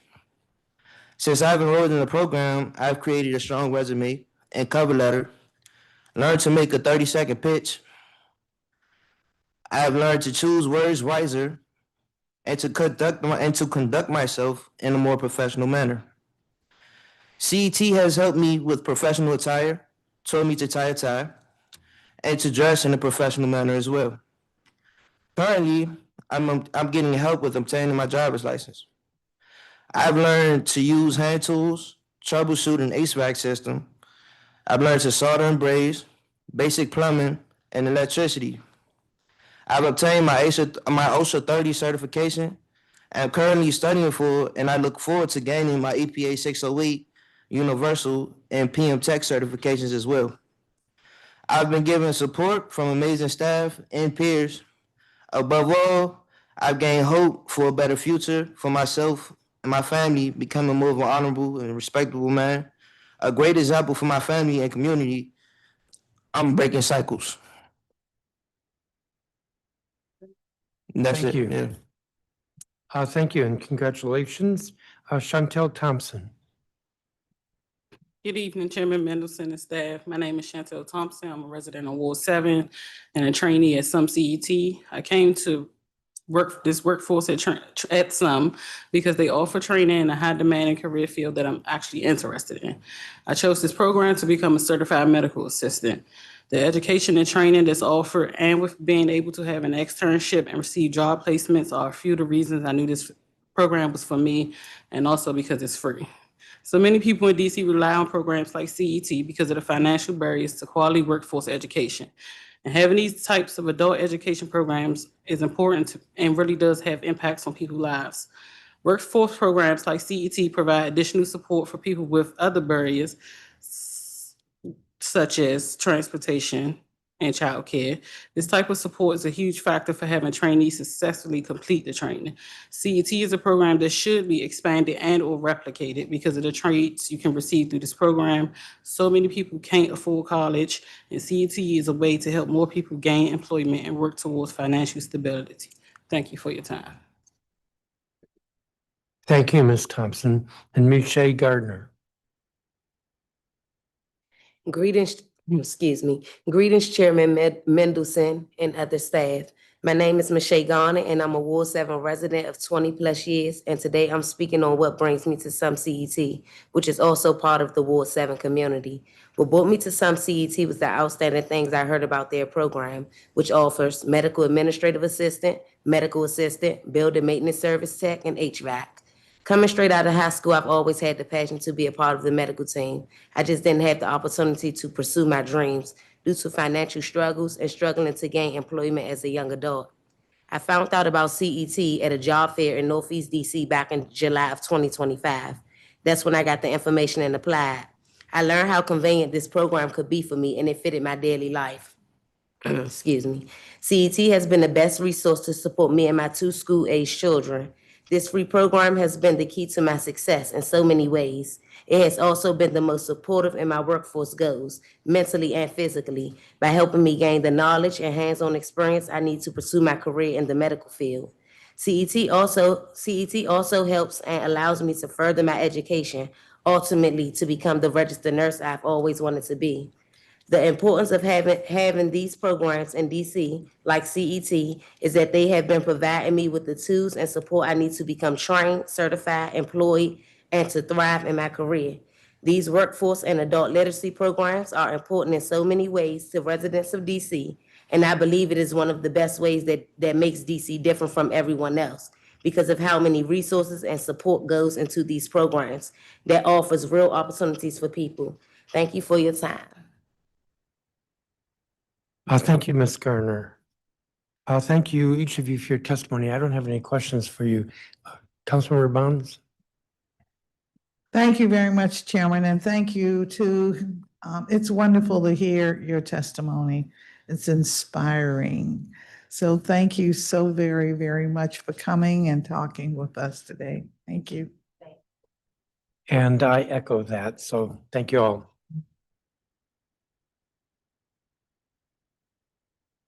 I'm going to call a couple of people out of order.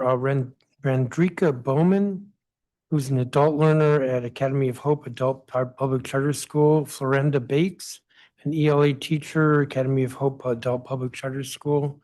Are they here? And Monique Douglas and Latoya Owens.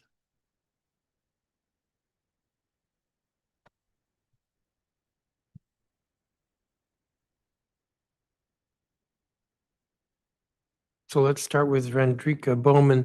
I've been a little sloppy enforcing the clock, and I need to enforce the clock. So you can't look around the room without seeing somewhere a timer that'll tell you how much time is left.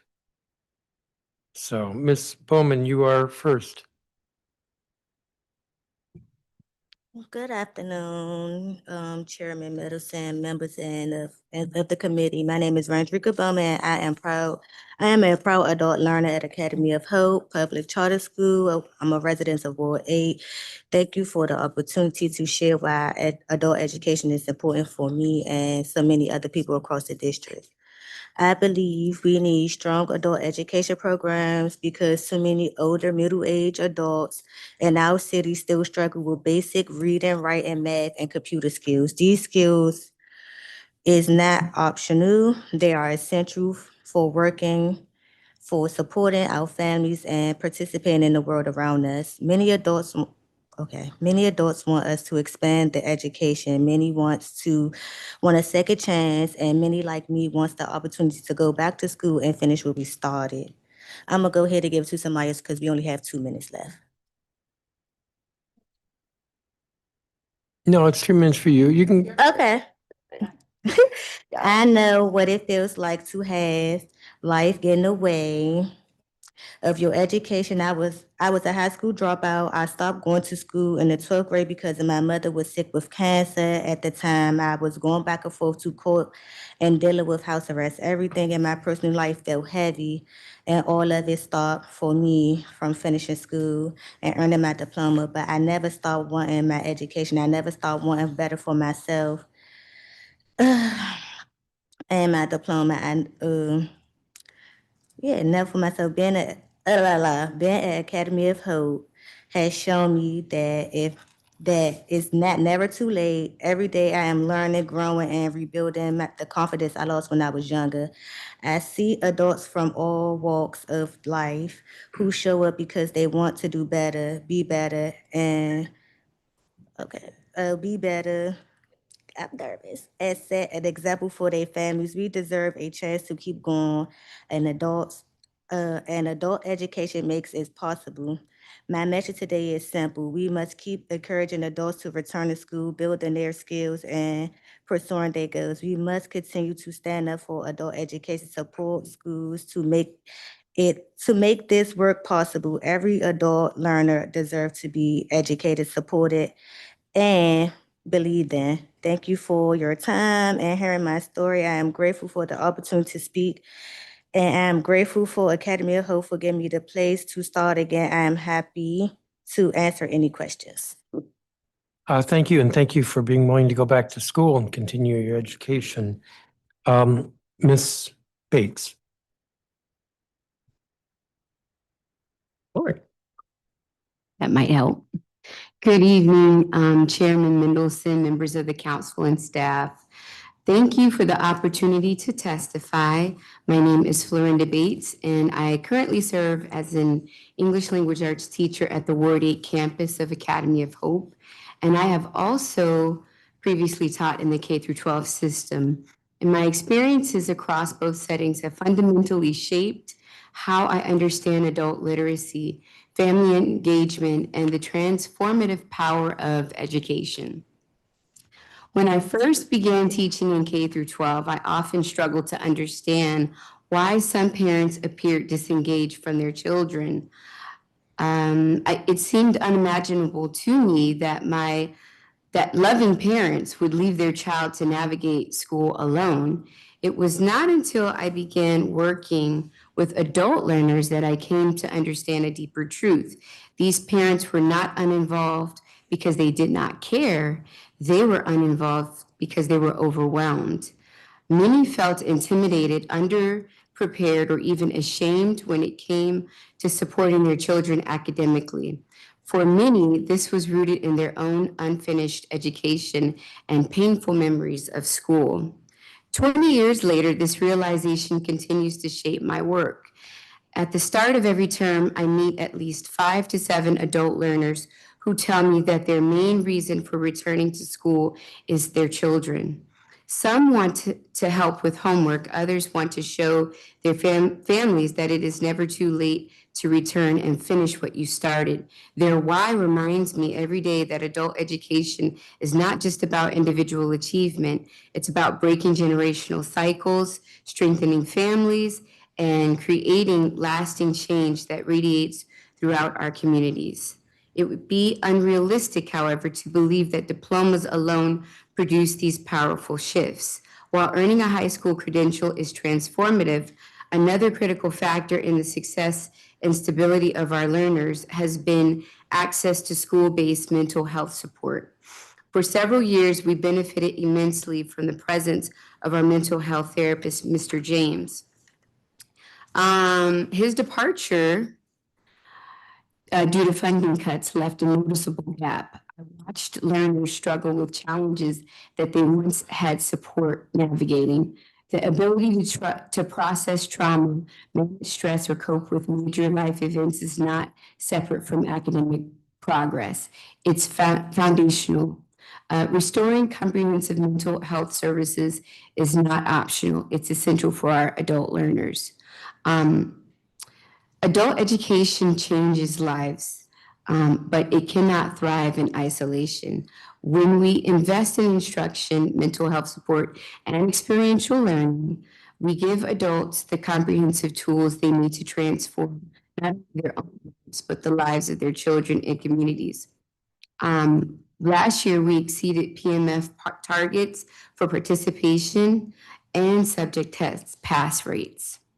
Our dual enrollment students earned college credits in courses like psychology, U.S. history, oral communication, government, economics, and writing, and over 70% of our graduates confirmed post-secondary plans, including college, training, and career pathways. Thank you for your time and for your commitment to our adult learners. I respectfully urge the council to restore and strengthen the essential supports that allow our learners to reach their full potential. I'm happy to answer any questions. Thank you. Monique Douglas. Greetings, Chairman Medelson. Oh, thank you. Greetings, Chairman Medelson and council alike. My name is Monique Douglas and I reside in Ward 1. A medical assistant trainee at some Center for Employment Training. The reason I sit before you today is because I want to share with you what workforce education has done for me. First, it has taught me patience, gratitude, and the clarity to know what I want in the future and how to hold my head high. and not only to make a difference in my life, but the lives of the young men and ladies behind me. The workforce program here at some CET has also taught me hard and soft skills that I will need to succeed in my career as a clinical medical assistant. And programs like CET have been helpful to so many people. They have given people opportunities that they may not know they have had. They provided people with second chances. They helped me develop skills necessary to succeed in the workplace. So I say that it is pertinent that the money and resources continue to be allocated to where they need to go, and that it is workforce education and adult education that will keep those who don't even know that this will change their lives and give them a real shot at succeeding in life. It will change many lives going forward. If you don't keep the future for those leaders that you don't even know exist, it could stop the next generation of medical assistants, medical administrative assistants, and building trade professionals from being who they want to be. Thank you for your time. Thank you, Ms. Douglas and Latoya Owens. Good afternoon, Chairman Mendelson. My name is Latoya Owens. I'm a resident of Ward 6. What brought me to adult literacy, specifically some Center for Employment Training, was the exhaustion of switching from job to job due to scheduling and lack of credentials. Not having benefits to be able to take care of my household and my kids. I knew that I had to change my situation for the better, that I had to proceed to further in my education in adult education. I knew that because of my financial situation, I could not go to college. So therefore, when I chose some CET, it was the best option for me with free tuition for adults like me. This program has helped me, but not only learning how to get employment, but also being able to keep employment. When I complete the program, I will be a certified medical administrative assistant, which will be different from having a job. I will have a career to pursue and something to build up for myself and my kids. Adult literacy and workforce programs give me real options for real opportunities to better themselves and their families. And having these programs in the city has been a life changer for those who take advantage of great opportunities. Thank you for your time. Thank you, Ms. Owens, and thank you for each of you who's shared your experience. Councilor Vons, do you have any questions? No, Chairman, I do not of this panel, but I'm very thankful to have the opportunity to hear from you. And thank you very much, Ms. Instructor, for your words. Thank you so much. Yes. So you all are excused. I'm going to call again Chioma Oru with Advocates for Justice and Education. I don't think she's here. Myra Davis. Is Myra Davis here? Come forward, please. Justin Bell Alfred. Justin Bell Alfred.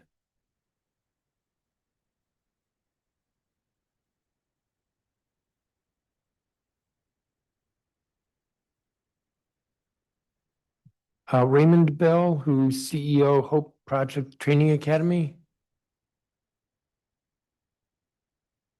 Crystal McDonald, Director Account Management and Workforce Development at DC Sustainable Energy Utility.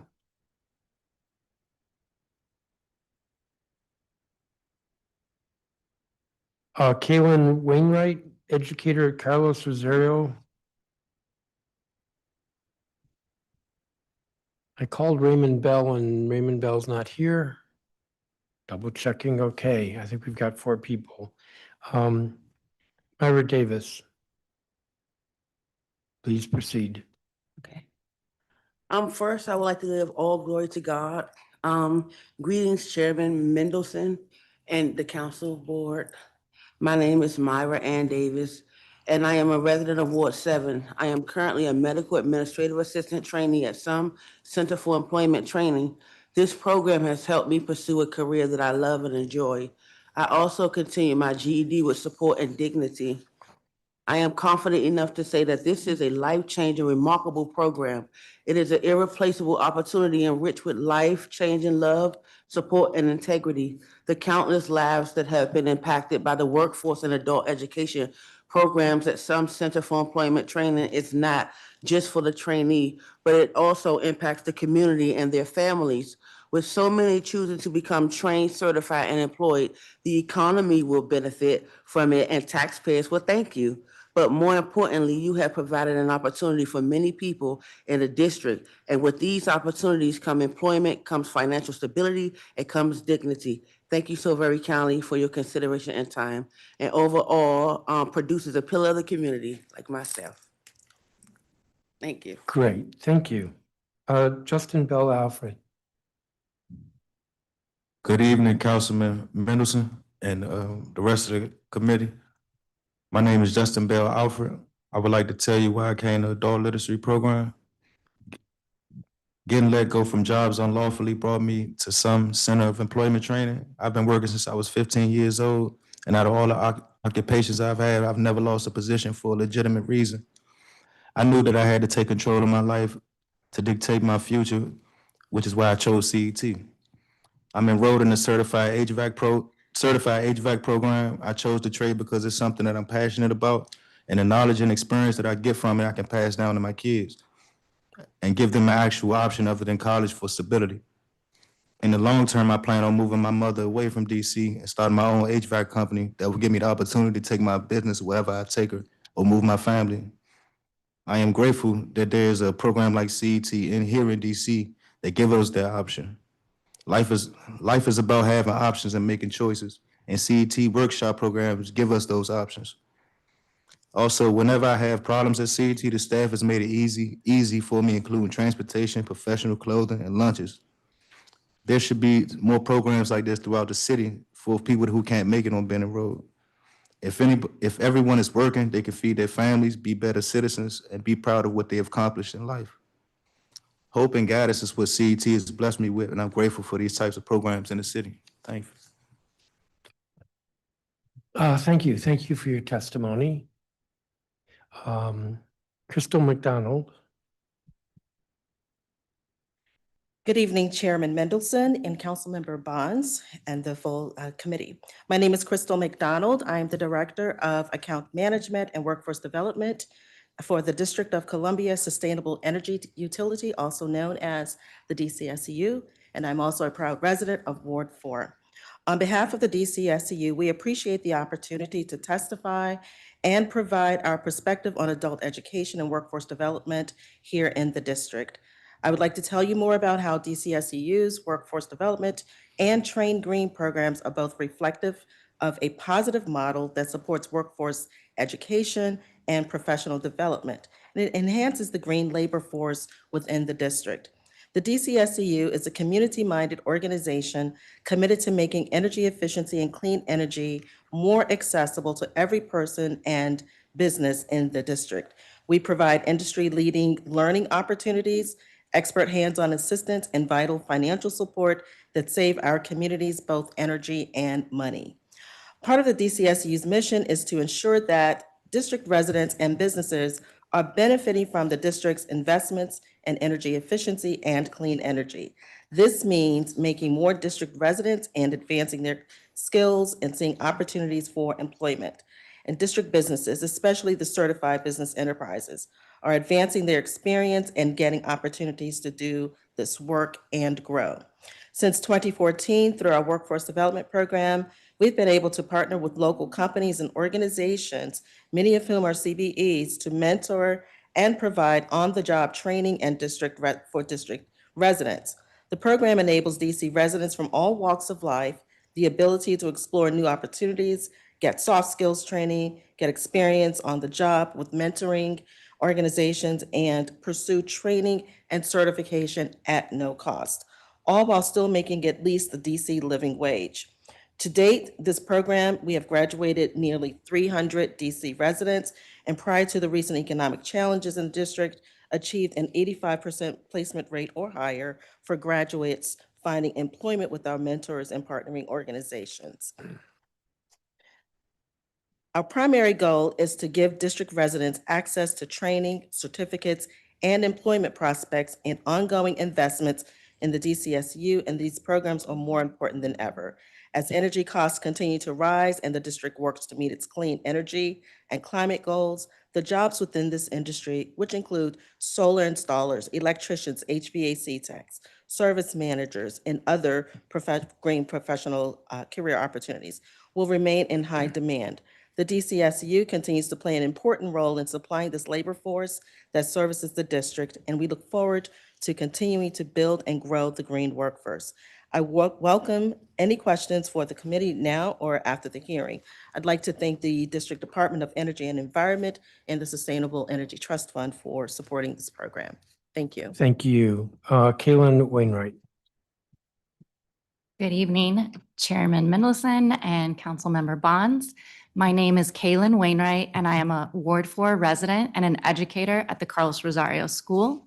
I currently teach in one of our career training programs, the Bilingual Teaching Assistant Program. Our program prepares bilingual adults to work as paraeducators in DC's K-12 schools. It's a one-semester program that culminates in students earning their paraeducator certification. We have a 97% certification pass rate. And our program also includes a practicum teaching experience. So the students are in schools across DC doing a 40-hour practicum. We're currently this semester in wards 1, 4, and 5, and we regularly receive more requests for practicum interns than we are able to fulfill.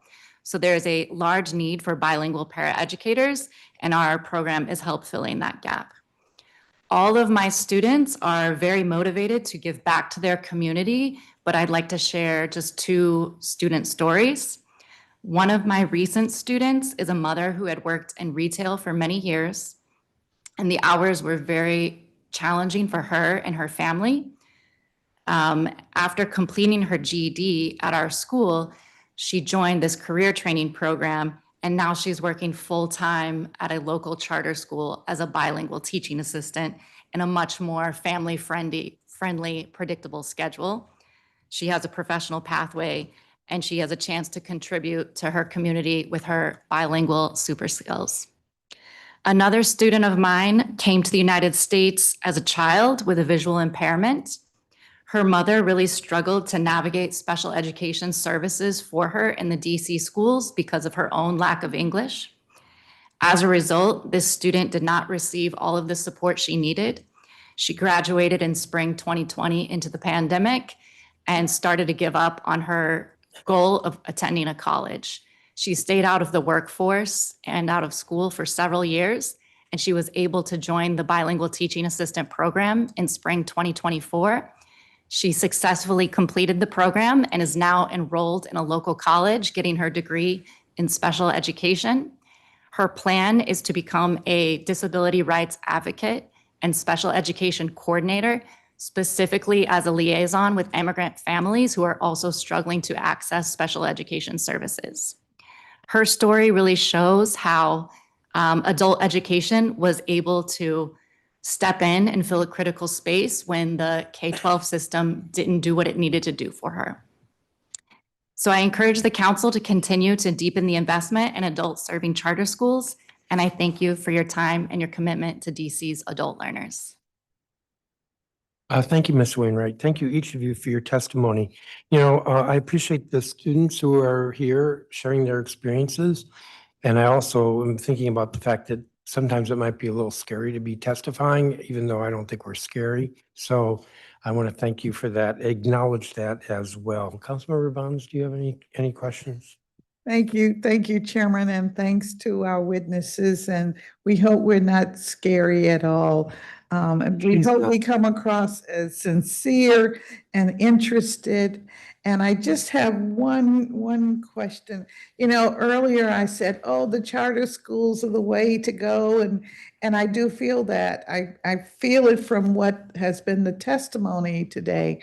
But I must say, the quality programming that you've talked about that's done at So Others May Eat, and the program that you're doing with DOEE, I want everyone to know that these are quality programs and that we're excited about these programs as well. So it's not just our charter schools, because I suspect that if it is An independent type program, you put in many hours and the equivalency of what would be done if you were enrolled in a charter school for a year or two. Am I correct?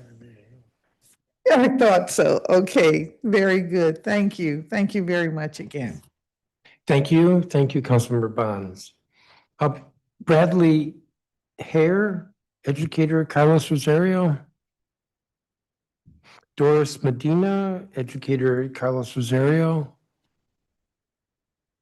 Antoinette Wimbish, who's an alumni at Bria.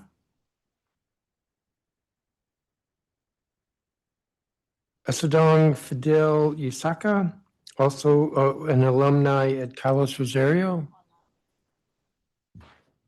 Trinidad Rodriguez, alumni from Carlos Rosario. You are? He's gonna be speaking from that. Okay.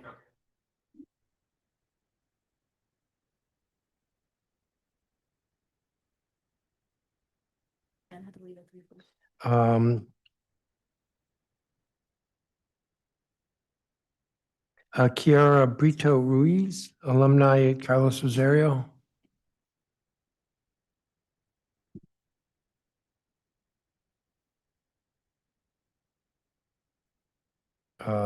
Let's see, where did I start? Bradley, is the last name Hare? Hire. It's not spelled that way. I've heard every possible interpretation, so that's fine. And I hope I'm not making you nervous. No, we're not. I've told others. Okay. Good afternoon, Chairman Mendelson, Councilmember Bonds. My name is Bradley Hire. I'm an instructor and the GED in English program coordinator at the Carlos Rosario School. I'm also a Ward 5 resident. I've been teaching at the school since 2012. And in that time, I have seen thousands of our adult learners transform their lives through education, persistence, and community. Our GED program currently serves students from ages 18 all the way to 75 years old. Some are lifelong Washingtonians, while others arrived in this country only recently. Many are working, caring for children, and supporting family members, and yet they make time to pursue a high school credential. Some of our students stopped out of DC public schools, some completed part of high school either here or in another country, and others left home countries without any documents to prove their prior education. At the Carlos Rosario School, they all get another chance. Our program is designed specifically to meet adult learners where they are. We offer our GED classes in both English and Spanish and use a hybrid model, 3 days of class in person and 2 online, so that students balancing jobs, childcare, and unpredictable schedules can stay connected and keep making progress in their courses. This flexibility matters, and it means that when life gets in the way, students don't have to stop or start over. Last year, students in our GED programs passed over 100 individual GED subject exams, and 25 students graduated with their high school diplomas in June. We are incredibly proud that so many of our graduates continue on to post-secondary education, job training programs, or directly into employment. I've been at the school long enough now to see our graduates earn workforce credentials, receive scholarships, and even complete college degrees. One of my former students finished her GED while raising her children and working full-time, then enrolled in our IT training program, and today she works at our school supporting other adult learners just like her. Another student graduated from our program on the same day as his son graduated from a DCPS high school. I'll never forget that one. Their stories are inspiring, their persistence is remarkable, and they set powerful examples for their children, peers, and community. As you know, adult education is not only about academic skills, it is also about connection, stability, and support. My classroom is a place where students share resources, check on classmates who miss a day, and build friendships across cultures and generations. The school connects students to a wide array of services, and these supports are often what make it possible for our adult learners to stay in school and to reach their goals. I would encourage you to continue and deepen the investment in adult serving charter schools and to leverage these adult schools with district-wide innovations. Thank you so much for your time and your commitment to our adult learners here in DC. Thank you, Mr. Heyer. Doris Medina? Good afternoon, Chairman Mendelson and members of the council. My name is Doris Medina, and I'm a nurse leader at Washington Hospital Center and also a certified nursing assistant program coordinator and instructor at Carlos Rosario Public Charter School. I'm also a proud immigrant from the Philippines, where I began my nursing and teaching career before arriving in the United States in 2003. Teaching at Carlos Rosario since 2008, 17 years ago, has been one of my greatest honors of my life. Our CNA program serves students ranging in the age of 19 to over 60 plus years old.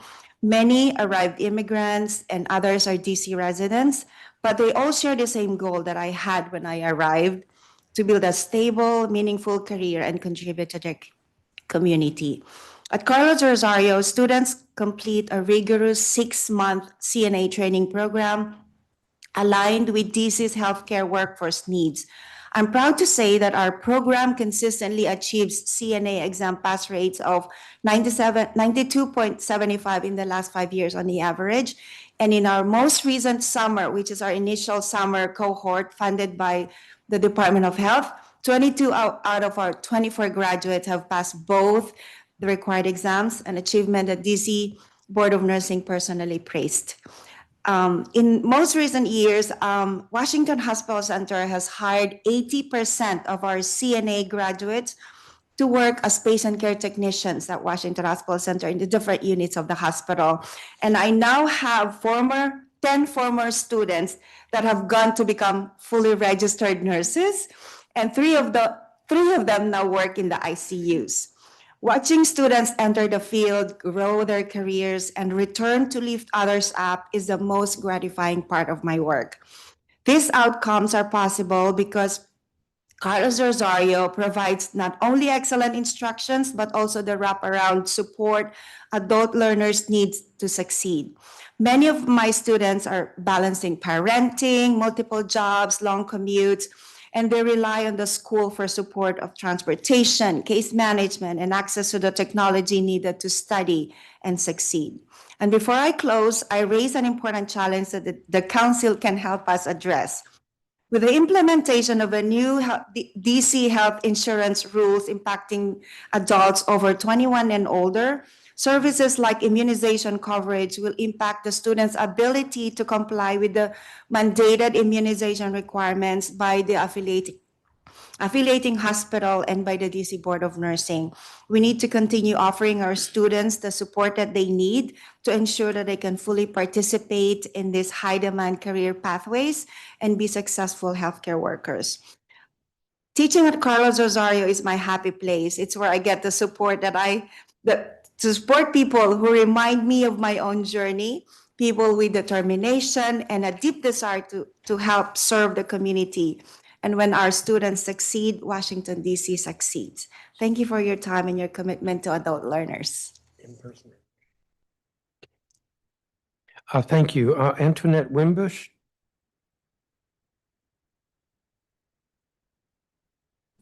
Yes, hello, can you hear me? Yes, please proceed. So first off, I would like to thank you for the opportunity to share my story. My name is Antoinette Wimbush, and I am a proud graduate of Brea Public Charter Schools Child Development Association program. I'm here today as both an alumna and as someone whose entire life has been transformed by adult education. I've always loved helping people, and for many years, I thought I wanted to be a social worker. After graduating high school in DC and attending Shepherd University, life took some unexpected turns, and when COVID hit, I found myself searching for a new direction. I had been babysitting and helping in an at-home daycare, and I realized how much joy I felt working with young children. But I also knew I needed a credential, and I didn't have the money to pay for classes. That's when I found Brea. The opportunity to enroll at no cost and get a real training was life-changing. From the very first day, the staff at Brea made me feel welcome and supported. I hadn't been in school for almost 3 years, and I was nervous about getting back into school mode, writing papers and managing deadlines, but I never once felt alone. My teachers walked with me every step of the way, and Bria's hands-on approach gave me the confidence to succeed. The CDA program didn't just teach me theory, it helped me build real skills I now use every day in my work with children. It reminded me that what I already knew from years of caring for siblings, cousins, and families actually mattered. It recognized my strengths and helped me to grow them. Bria also opened the door to employment. During the program, a guest speaker visited our class and later became my employer. That connection led to my current work in early childhood settings across the city. The job is flexible, meaningful, and aligned with my long-term goals. Right now, I am a student at University of District of Columbia, working toward a degree that eventually will help me support my dream and becoming an art therapist.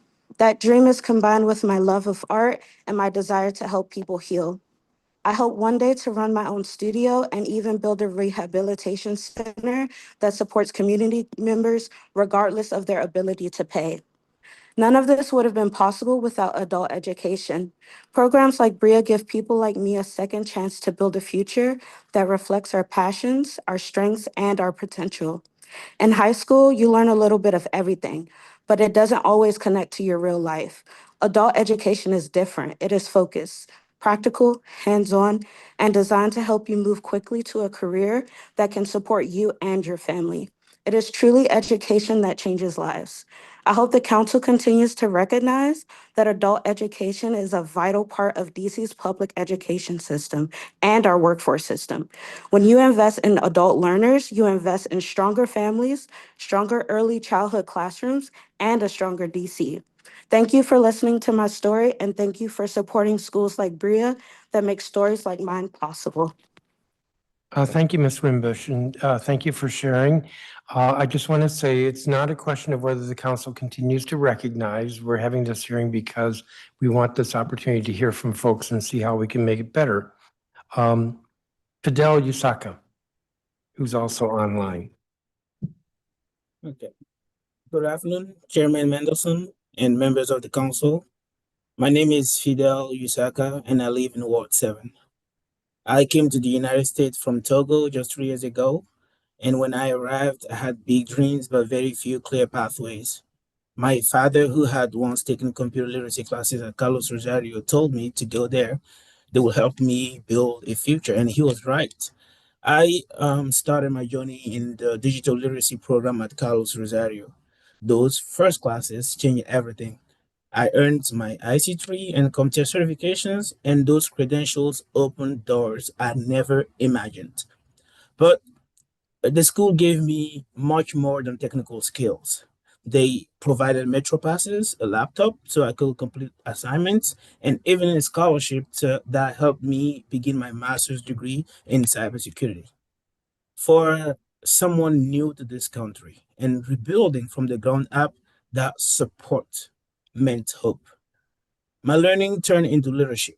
I became an intern with the school IT department, then a part-time instructor.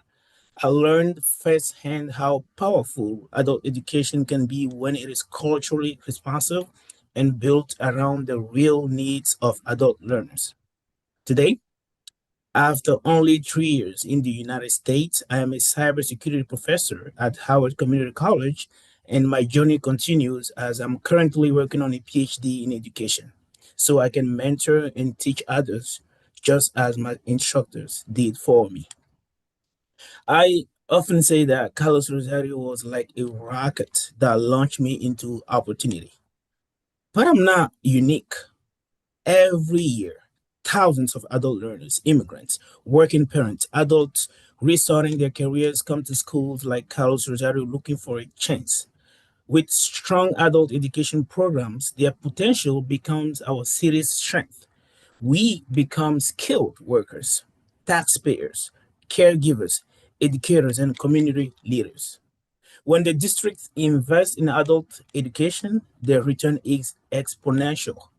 My story is one example of what's possible when we are given the tools to succeed.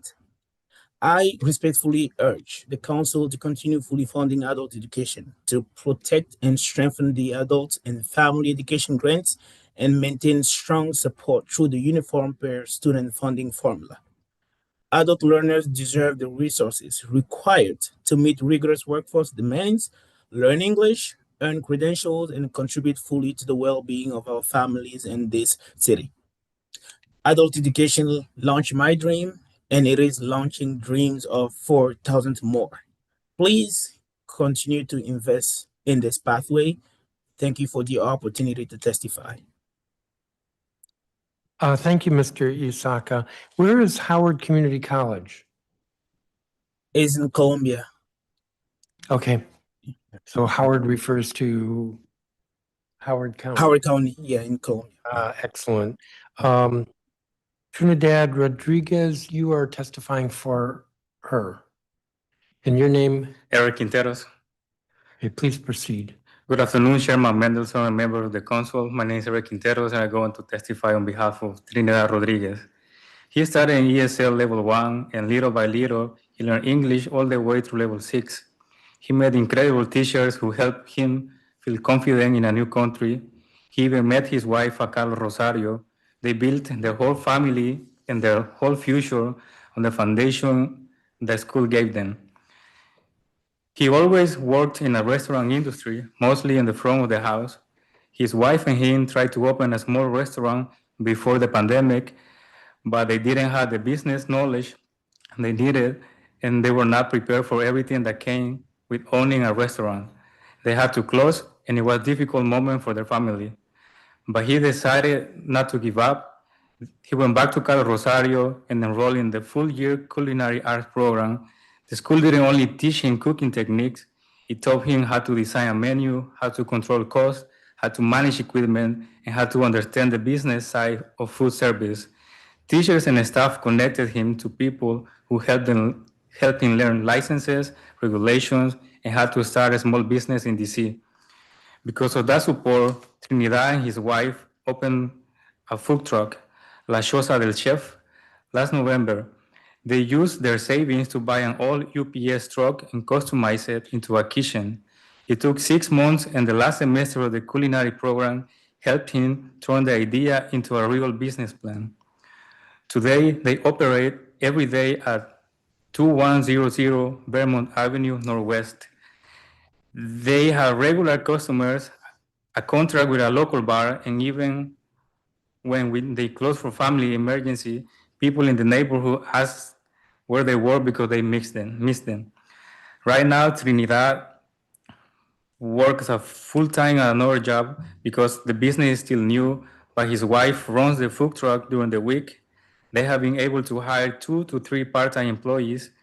As an immigrant, it feels good to give jobs to others and be part of the community. Trinidad wants to thank the council because without your support for adult education, he would not have been able to take those classes. He would not have the language skills, the business knowledge, or the confidence to open a business in the city. His wife also took the classes at Carlos Rosario, including the small business training, and they both used the tool the school gave them every single day. The school also helped his kids. They saw him studying, doing homework, making sacrifices, and showed them that education has no age limit. Today, his children are in college, graduate school, and careers of their own, and they know it's because education changes everything. Trinidad hopes that the council continues investing in adult education. The support you provide doesn't only help students like him, it helps their families, neighborhoods, and the entire community. He came here chasing a dream, and because of this school and the support behind it, that dream became possible. Thank you for your time. Thank you. And Kira Brito Ruiz.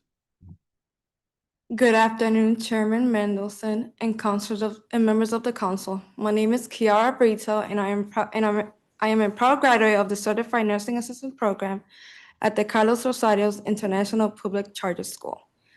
I immigrated from the United States from the Dominican Republic in 2010 and have lived in DC ever since. Last year, when I was working at a sales job, I realized I wanted to return to my childhood dream of becoming a nurse. I started researching how to begin that journey, and I learned that the first step was to become a certified nursing assistant, which is also known as a CNA. When I discovered that Carlos Rosarios offered a high-quality CNA program just a few blocks from my home, and that it was free for DC residents, it felt like the opportunity I had been waiting for. The process to apply was new and sometimes stressful for me, but the staff supported me every step of the way. I entered the program in January and completed it in June 2025. It was not easy at all. I had to quit my job to make time for my classes, and it was a big sacrifice for me and my family. But I worked hard, studied every single day, and finished the program with strong grades. My teachers, Ms. Pauline and Ms. Doris, were the heart of my experience. They taught us the material, but they also taught us to care for people with dignity, how to be safe, and how to be professionals. They shared their real-life experiences and prepared us for the reality of healthcare work. Today, because of this program, I am working at MedStar as a patient care technician in the cardiac unit. I love it. It is challenging and rewarding, and I am learning new things every single shift, sometimes from nurses, sometimes from other techs, and sometimes from the patients themselves. I feel proud when I put on my badge. I also feel proud that 2 of my cousins joined the program after seeing my success and are now graduates as well. My long-term goal is to become a registered nurse and then a nurse practitioner, focusing on pediatric cardiology. I already completed many of my prerequisites at Marymount University, and I will begin classes at UDC this spring.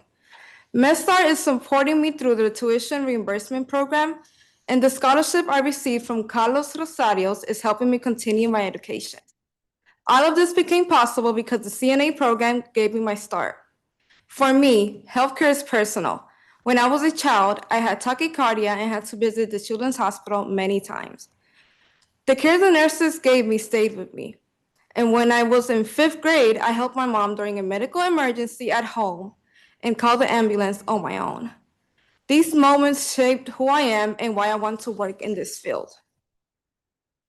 I encourage the council to continue supporting adult education. Programs like the CNA training at Carlos Rosarios do more than prepare people for jobs. They open doors for immigrant students, help families build stability, and create pathways to careers that change lives. I am living proof of that. Without this program, I will not be working at the hospital today, and I will not be on my way to becoming a nurse. Thank you for your time and for your commitment like adult learners like me. Thank you, Ms. Brito. Thank you for sharing. Thank you, each of you, for your testimony. Councilmember Bonds, do you have any questions?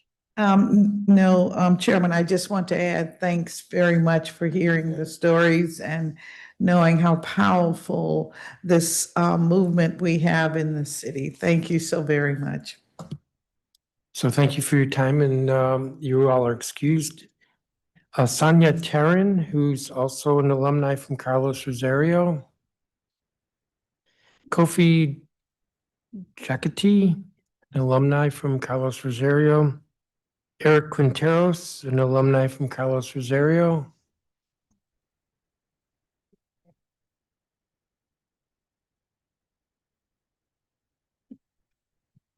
It looks like 2 bites at the apple. We already had Kara Rito. Carolina Miguel Hernandez from Bria. Well, we'll see if she gets here. Kenyatta West, Adult Learner, Academy of Hope. Mary Cabriel, Director of Career and Workforce Services at Academy of Hope. Audrey Reese, Dean of Student Academic Services, Academy of Hope.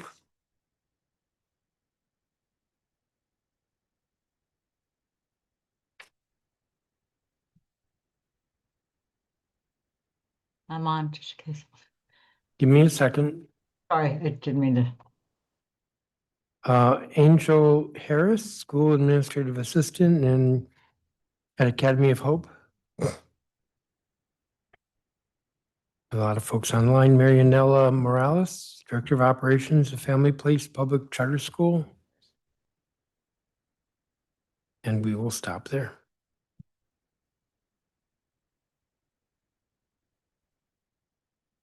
Sonia Taryn? Good evening, Chairperson and member of the community.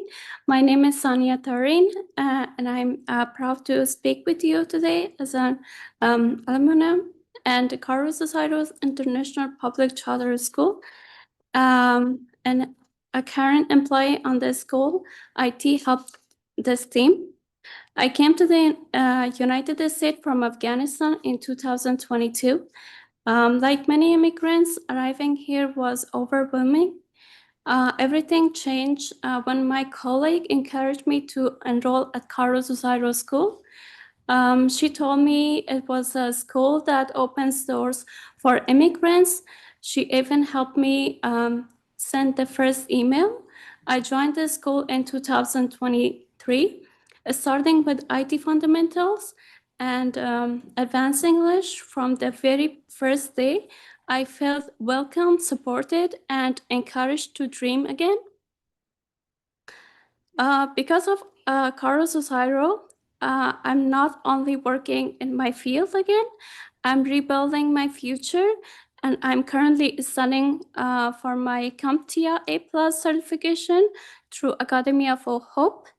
And my next goal is to pursue cybersecurity certification and eventually apply for a master's degree program. Adult education in DC truly is a door of opportunity, especially for immigrants who arrive with dreams but face immense challenges.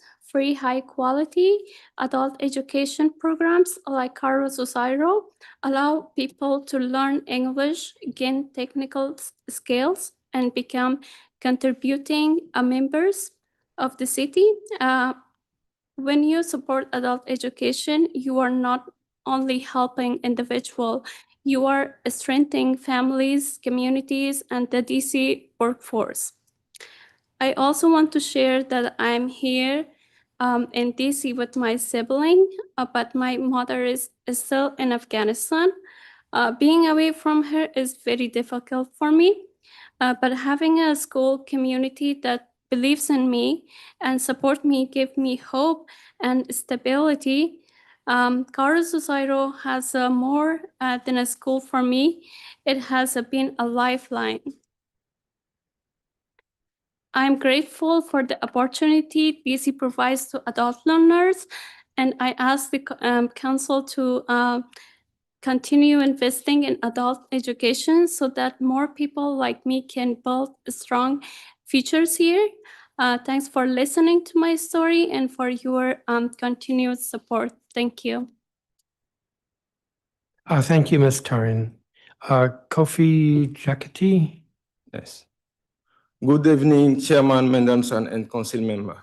My name is Kofi Jakate, and I graduated from Carlos Rosario School at 2025.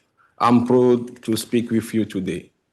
I'm from Togo. When I came to the United States in 2022, I first lived in Maryland. At that time, my English was very limited. I wanted to study, but I couldn't find the right school. My children were little, and we did not have money for daycare. Life was very hard. One day at my job in Papayas, my manager told me about program from immigrants in Washington, D.C., and about the Carlos Rosario School. I learned that GC give many support for family, including free school for children. Because of this, I made a big decision. I moved from Maryland to Washington, D.C. only so I could attend Carlos Rosario. I started my English class in level 4. I worked very hard and moved up to level 8. My teachers helped me every step of the way. They were patient, kind, and they care about my life. My teacher, Mary, checked on me even after I moved to the next level. My teacher, Miss Pauline, met me early in the morning so I could practice my skill. Carlos Rosario was not only a school for me, it was like my family. When I reached level 8, the school told me about the nurse assistant program. I chose this path because I took care of my father for 2 years when he was sick in Togo. I learned that I have a heart for helping people. I studied for 6 months, passed my exam, and got my certification. Carlo Rosario even helped me apply for my job. Today, I work as a PCT in the geriatric unit at MedStar Washington Hospital. I take vital signs, help patients eat, give personal care, and talk with them so they feel safe. Sometimes I can speak French with patients who need it, and that makes them very happy. I'm very grateful to DC. Here, my children can attend school for free, and now they speak English very well. And I had the chance to study and change my life. My next goal is to continue my education and become a nurse. I hope to find scholarship so I can start college next year. I want the council to know that adult education is very important for people like me. We come to this country with dream. We work hard. We want to support our family and give back to the community. But we need access to good program, good teacher, and support for adult learners. Thank you to Carlo Rosario, thank you to DC, and thank you for listening to my story. I ask you to continue supporting adult education so more people can have the same opportunity I had. Thank you. Thank you. I was sort of cutting you off because you were over your time. Eric Quinteros? Good evening, Chairman Mendelson, a member of the council. My name is Eric Quinteros, and this is my story. I'm a proud alumnus of the Carlos Rosario International Public Charter School. I am from El Salvador and came to the United States in December 2014, just 2 weeks after finishing high school. When I arrived, I barely spoke English, and I didn't want to go outside because I didn't want anyone talking to me in a language that I couldn't understand or I couldn't respond to. Everything changed when my aunt told me about Carlos Rosario. I registered for the ESL classes in 2015, starting at level 1. From the very beginning, teachers and staff believed in me, sometimes more than I believe in myself. They pushed me, supported me, and guided me through every step of learning English and navigating a new country. I completed all 8 ESL levels, took advanced English, and eventually enrolled in the bilingual paraeducator program. The support I received wasn't just academic. My level 8 teacher noticed when I was struggling and encouraged me to open up. He connected me to the student services manager who helped me create a plan and guided me through the entire college application. Thanks to the Carlos Rosario Scholarship, I was able to enroll at the University of the District of Columbia in the fall of 2018. I worked overnight in a warehouse, took classes at Carlos Rosario in the morning, and attended college in the afternoon. During that time, I barely slept. That first semester was one of the hardest, but the Carlos Rosario never stopped supporting me, and with that support, I was able to persist. By 2020, I earned my associate degree in early childhood education, graduating with honors.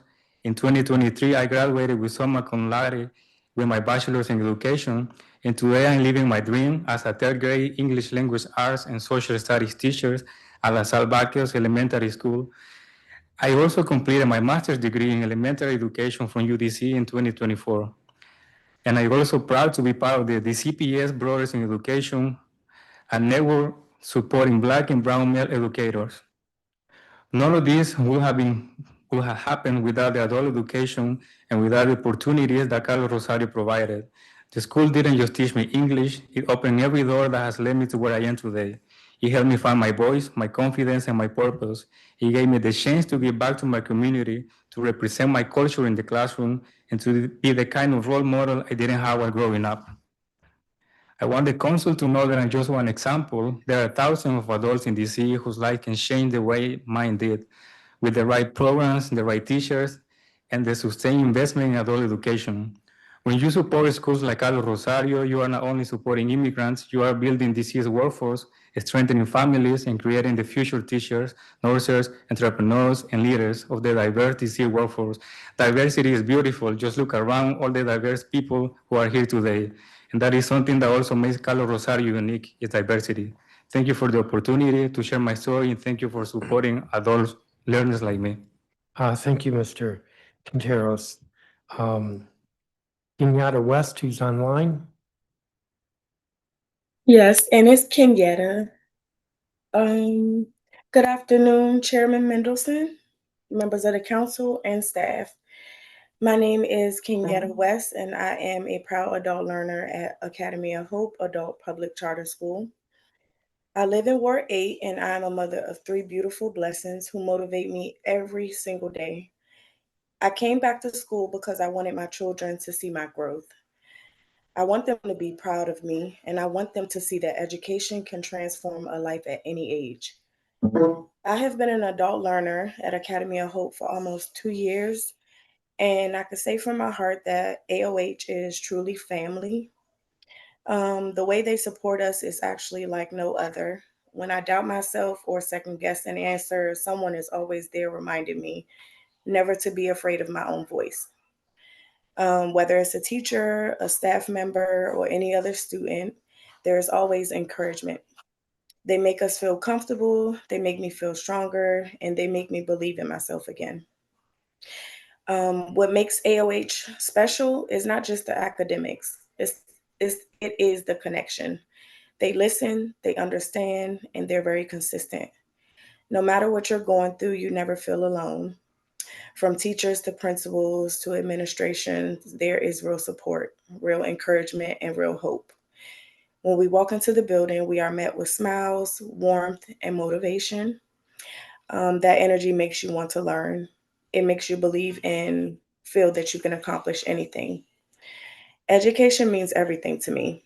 As a Black woman, I know I could have ended up in many different places in life if not for my children and the chance to actually continue my education. AOH has played a major role in keeping me focused and grounded. They have poured hope into us and pushed us to see the greatness in ourselves. Because of them, I'm determined and proud. I am proud of my progress. I'm proud of my drive and proud to be a soon-to-be graduate. But while AOH gives us so much, adult learners across the district still need more support. Many of us are balancing parenting, jobs, transportation challenges, and obstacles at home that people do not really always get to see. Some students need childcare so they can attend class. Others need strong, mobile, reliable Wi-Fi or hotspots to do their work. Others need dependable laptops to keep up. These may seem like small things, but they make a difference between a learner staying on track and falling behind, especially when we are already fighting every day not to become a statistic. We are trying our best for ourselves, for our children, and for our communities. We want to finish our diplomas. We want our careers to be where we can thrive. We want the chance to reach our full potential. Adult education is not just about the academics, it is about hope, stability, economic mobility, and the belief that it is never too late to change your life.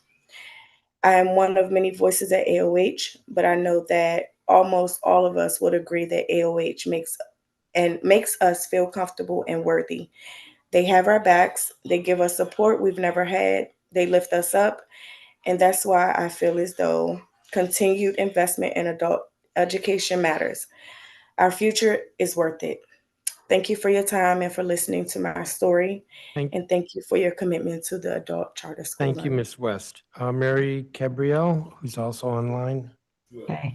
Good evening, Chairman Mendelson and members of the council. My name is Mary Cabriel, and I serve as the Director of Career and Workforce Services at Academy of Hope Adult Public Charter School. Thank you for the opportunity to testify. For 7 years, I've led our workforce programs in healthcare, IT, project management, and other in-demand fields. What I know is this: education is the bridge to opportunity, but adult learners need strong supports, clear pathways, and employers who believe in their potential. I have watched hundreds of adults step into futures they once thought were impossible. Our mission is simple: meet adult learners where they are and refuse to leave anyone behind. Many come to us seeking a high school diploma or a pathway to a stable career. Before AOH expanded our workforce programming, learners often delayed finishing their high school credential because they were afraid of what came next. Now they see real opportunities ahead, whether in IT, healthcare, or another field, and they move forward with confidence. As I tell them, earning a credential is not the end, it is the end of the beginning. We serve both AOH graduates and adults from across the community. At AOH, we don't turn people away. If someone needs academic strengthening before workforce training, we walk with them every step of the way. This is not common practice in adult workforce education, but it's essential. And our results show that which works. 100% of our phlebotomy students passed their credential exam last year. 89% of our CNA students passed, and 94% found employment in the fall of 2024. 100% of our medical billing and coding completers passed their exams. And in IT, where an exam can cost hundreds of dollars per student, we pay for the exam and a retake, so cost is never a barrier. We provide all of this tuition free because even a small expense can end an adult learner's journey. One of our strongest examples of return on investment is our Accenture PeopleShore Tech Hub partnership in collaboration with UDC and the DC Department of Employment Services. When Accenture and PeopleShores needed qualified applicants for this apprenticeship, particularly from Ward 7 and 8, they turned to AOH because they know the quality of our learners and the skills they possess. There were 50 slots for the apprenticeship, of which 21 AOH IT workforce learners were hired out of 300 district-wide applicants. These adults now earn $60,000 a year with full benefits. Many have moved completely off SNAP, housing subsidies, and other public assistance, saving the district and the federal government tens of thousands of dollars annually. They now have saving accounts, career trajectories, and confidence they never knew. Even with these successes, our learners face growing barriers: housing instability, unpaid bills, food insecurity, transportation challenges, and caregiving responsibilities. An emergency support fund would dramatically reduce job rates and keep more learners on track. We do face our own constraints. The pipeline of instructors, especially in nursing and IT, is shrinking. We can't recruit and retain enough credentialed staff to meet demand. Other providers with grant funding have had to pay $70 an hour to obtain instructors. We can't. We need more instructors to reduce class sizes, expand programs, and meet employer needs. I close with 2 requests. First, please invest deeply in wraparound supports, stipends, emergency aid, and time for foundational skill building. These are not extras, they are essential for retention. Second, invest in the educator workforce pipeline. Without instructors, we cannot scale programming or meet employer demand. Adult education and workforce training drive economic mobility, and we stay with learners until they achieve stable, sustainable employment. Thank you for your time and for recognizing the importance of adult workforce development in the district, and I'm happy to answer your questions. Thank you. Thank you for your statement. Audrey Reese, who's also online. Good evening. My name is Audrey Reese. I'm a Ward 5 resident, and I serve as the Dean of Student Academic Services at Academy of Hope Adult Public Charter School. Thank you for this opportunity to speak about the transformative ability of adult education and the critical role it plays in the District of Columbia.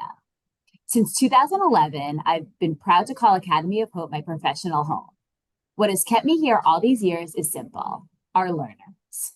Adult learners are not a monolith, as you've heard during the hearing. So Academy of Hope offers 2 pathways to a high school diploma and multiple high-level workforce credentialing courses, while providing the relationships, wraparound support, and stability adults need to persist.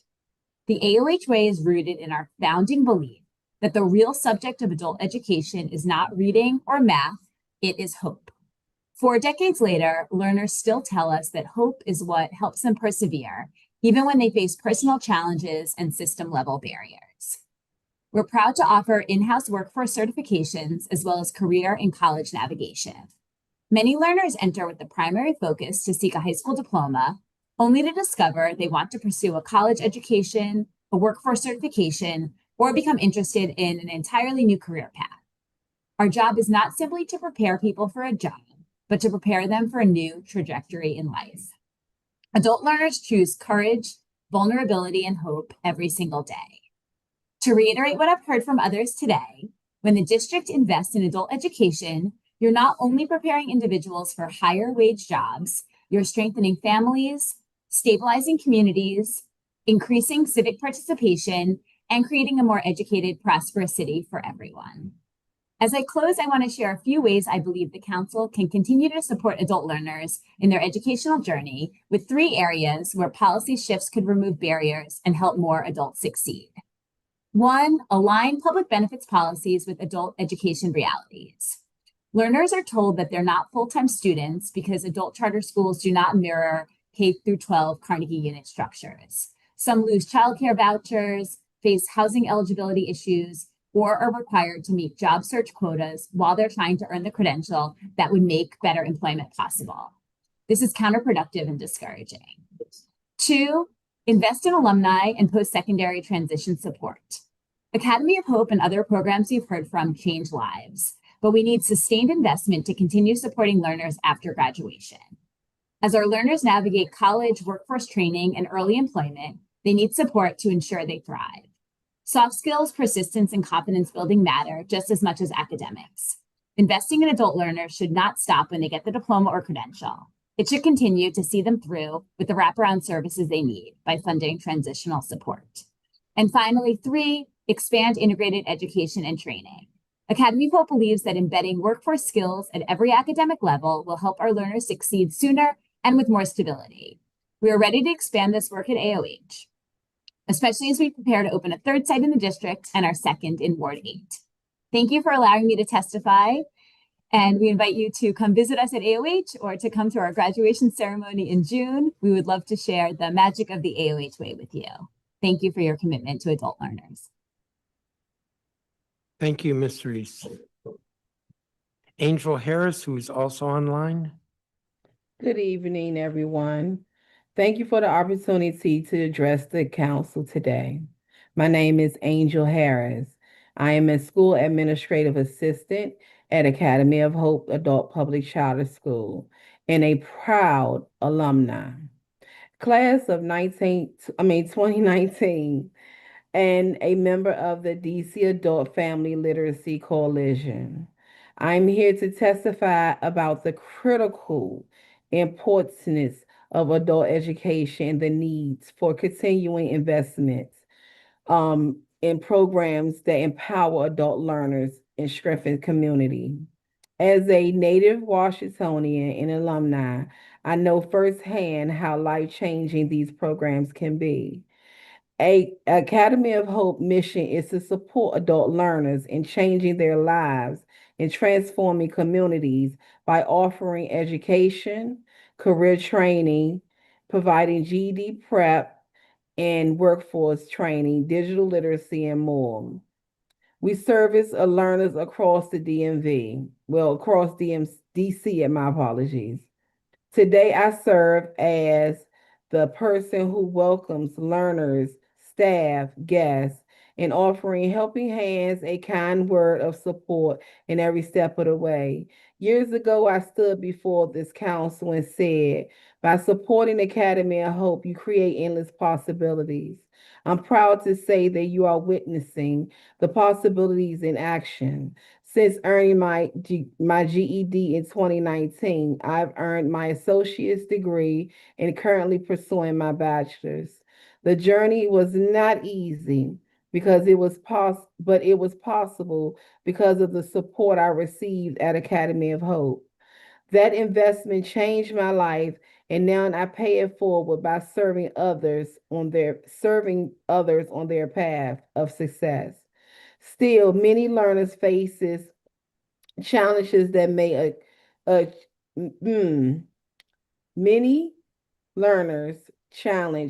faces are goals, difficult lack of access to childcare, housing, transportation, mental health services. These are not just inconveniences, they are barriers to success. That's why I urge you to continue investing in adult education and wraparound services that support learners. Increase funding, expand resources, and help us continue to be the beacon of hope. Thank you for the opportunity to share my story, and I am happy to answer any questions. Thank you, Ms. Harris. And Marianella Morales. Good evening, Chairman Mendelson and Council Bonds and staff. I'm not scared of you, but I'm very moved by the testimonies that I have heard. So yeah, it's difficult. I mean, it's so encouraging also to work with the charter schools. Thank you for this opportunity and for your ongoing commitment to adult education. My name is Marianela Morales. I'm the Director of Operations at the Family Place Public Charter School. I am very proud to speak on behalf of our staff and our adult learners. Our mission is to help adult learners improve their literacy, language, and workforce skills so they can secure a stable employment and achieve long-term independence. We primarily serve low-income adults, working parents, and residents who are returning to education while balancing multiple responsibilities. Our programs include career pathway in early childhood education, hospitality, technology, and English as a second language instruction. We also offer support services that make education possible, like food distributions, diaper assistance, and case management that connect students to critical resources. Also support parents of children in DC schools. Adult learners face a lot of challenges that make persistence difficult. Most of our students work long hours, often in two jobs, and lack flexible schedules to attend traditional class times. Evening online classes have proven critical, but space restraints and quality teacher availability make offering additional classes very difficult. Another persistent barrier is the lack of affordable and accessible childcare. Many of our students are parents who cannot pay for someone to take care of their children while they are in class. At the Family Place Public Charter School, we offer childcare, and this has been really transformative for our students. Many adults enter our programs without basic computer skills, and they need digital literacy to participate fully in coursework or apply for jobs online. Students also struggle with transportation costs, affordable housing, and greater safety concerns. At the Family Place Public Charter School, we have responded to these needs by expanding evening and hybrid classes, providing Chromebooks with Wi-Fi incorporated, and offering on-site childcare whenever possible. Still, we have more than 100 people in our waiting list. The result of our programs are very powerful. Over 75% of our graduates are employed or continue their education within 6 months of completing their programs. Adults who enhance their job skills gain confidence, increase income, become self-sufficient, and are better equipped to take care for their children. They also become a model of resilience for their children, inspiring them to stay in school and reach higher education goals. Many of our graduates give back, volunteering, mentoring new students, or even joining our staff. Education empowers not only individuals, but entire communities. Ms. Morales, I'm going to have to cut you off because you have quite a bit left and you're over your time. Sorry. But Thank you very much that's- for this you have your opportunity. statement. Thank you very much. Sure, thank you. Thank you, each of you, for your testimony. I did have one question. It was for Ms. Reese. In your testimony at the end, you said expand and support integrated education and training. At the beginning, we heard a lot about this and why that is a very effective approach. But is there something the government is not doing that we need to do here? Thanks so much for the question. It's just on our mind a lot at Academy of Hope because we really want to expand and offer more workforce skills and soft skills at all levels. So I think it's something that's interesting to think about, partnerships or how we might be able to explore with perhaps additional funding or other ways that we can just do that across all of our levels. All right, thank you. Councilmember Bonds, do you have any questions? Yes, thank you very much, Chairman. I want to, of course, thank our panel. I do have a question for Ms. Morales. Ms. Morales, I'd like to know, you mentioned you have 100 on your waiting list. So how many do you have enrolled? We have, at this moment, this school year, we have 288 students. Okay. Yeah, but 100 people waiting. So yeah, but we don't have the capacity, the facility. So we are actually growing, and we will have a new building next year. All right. Well, thank you very much. And thank you all for your testimony. Thank you very much. Yes, thank you. Jimmy Williams is President and CEO of Washington Literacy Center.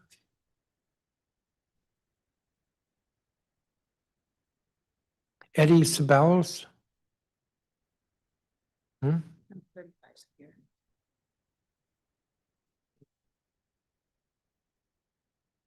That's Carolina Hernandez. Why don't you come up? Let's see. Andrea Sparks Brown. Jimmy Williams is here. Yes, I have you. We'll get to you. I have to go through the list and then I'll come back to you. Okay. Andrea Sparks Brown. Brandy Beeman. Wisdom Shepherd. Levante Agbabor. David Cantwell, Chairman, Government and Industry Committee. Dr. Terrell Danley. Jimmy Williams is also here.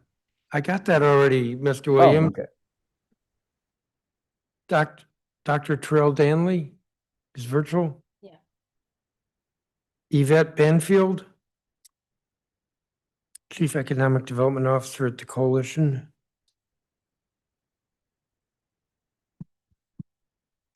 And Yvette Ingram.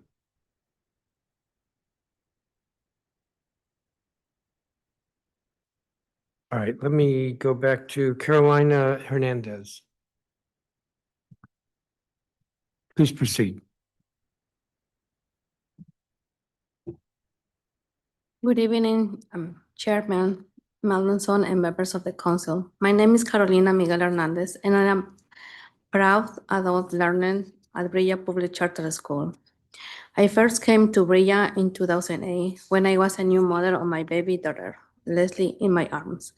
I barely knew any English, and I was not confident woman and mother who stand in front of you today. I start in intermediate 1, then move into intermediate 2, and then advance. Brilla helped me build confidence, build language, and build a future I could not yet see for myself. I left for a few years to work and raise my family. But when the pandemic came, I returned to Brilla in 2020, this time with my son Isaac, who joined in the early childhood program as a baby. I studied online, then in person, and I haven't stopped since. Today, I'm working toward my high school diploma through the National External Diploma Program, and I also completed my Child Development Associate credential in English. Both of my children have been part of Brilla's 2-generation model. Leslie was with me in class when she was a baby in 2008, and Isaac attended as an infant in 2021. He was Brilla's earliest childhood teacher who helped me see that Isaac needed speech support. They guide me through the process of getting him early intervention service and an IEP. Now he's driving. I'm so grateful. I'm so grateful, not for only of the education I have received, but for the way Brilla has supported my children's learning and developed every step of the way. Becoming an early child educator is a deeply personal to me. I want to break the cycles of the harm that I experienced as a child and replace them with love, patience, and respect. I want the children in the community to feel safe and supported. And I want to help parents, especially mothers, understand their rights and advocate for their children. Everything I'm doing now, earning my diploma, earning my CDA, pushing myself to grow, is so I can build a better future for my family and for the families around me. One thing I never imagined was that my education will also lead me into leadership. Through the Brilla, I found my voice. I have testified before the council many times, including the healthcare and job programs. I have spoken about the challenges our community faces and the solution we need. I joined Brilla Voice for All, our parent advocacy group, and I also serve the Brilla board of trustees, sitting at the board table as a student and a mother, making decisions to shape the school has been one of the proudest accomplishments of my life. Adult education transformed me. It made me a stronger parent, a better worker, and a more confident community leader. It helped my children grow, and it showed me that it's never too late to learn, to change and lead. Please continue to support adult education and two-generation programs like Brilla. When you invest in us, you invest in the whole families and in the future of our city. Thank you for your time. Thank you for Thank you, Ms. Hernandez. Jimmy Williams, who's online.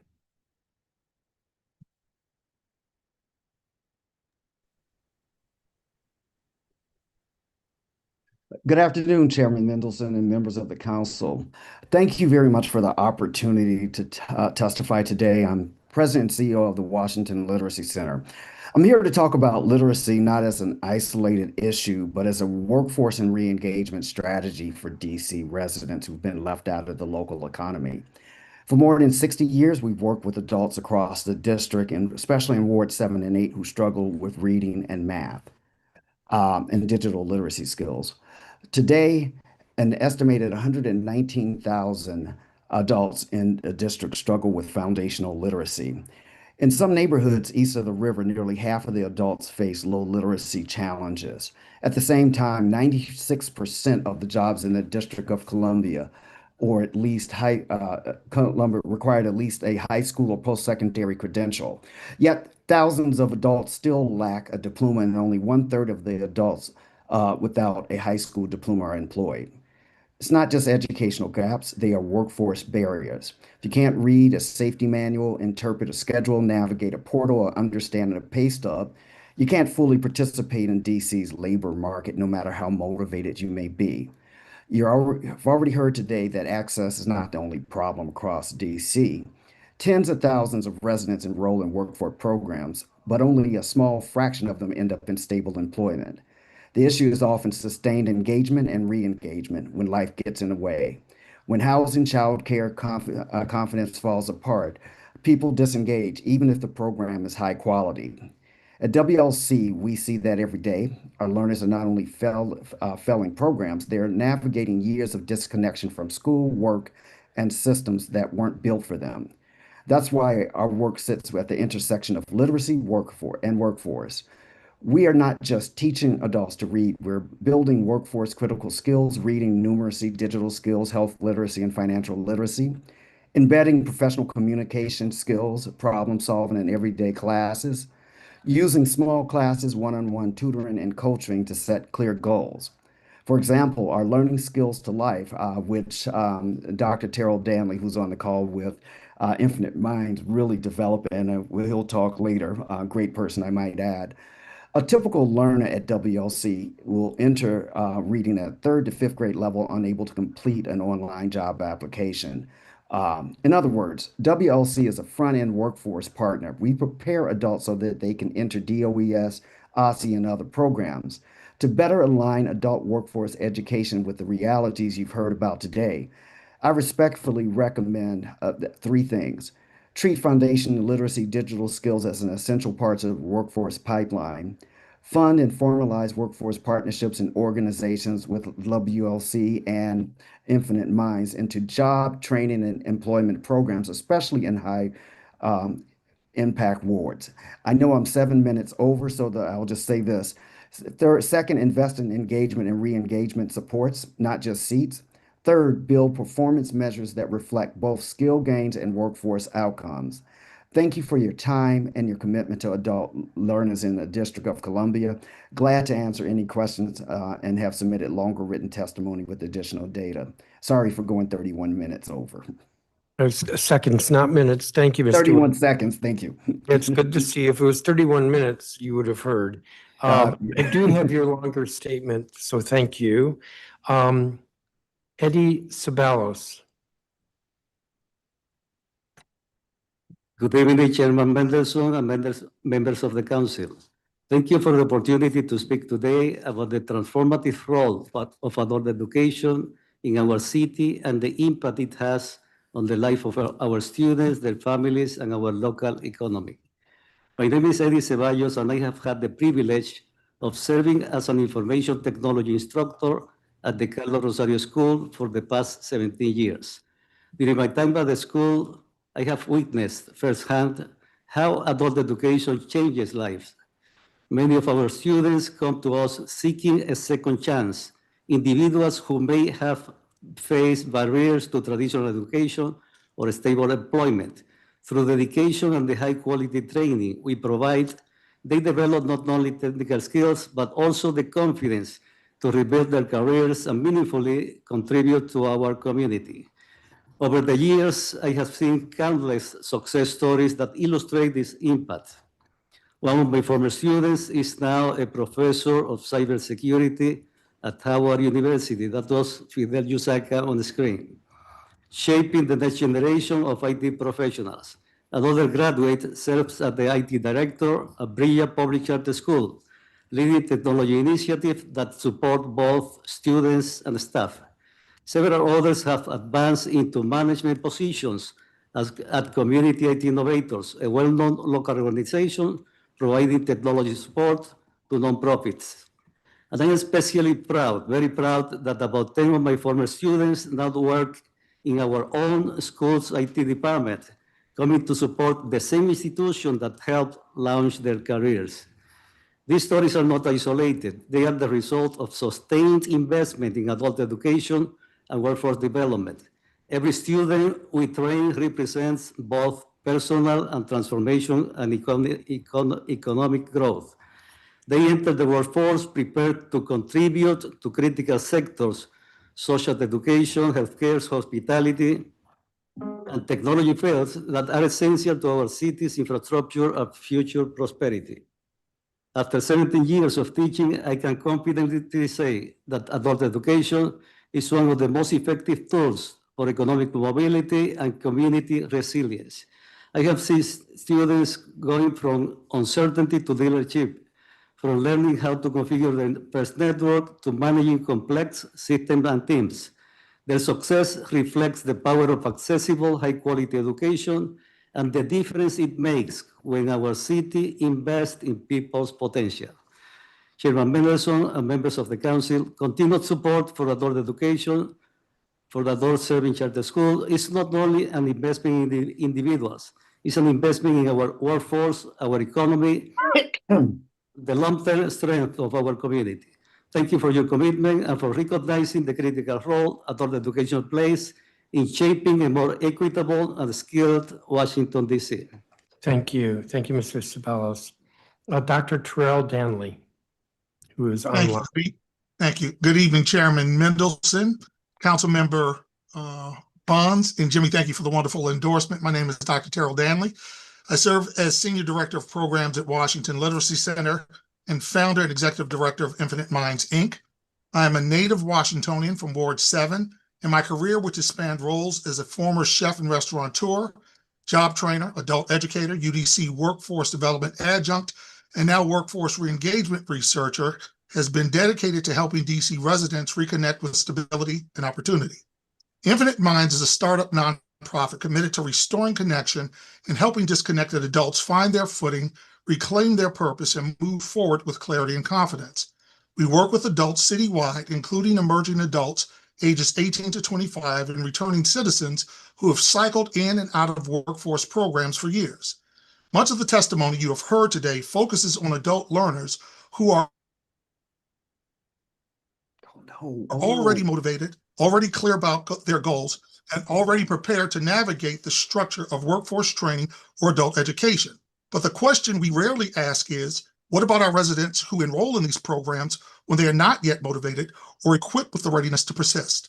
My research centered on emerging adults in Wards 7 and 8, but my life's work has been with disconnected adults across every ward.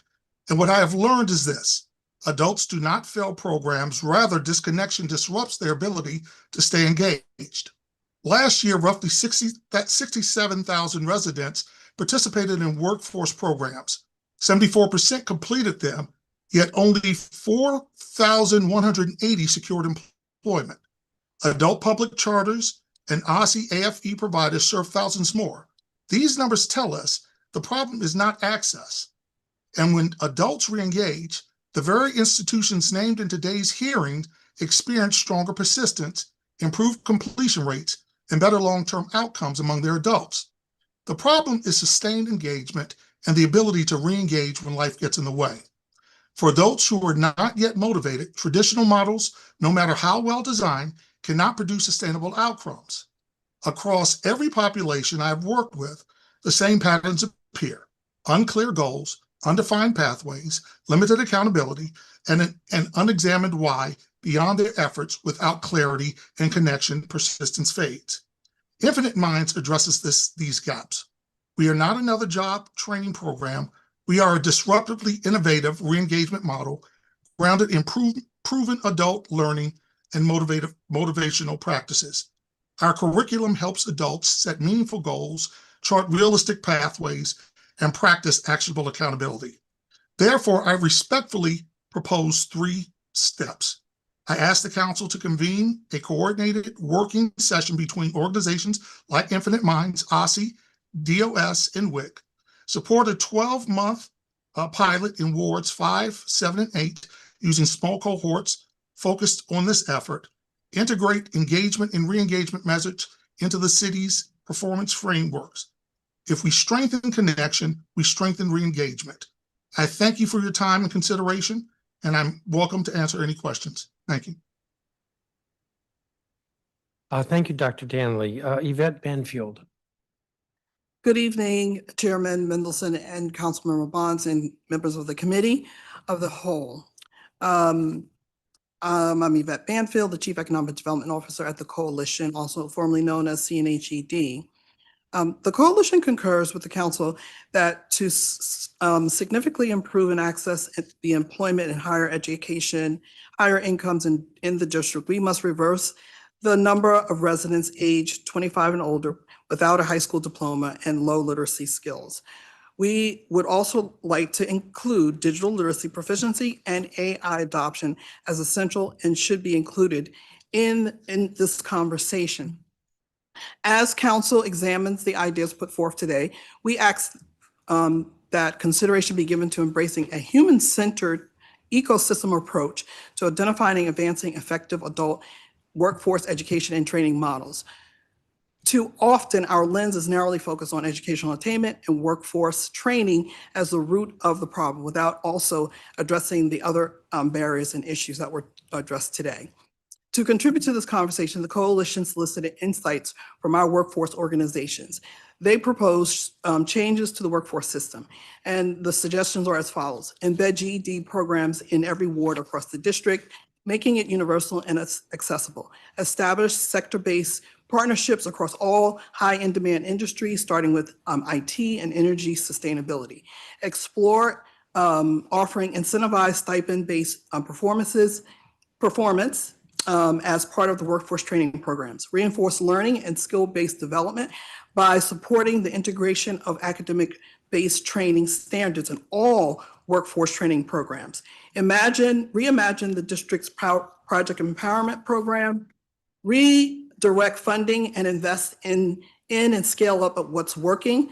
Long-standing programs that aren't delivering should be eliminated or revamped. Incentivize employers to provide incumbent workers opportunities for upskilling, to promote career advancement, and make heavy investments in young adult populations in education and occupational training focused on high income growth industries. Upskilling also represents a vital tool in bridging the opportunity gap in Washington, D.C., particularly for communities that have long faced systemic inequities. I want to also add that there are ways that the district can improve and advance adult education, adult workforce education. And I'm not going to read all of it because I'm going to run out of time, so I'm just going to lift up these key points. Support and expand sector-based sector partnerships focusing on IT, raise awareness on upskilling opportunities, pilot incumbent worker skilled upskilling programs, promote and encourage apprenticeships, support local business and with upskilling programs, collaborate with business support organizations and associations around helping them to embed these types of programs within their businesses or their companies to benefit their workers, and then also make career mapping more accessible and user-friendly. In closing, the coalition is dedicated to collaborating with workforce professionals, employers, the educational institutions, et cetera, to advance innovation workforce development models. Thank you, Ms. Banfield. Thank you, each of you, for your testimony. Dr. Danley. So it's an interesting perspective that you bring up, that because what we've been hearing throughout this hearing is how successful the charter schools are and UDC. A lot of folks are going on, they get their GED, or they go on, they get a they get a job, and they're excelling. And you're saying, well, last year 67,000 residents participated in workforce programs. Clearly, that's much more than what we've been hearing with the charter schools. You noted that only 4,180 actually secured employment. I'm assuming that data includes the charter schools and UDC. So that's 62,820 who are not securing employment. What you're saying is the reason why they're not is because they're not motivated, they're disconnected.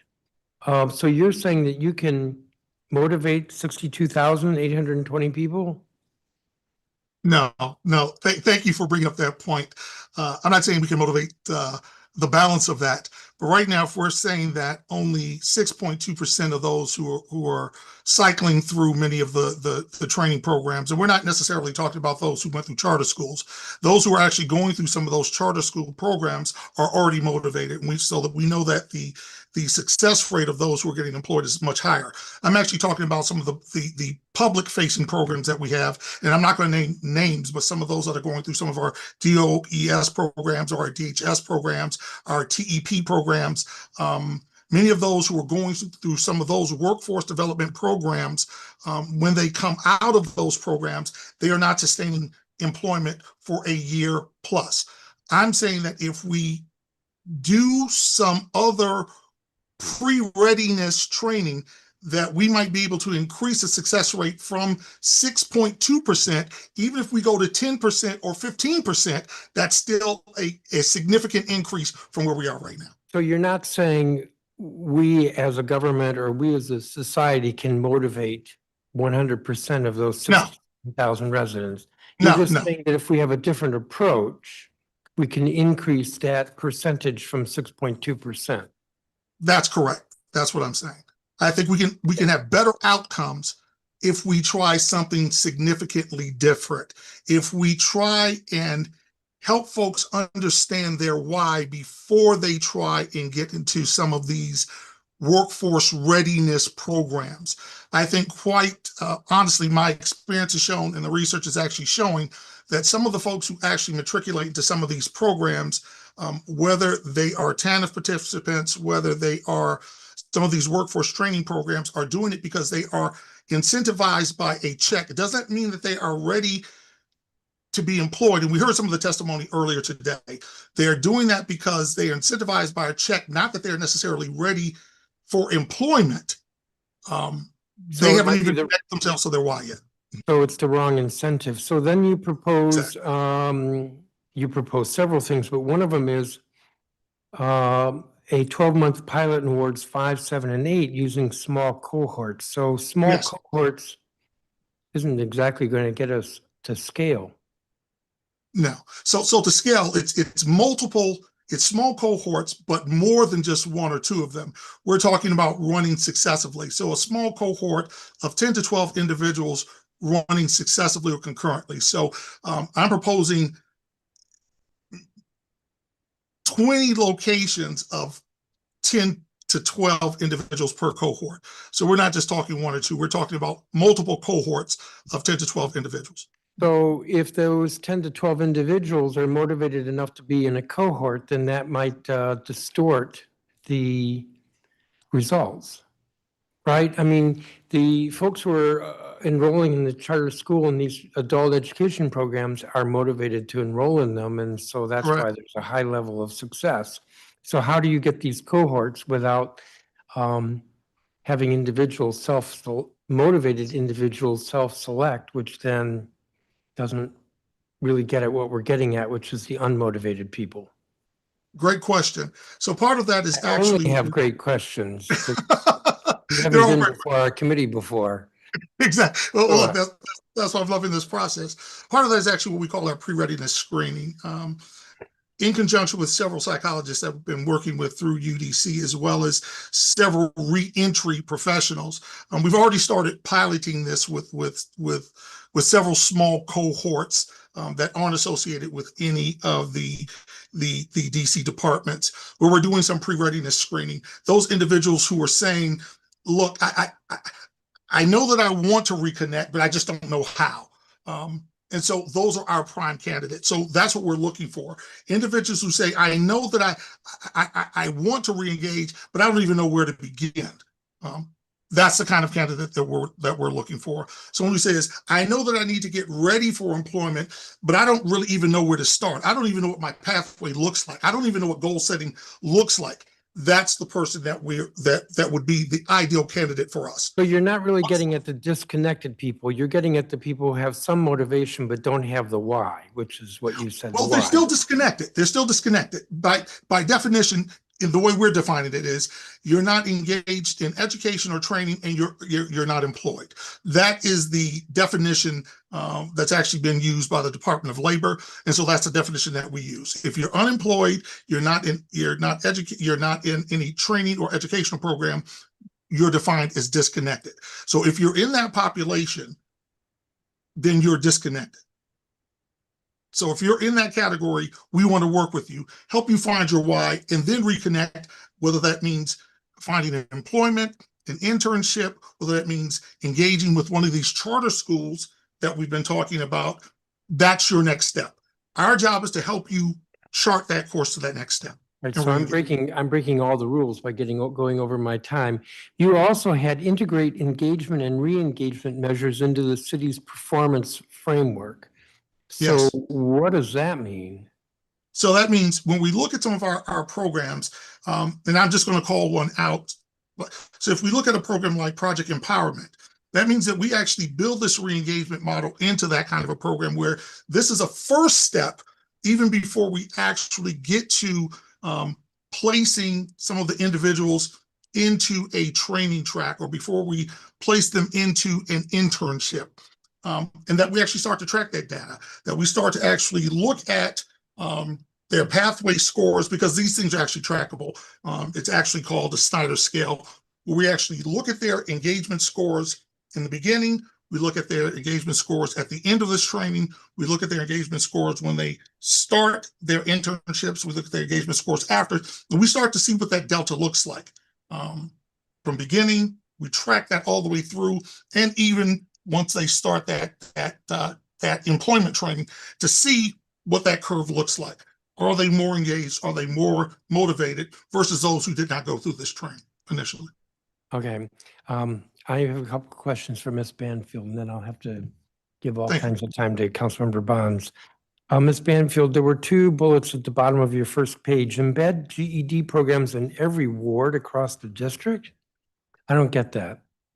So it was shared with me from our workforce training organizations that there aren't GED programs all throughout the district. So there are some residents that have to travel outside of their community to go into a GED program.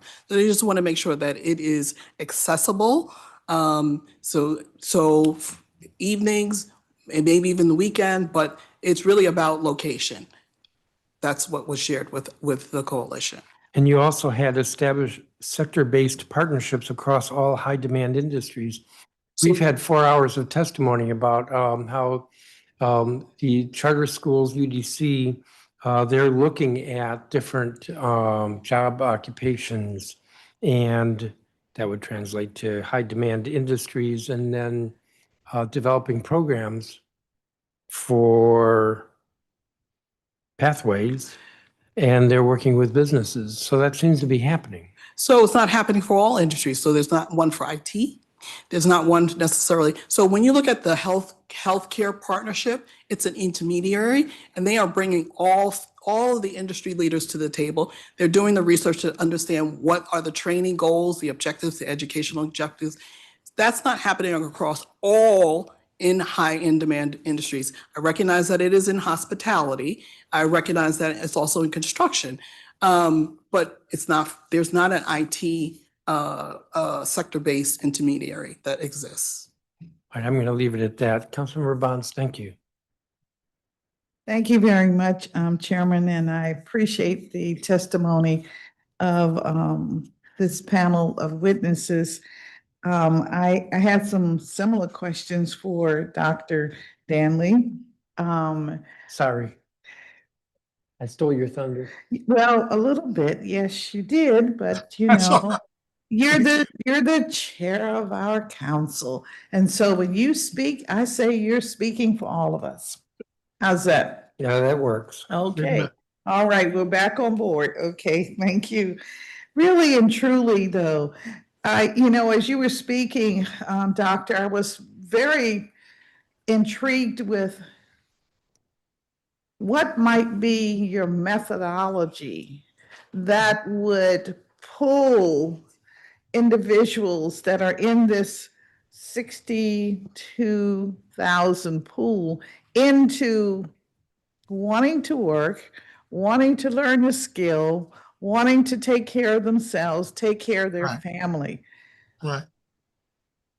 There's a full-blown curriculum that I've actually put together that's actually been tried and tested. Jimmy Williams from Washington Literacy Center, who was on before, will attest to this. We've actually been testing it out in the program that we've done called Learning Skills for Life, where it's a program and it's very intricate. I wish I had time to walk you through it, but it actually helps folks with identity formation. Let me oversimplify it.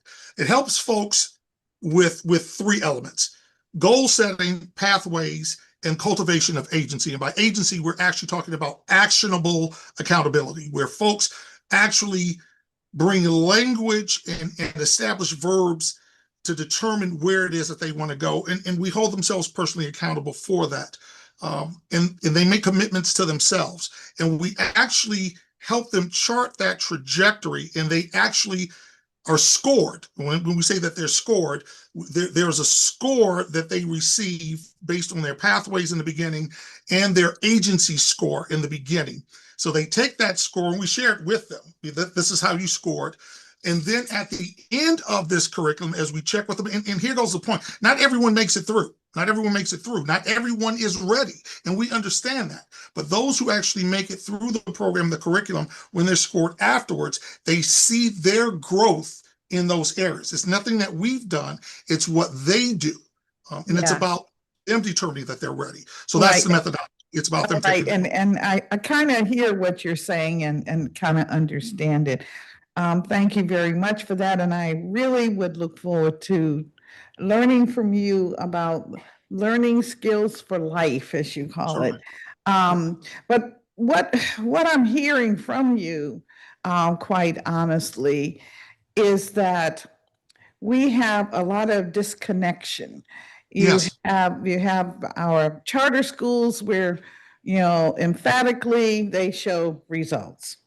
Results for our populations that need that kind of result. We have a lot of training programs where we don't necessarily see the result, because I think you said that your data did not include charter schools. No, it didn't. Yeah, your 67,000 are enrolled in various programs that do some aspect of training. And so it tells me that we're so very disconnected.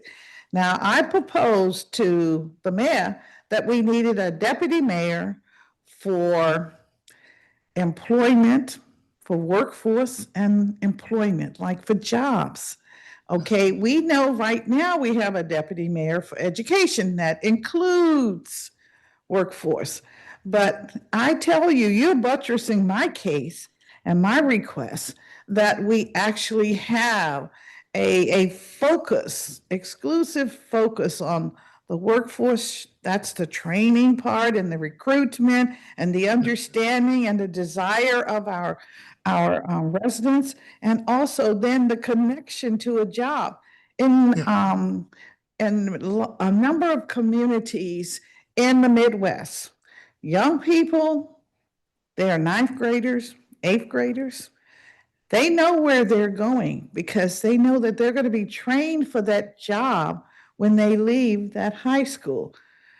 Our young people don't always know that. They don't have a sense. And so I just think that's what I mean when I talk about a revolution. I really mean that.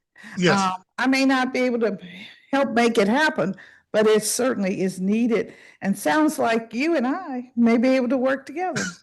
I'm looking forward to that. We'll talk after this. I'll send you some stuff. Yeah, of course, with the chairman's blessing. I understand that. With the chair. Yes, yes. And I won't take any more of your time. I'm very curious about how you see this, but I do think that we need a different paradigm, and we have to work towards that, and we have to work very quickly. We have to do something different. It's almost like, remember the, what is it? I wasn't here, but they tell me there was this fight for getting on the moon. Okay, remember that?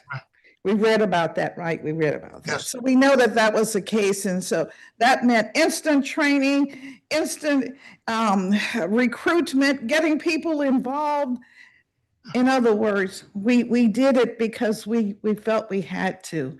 I feel like we have to in the We have to. And we have to do the hard things. We have to do something that's hard now, something that's different. Thank you very much. Thank you. Thank you very much for listening to me and adding to the dialogue. So thank you.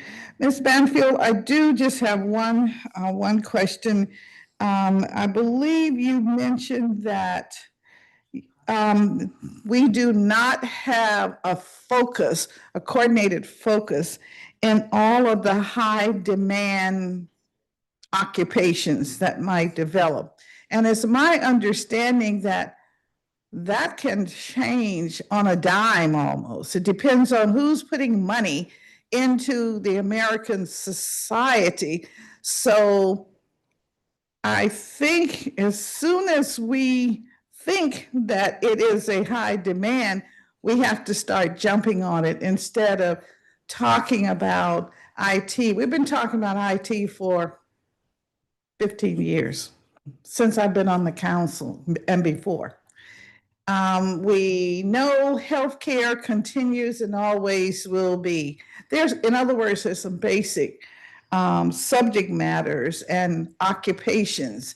And so somewhere in this revolution, as I call it, we got to do what we say and mean what we say.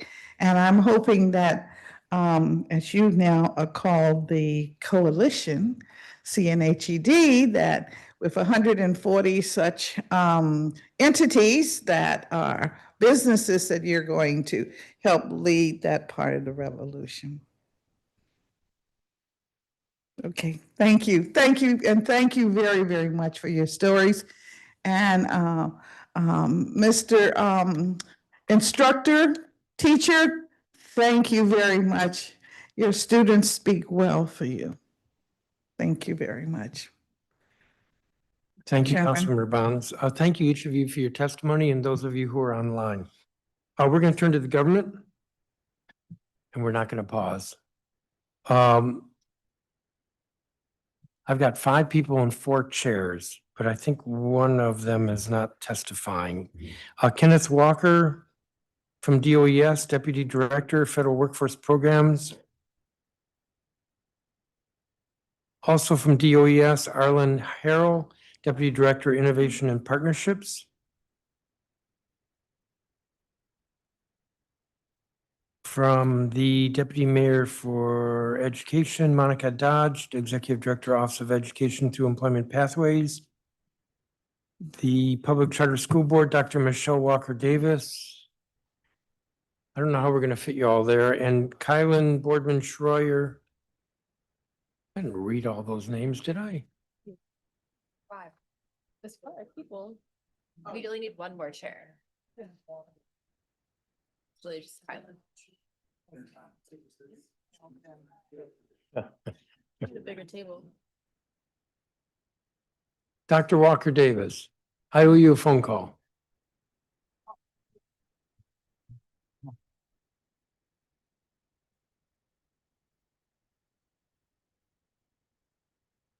Just text about me.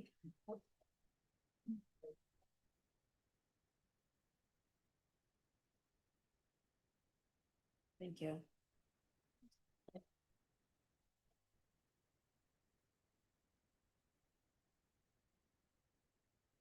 Yes. All right, I have Kenneth Walker first. You're giving testimony. And my impression is Arlen Harrell is not, or is? He is not. Is that you? Yes. Okay. Please proceed. Yeah, good evening, Chairman Mendelson, council members, and staff of the Committee of the Whole. I am Kenneth Walker, Deputy Director of Federal Workforce Programs at the Department of Employment Services, and I'm joined up here by my fellow Deputy Arlen Harrell. And we are here to represent the Department of Employment Services and our Director, Dr. Unique Morris Hughes. Thank you for the opportunity to testify today on an important issue of adult workforce education in District of Columbia. I will truncate the testimony a bit, but the full testimony is on record and available for public view out of the sake of time. The mission of DOES is to connect district residents to high-quality workforce opportunities that promote economic stability and upward mobility. Through our federally and locally funded programs, DOES provides access to education, skills training, and employment pathways that equip residents for success in high-demand industries. Our role is not that of a traditional education institution, but rather that of a workforce facilitator, bringing education, training, and employment systems to ensure every resident has a pathway to sustainable work and long-term growth.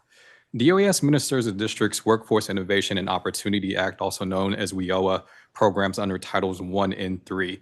These initiatives form the foundation of our adult workforce education system, enabling residents to access training, credentials, and employment supports tailored to their career goals.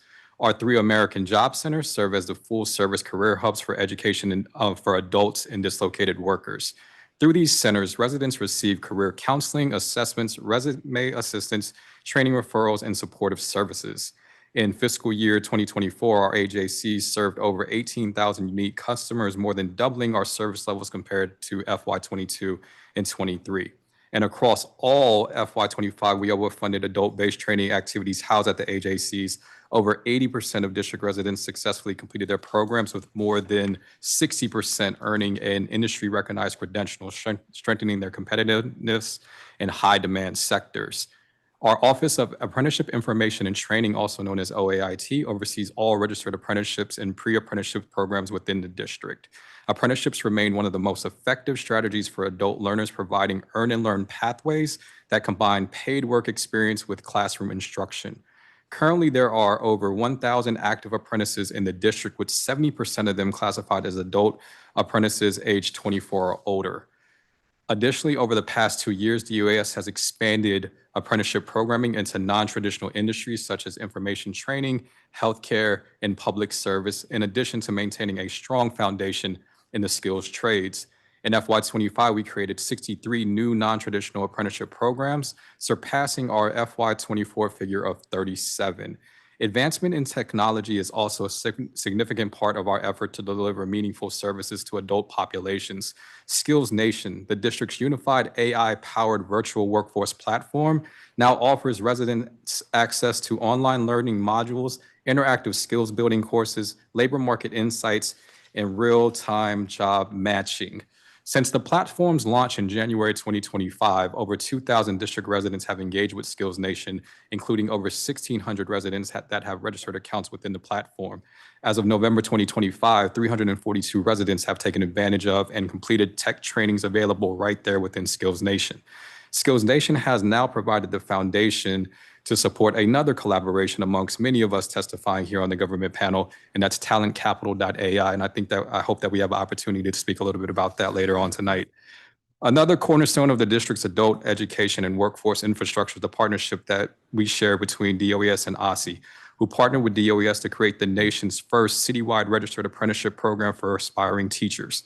This collaboration showcases the alignment of workforce and education services to ensure residents have both the foundational and technical skills necessary for employment.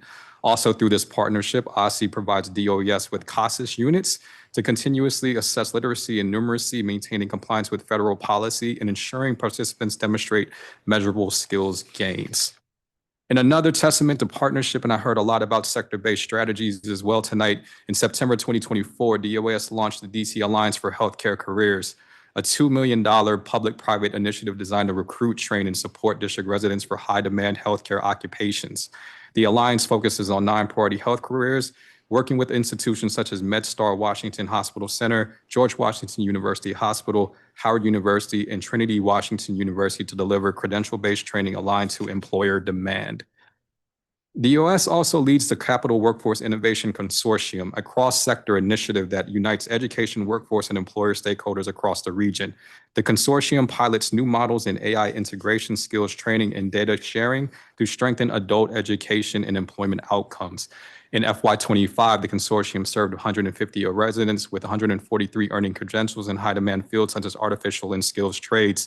I'm happy to note that through the work of the consortium, we became the nation's first apprenticeship program in data annotation, and that is now fully operating within the district. Now let me talk a little bit about our DC Infrastructure Academy. DOS works to create direct pathways to career for all residents regarding of their starting point.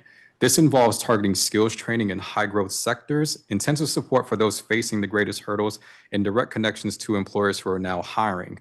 DCIA remains a pillar for this strategy, serving as a direct talent pipeline for the sectors that are rebuilding our nation. DCIA has successfully completed its 17th cohort of the PEPCO Utility Training Program, bringing the total number of graduates since the program's inception to 316.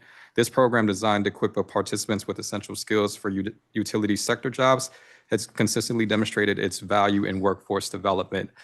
For the sake of time, I know that our full testimony is on file, and so individuals can read that online, and we are happy to begin to pass the mic to other government panels so we can begin the question round. Thank you. Thank you, Mr. Walker. Monica Dodge. Good evening, Chairman Mendelson, Councilmember Bonds, members of the Committee of the Whole, staff, and members of the public. My name is Monica Dodge, and I am honored to serve as the Executive Director of the Office of Education Through Employment Pathways, ETEP as we are known, housed in the Office of the Deputy Mayor for Education. Thank you for the opportunity to testify on the important topic of adult education and workforce training. While the district has made progress in narrowing the opportunity gap, economic prospects are still largely shaped by race and educational attainment in the district. We know that 80% of DCPS and public charter school alumni do not complete a post-secondary degree within 6 years of graduating high school.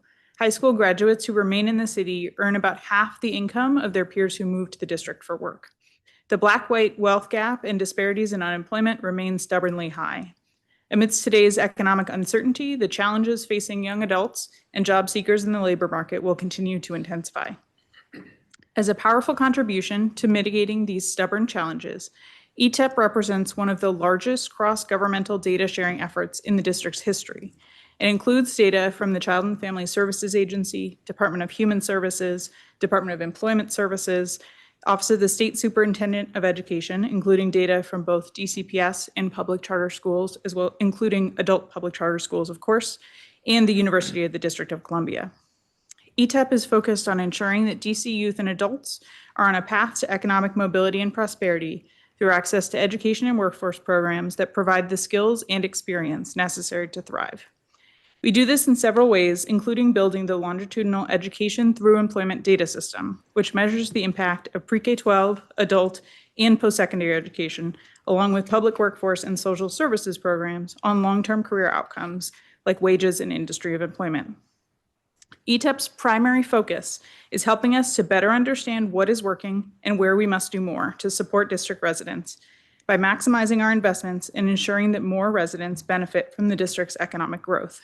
We have already begun our work producing research that helps us to understand offerings and labor market outcomes, specifically for adults who participate in publicly funded adult education and workforce training programs, and how these outcomes differ by population and program. I appreciate the opportunity to share some of these findings with you today. This fall, ETEP published From Education to Opportunity, an examination of youth workforce programs in the District of Columbia, which evaluated the historical evolution of vocational education and current youth workforce program offerings. The study examined programs that serve residents primarily ages 14 to 24, and the scope included programs offered at high schools, adult education providers, DOES, and UDC workforce programs. We know that there has been strong interest from the council and other stakeholders in understanding the kinds of good-paying jobs young people can enter directly after high school. Many stakeholders have pointed to vocational programs, now commonly referred to as career and technical education in their newest evolution, as examples of these type of opportunities. In our research, we found that half, 20 out of 40, of the programs that were historically offered at vocational programs are still offered today. Programs that are no longer offered generally no longer meet the needs of the modern workforce, such as blacksmithing, shoe repair, home economics, and sewing. Of the programs currently offered, more than 85% prepare youth for at least some jobs that do not require a college degree. We know that our program offerings at all levels must align with the occupations and industries that are likely to grow in the region. I know this has been a topic of conversation this evening. Toward this goal, earlier this year, ETEP published research examining the alignment between UDC's program offerings and the high-wage, high-demand jobs in the region, as well as areas of labor market demand where UDC does not currently offer programming. We found that more than 80% of bachelor's degree students at UDC are enrolled in programs that lead to jobs paying a living wage, which at the time is $56,000 or more in the district. However, only 20% of students enrolled in associate's degree programs were on the same path to a living wage job. ETEP identified marketing, communications, aerospace engineering as opportunities for bachelor's degree program growth, and computer science, information technology, and aviation management, aviation maintenance technology as areas for associate's degree program growth. UDC has been an active partner in this work and is already integrating these findings into their planning. Finally, I'll say we are keenly focused on understanding the paths that alumni take after high school and what factors influence their pathways and decisions. ETEP recently published the second in a series of briefs focused on outcomes from nearly 500 DCPS and public charter school alumni who graduated between 2017 and 2019. First, we learned that Black alumni who have earned their bachelor's degree are not accessing the same level of opportunity as their peers with the same level of education. This finding suggests that more support from institutions of higher education and other partners could be beneficial in helping recent college graduates access jobs that maximize their post-secondary credentials. Second, we learned that financial considerations are a driving force for alumni who did not pursue college or who stopped out before earning a college degree, and that very few alumni who went directly into career did so because they did not see the value in college or future education. To support these students, counselors and other advisors can increase awareness about available financial supports, and we've already been having these conversations with school leaders. Finally, we heard from alumni that they are selecting their post-secondary program of study primarily based on alignment with areas where they would like to pursue a career, which speaks to the importance of influencing these desires early with timely and accurate information about which industries offer a secure career path in an ever-evolving job market. Starting this spring, ETEP will produce insights to help guide our workforce system. We will understand more deeply the extent to which residents served by adult education programs are earning living wages and examine how post-program wages compare to pre-program wages to measure wage growth over time. We will have more comprehensive indicators about the health of our adult education system and the outcomes for the residents it served. Working towards that goal, our preliminary research suggests several recommendations. In the short term, all publicly funded workforce programs should publish the occupations that their trainings lead to, along with projected labor market demand for those occupations. We see that this is true in many cases, and it should be applied consistently across programs to allow for more informed decision-making by residents. In the medium term, given the breadth of programming available and tightening budgets, we have an opportunity to focus on expanding access through shared facilities, cross-enrollment, among other strategies, rather than launching new programs to fill gaps.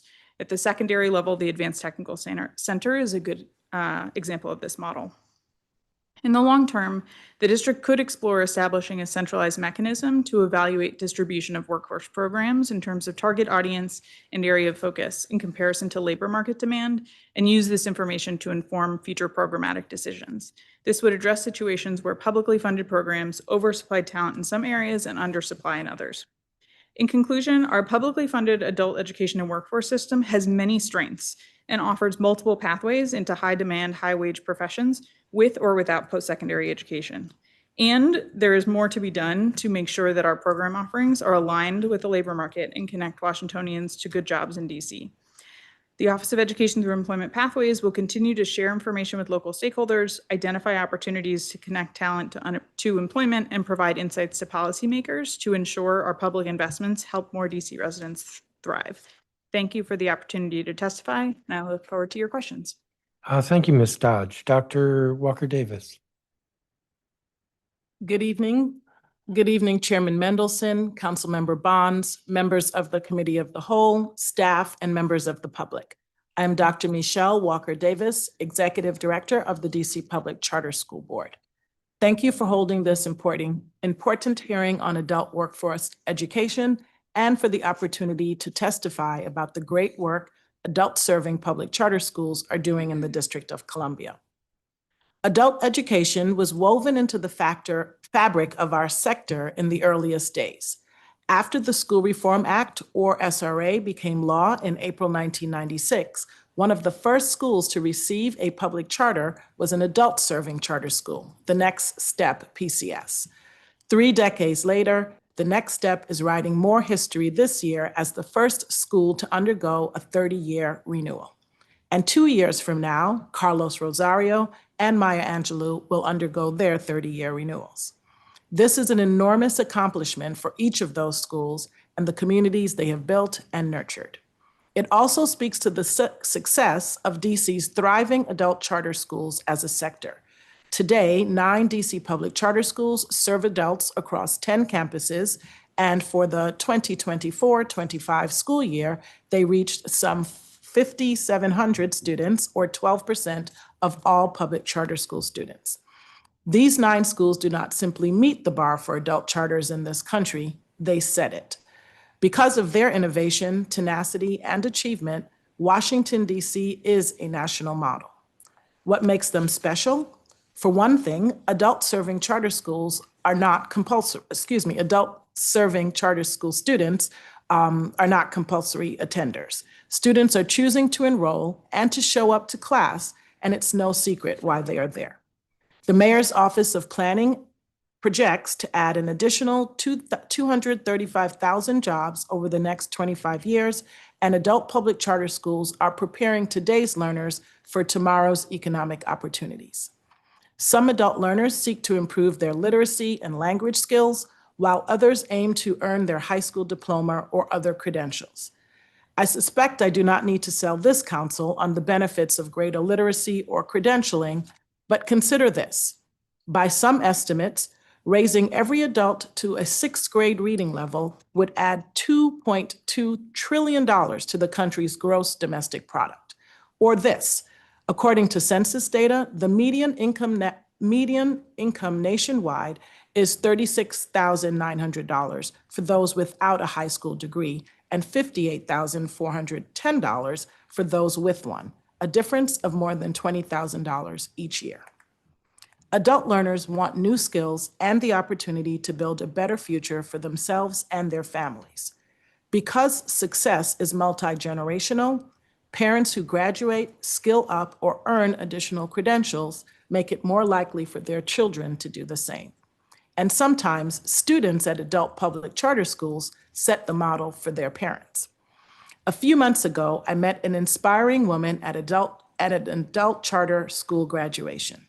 Like her classmates, she walked across the stage that day to receive her high school diploma. Unlike them, she is 75 years old. She was encouraged by graduates in her family to enroll, and less than 2 years later, she achieved a long-held goal of earning her diploma. And to hear her tell it, she plans to put that diploma to good use in the workforce. talk about a model of lifelong learning.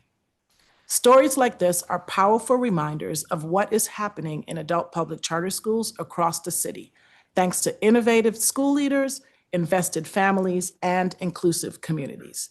It's also because of the mayor's support and this council's assistance, including raising the weight for adult learners through the Uniform per Student funding formula. I know you face competing demands for every dollar, and I'm grateful to you for continuing to prioritize adult-serving public charter schools. The DCPCSB also supports adult public charter schools as part of its oversight work. First and foremost, we are committed to meaningful engagement with these schools to understand the unique models they offer and the students they serve. As part of this effort, I'm pleased to share that we have recently begun partnering with a former adult education school leader who will specialize in and focus on adult charter schools. I've instructed our team to be more mindful of ensuring that adult charter schools are highlighted in our work, from making connections to sharing information. Adult public charter schools are some of our longest tenured schools, and we need to harness that success and experience. I couldn't possibly end a testimony without mentioning our academic accountability system, Aspire. As folks have heard me say, we engaged educators across the sector, including adult charter leaders, in building out Aspire to ensure that it would not be a one-size-fits-all model.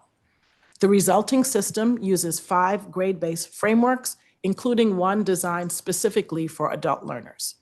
For adult public charter schools, Aspire measures GED rate, employment and post-secondary enrollment rate, and several other indicators of progress and achievement. This tailored approach was a large motivator in our decision to build out Aspire.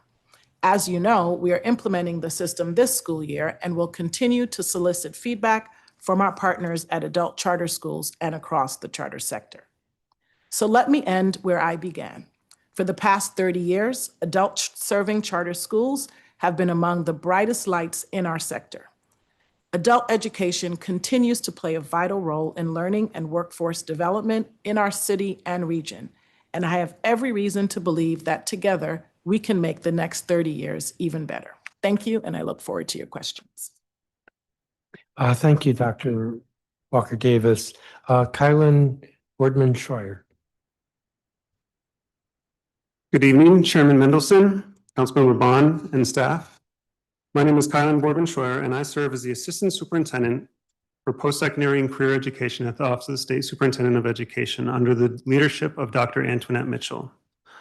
OSSE works urgently and purposefully to sustain, accelerate, and deepen progress for DC students of all ages. I'm here tonight to highlight how OSSE specifically supports adult education for residents in the District of Columbia. Adult education provides a second chance for those who are left behind by traditional education systems and connects them to career pathways that lead to employment, family-sustaining wages, and economic security. For many of our residents, immigrants, returning citizens, parents, and working adults, these programs are their bridge to opportunity. Too many adults in the district lack the skills and credentials needed to succeed in today's workforce. More than 40,000 adults in DC do not have a high school diploma, and nearly 40% of them are living in poverty. At the same time, 85% of jobs in DC will require some form of post-secondary degree or technical training credential by 2031, the highest in the nation. Adult education and workforce training is therefore not just an educational concern, but an economic necessity. Our programs help residents build foundational skills, gain English proficiency, and earn credentials to enter high-demand fields such as healthcare, construction, and information technology. Supporting adult learners not only positively impacts the individual, but also improves the community's economic well-being. The district is unique nationwide because of its commitment to public education for all residents, regardless of age. The district's Uniform per Student funding formula has no age cap and has established specific adult and alternative education funding rates. There are 12 schools funded at the adult education rate that serve more than 5,800 adult learners, and 9 schools that are funded at the alternative rate that serve more than 1,500 students up to the age of 24. This stable and robust funding stream allows adult has allowed DC's adult education system to become a critical component of DC's education and workforce development system and has made DC stand out nationally for supporting adult education. As a designated agency for federally funded adult education and literacy program, OSSI's primary role in DC's adult education system is to administer the Workforce Innovation and Opportunity Act, or WIOA, Title II grant funding. OSSI's Adult and Family Education Department awards this federal and local funding through a competitive grant process to eligible providers that have demonstrated effectiveness to offer integrated education and training programs to district residents. OSSI AFE also facilitates state leadership activities, including professional development, technical assistance, performance monitoring, and data collection and reporting for our subgrantees. While OSSI AFE does not have an official role in directly overseeing adult and alternative education programs that do not receive our grant funding, we do attempt to provide support to the broader adult ed community. This includes allowing all adult education programs to participate in our professional development workshops, offering access to assessment and instructional software, and regularly convening an adult education working group. We also work collaboratively across government to develop and implement the district's WIOA state plan. This work supports a unified integrated workforce system in the district and streamlines services and resources across DC. OSSI AFE's core work is providing funding and support to subgrantees to offer IENT programs to DC residents. IENT is a proven model that provides adult education and literacy activities concurrently and contextually with workforce preparation activities and workforce training for a specific occupation or industry. This approach allows students to move towards gainful employment much quicker than the past approach of focusing on literacy and numeracy deficiencies and secondary credential attainment first, and then transitioning to industry-specific workforce training. IENT programs afford students an opportunity to address any basic academic deficiencies and earn a secondary credential at the same time as they garner digital and technical skills and earn industry-recognized credentials in a single connected pathway. DC was an early adopter of the IENT model and shifted 100% of our AFE grant funding to this programmatic model as soon as it was incorporated into WIOA. Since OSSI's implementation of IENT in fiscal year 2017, we have seen dramatic improvements in learner outcomes, including a doubling of our measurable skill gain rates from 34% in 2015-16 school year to 69% in the 24-25 school year. This growth took DC's performance on this target from the bottom quartile of states to the top quartile. We have also seen significant growth in earnings, employment, and credential attainment since the early years of IENT implementation. In the 24-25 school year, we funded 10 subgrantees to provide IENT services to 1,169 students. In addition to measurable skills gains, these students earned 750 industry-recognized credentials and more than 1,000 entry-level credentials. 226 students were also able to participate in paid internships or complete required practicum hours at 57 employer sites. As a result, our post-program earnings are in the top 3 in the country. The lesson is clear: IENT works. It connects education to employment and helps residents move from learning to earning. Adult education is how we ensure that every resident, regardless of background, has a pathway to learn, work, and thrive in our city. The progress OSSI has made through IENT is real, measurable, and life-changing. However, due to uncertain federal funding, it is also fragile. Therefore, we are grateful for the mayor and the council's interest in and continued support of this critical empowerment strategy. Thank you for your time and attention. I look forward to answering any questions you may have. Thank you, Mr. Boardman Schroyer. Thank you, each of you, for your testimony. Put us on a 15-minute clock. We'll see how many rounds. Might be 4 or 5. Mr. Boardman Schroyer, I seem to recall some testimony earlier tonight about there was an OSSI grant program that got cut back this year. What was it? I imagine that's probably the grant program I was talking about, the Office of Adult and Family Education's Integrated Education and Training Programs. The AFE? AFE, yes, Adult and Family Ed. So you testified that there was shifting to I don't remember the acronym, IE&T. Yes, that's correct. Shifting to that, but there also was some cutting back of grants. Yes, so the shift from traditional adult basic education to IE&T happened in 2017, so that's about 8 years ago. But in this past year, for FY26, there was a reduction in funding for that specific grant line. The specific grant line being again, IE&T programming. there was a reduction in IE&T. Yes. How much? About $1.6 million. Leaving how much? Leaving around $3.5 million to be granted out to our subgrantees. You said 3 point what? I think it's exactly 3.4 is how much Okay. we were able to grant out. So it wasn't that a program was eliminated, it's that it was reduced. Yes, sir. The IE&T. That's correct. Mr. Walker, so this hearing is really about adult education because the Committee of the Whole has oversight over education. DOES can't be left out, but your testimony was more about job training. So I'm not going to go too far with questions, but I was really struck by Dr. Danley's testimony that last year, roughly 67,000 residents participated in workforce programs, yet only 4,180, that's 6.2%, actually secured employment. Yeah. That strikes me as embarrassing. I would agree with you, Chairman. I'm actually glad that you answered that question. And I think that Dr. Danley's information might have been contextual to the whole workforce development system, because I was ready to counter.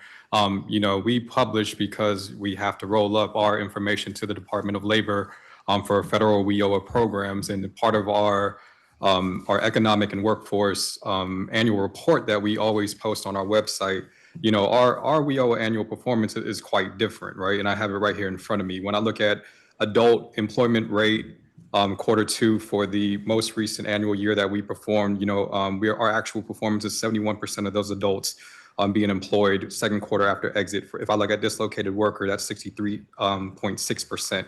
If I look at 63% of what number? And we can get you those specific numbers. Of what number? Of those who participated in workforce programs? That participated in federal workforce programs. In through federal DOE. workforce programs. Yeah, So yeah. that's a subset of all the workforce programs. That's correct. So his number is, the context of his number is what I would be interested in, because that can be inclusive of all workforce development services that are offered Yeah. throughout the district. To what extent is DOES working with the adult charter schools? We work with the adult charter schools in numerous capacities. I mean, one, we operate the Workforce Innovation Consortium that does have adult charter school membership in it. In that Workforce Innovation Consortium, we're bringing together education providers, universities, businesses, and practitioners to understand, what are the occupational needs of the District of Columbia residents. So when we hear remarks regarding, how do we make decisions around funding, or what priority areas are we looking at? That is one collaborative area in Does which DOES provide any support to the adult public charter schools? through the Adult Innovation Consortium, we offered grant opportunities to produce pilot programming that was available for adult education public charter schools. We have worked in the past to provide pre-apprenticeship funding for adult public charter schools as well. Pre-apprenticeship programs? Are there pre-apprenticeship programs like BRIA or Carlos Rosario? We offered Academy of Hope as an example. We offered a capacity building to Academy of Hope grant at the end of fiscal year 2024 to develop a pre-apprenticeship programming that can help augment and supplement some of the work that they were doing within their workforce development. So that is an example of some of the work that we have done with Academy of Hope. Roughly, what are the size of these grants? The size of the grants for that capacity building grant was a $50,000 opportunity to build pre-apprenticeship programming. For charters, are there grants that are more than that? Like, let's say 300,000? $500,000? No, we federal workforce programs, we haven't issued a grant at that size. for Okay. competition through So they're RFA. all under 100,000, more like 50,000. Our grant, the grants that we administered in FY '25 for federal workforce programs ranged in, and we can get you a grant list. It ranged in amounts that would be, within 150,000 upwards to 300,000. Okay, now you said federal, what about local? For our local grant opportunities, Yeah. we did not have a local solicitation that focused specifically on adult education. All right. Let me turn to Public Charter School Board. I think you touched on this. How's the Aspire evaluation metrics for adult charters differ from K through 12?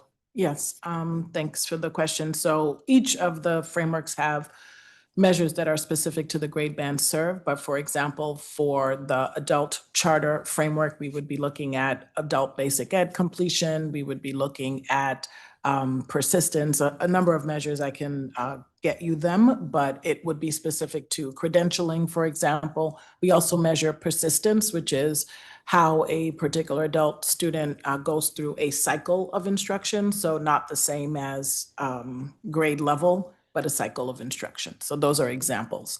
And I would say that the framework for adult education is similar to our other frameworks where we're looking at progress, achievement, environment, and school-specific measures. So they have the same categories, but the measures within are unique to adult learning. And the feedback you've gotten so far, the adult charter schools? Positive generally, and the adult charter schools themselves were very active in giving feedback and helping in the design of the adult framework. Again, we have a variety of schools serving a variety of communities. So I think that there's always opportunity for improvement. There's always opportunity for a general framework that covers all of the schools to highlight unique opportunities. And that's why I'm excited, particularly about the school-specific performance measures in our framework, because that allows each adult serving school to highlight the uniqueness of their specific program, but overall general support and participation in the development of that framework. Let me ask you a couple of questions of Asi. So you may have heard me, I think you were here for most of the hearing. You get a gold star for that. Appreciate that. Yes. Looking for gold stars. One of my colleagues pointed out, nobody knows what happens with the gold stars, but that's another issue. Like you can't get a cup of coffee. I had asked of some of the earlier witnesses, I think the first panel, maybe it was the second, about what I'll call efficiency. That is that there are a lot of different occupation titles or categories, and schools are free to pick whatever programs for whatever occupation title they want. So there could be some overlap or some gaps. Does OSSI play a role in trying to ensure there's as much covered as possible and not overlap or duplication? So I think it would depend on sort of which piece of the adult ed sector you're speaking about. Certainly our LEA-based adult education, either DCPS or charters, OSSI has no legal authority to weigh in. There's a lot of LEA autonomy around what they are selecting as the programs that they want to put forward. As was discussed today, there is a significant amount of research that they do. They do not take that lightly. They do a lot of work with LMI data, but OSSI has no role for that sector. In terms of our specific sub-grantees, so the IE&T program that we were just talking about, we have 10 sub-grantees, 4 of them are adult serving charter schools, 6 are community-based organizations. And for those entities, we are able to dictate at least which industries they should be focusing in on. And what we do is we make sure that we're trying to align that to the Workforce Investment Council's high demand industries. Now that is fairly high level. I mean, if you look at the WIO estate plan, they've identified 6 industries or career clusters that we have identified as high demand. But within each one of those career clusters, there's dozens and dozens of specific occupations. So we also make sure that we are providing our sub-grantees access to LMI data through Lightcast so they can do additional research and identify which pathways they want to then offer. I appreciate you asking me this question because I also wanted to make sure, with all due respect, I wanted to call out that I don't necessarily think overlap or redundancy is necessarily a bad thing. For instance, of our 10 subgrantees, 6 of which have construction and trades program, all 6 of those are connected to the initiative that you also heard about earlier today from Dr. Bebo around the DC Builds DC intermediary and sector partnership. All 6 of those partners are connected and are able to bring forward their adult learners who have earned construction and trades credentials and completed their IE&T programs. And even with all 6 of those having programs in similar areas, it did not meet nearly the need that the industry partners have for those construction and trade spaces. And what we would also say, and I think this was mentioned earlier in today's testimony, was we also have more than enough students who are coming and seeking those specific programs. Yes, I appreciate you pushing back, except that I thought I had made clear earlier, I'm looking at where there isn't a need. So if these programs are fully enrolled and they're fully pushing out graduates who are getting jobs, then there's not an issue. I used the word efficiency at some point in this.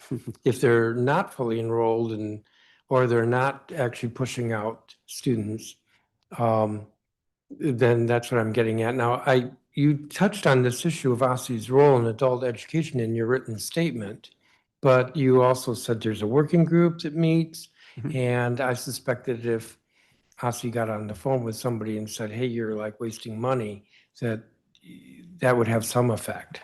So does OSSE get involved in, like, well, you said you did with the grants, but beyond that, you just ignore what the charter schools are doing? We don't ignore what the charter schools are doing. We actually think the charter schools are doing a fantastic job, and their outcomes show that they're doing a fantastic job. So while I would love to believe that if I said, hey, you guys are wasting money, that would carry a lot of weight. I don't necessarily know that it would, but I also don't think that I have any information that would lead me to that conclusion. I think that the programs that they're offering are very well attended. I do think that they're mostly So you have fully kind of looked subscribed. at it, you have had an eye on it. Sure. I mean, just as someone who's focused in on the adult education space in general, I have. You said that the skill gains rate, I'm not quite sure what that is, but I don't have time to find out. I went from 34 to 69 points. Correct. %. Why not 70, 80? Well, 70 wouldn't be much better. Why not 80 or 85%? Just give us a few more years. We'll get there. We've been making very, very strong progress every year since we've shifted to IE&T. As I mentioned in the testimony, we're now among the top quartile in the country compared to other states. And I think what's important to understand is that this is based on pre-testing and post-testing, as well as if they've successfully passed a technical skills exam or enrolled in post-secondary education. So there's a few different factors that are factored into the MSG calculation. But we've been incredibly happy with the progress that we've made and are excited to be able to continue to see that kind of growth trajectory moving forward. So it's your testimony that it is OSSE's goal to increase that number? It is always our goal to increase these numbers. So I'm running out of time here. In preparing for the hearing, I had a conversation with my staff yesterday, and I said I thought that with regard to literacy, where I'm going here is that we have an estimated 119,000 adults in DC who struggle with essential literacy and numeracy skills. So I'm just focusing on literacy here. And I said, I thought Cuba has something like a 90% literacy rate. So somebody around here looked it up. It was 99.8% literacy in Cuba. So what is our strategy to address adult illiteracy and increasing the literacy rate? I apologize. Would you mind saying that one more time? What is the district's comprehensive strategy to address adult illiteracy and to increase the literacy rate? If Cuba can do it, why can't the nation's capital? I would probably not want to go too far down to like the form of governance they have in Cuba and pros and cons of that. But I would certainly say that the primary... See, I don't think democracy is the issue. We do have compulsory education. yeah, and hopefully we'll maintain having democracy for a little while longer as well. But I do think that our primary strategy and the primary tool in the tool chest to get us to that literacy level is adult education and the fantastic programs that we've been able to invest in. And I think it was talked about earlier from some of the earlier panelists. It really is actually something that should be seen as a point of pride in DC, because very, very few other jurisdictions have invested in adult education in as robust a way as the District of Columbia has. So I think that there is unfortunately a lot of, so we're starting with a lot of adults who have a very real need for that intervention, that adult education. But because we have such robust programs, because we've built in a guaranteed funding source, I think that, the adult charter schools and adult education programs across the board are going to be moving us towards higher literacy rates. I don't know if I'm willing to say that we're going to get to 99%, but that is a good aspirational goal. Anybody else want to speak to this? DME, PCSB? I would just echo that adult public charter schools are part of that solution. I would not want to attach a percentage, but I think you heard the testimony all day about what they are contributing and the real life success stories of folks who have both native Washingtonians to immigrants who have navigated our adult serving schools and are on the other side of some of those challenges. So I am grateful that this council chose to continues to choose to invest in adult public schools. And I do think that's a major part of our ecosystem solution.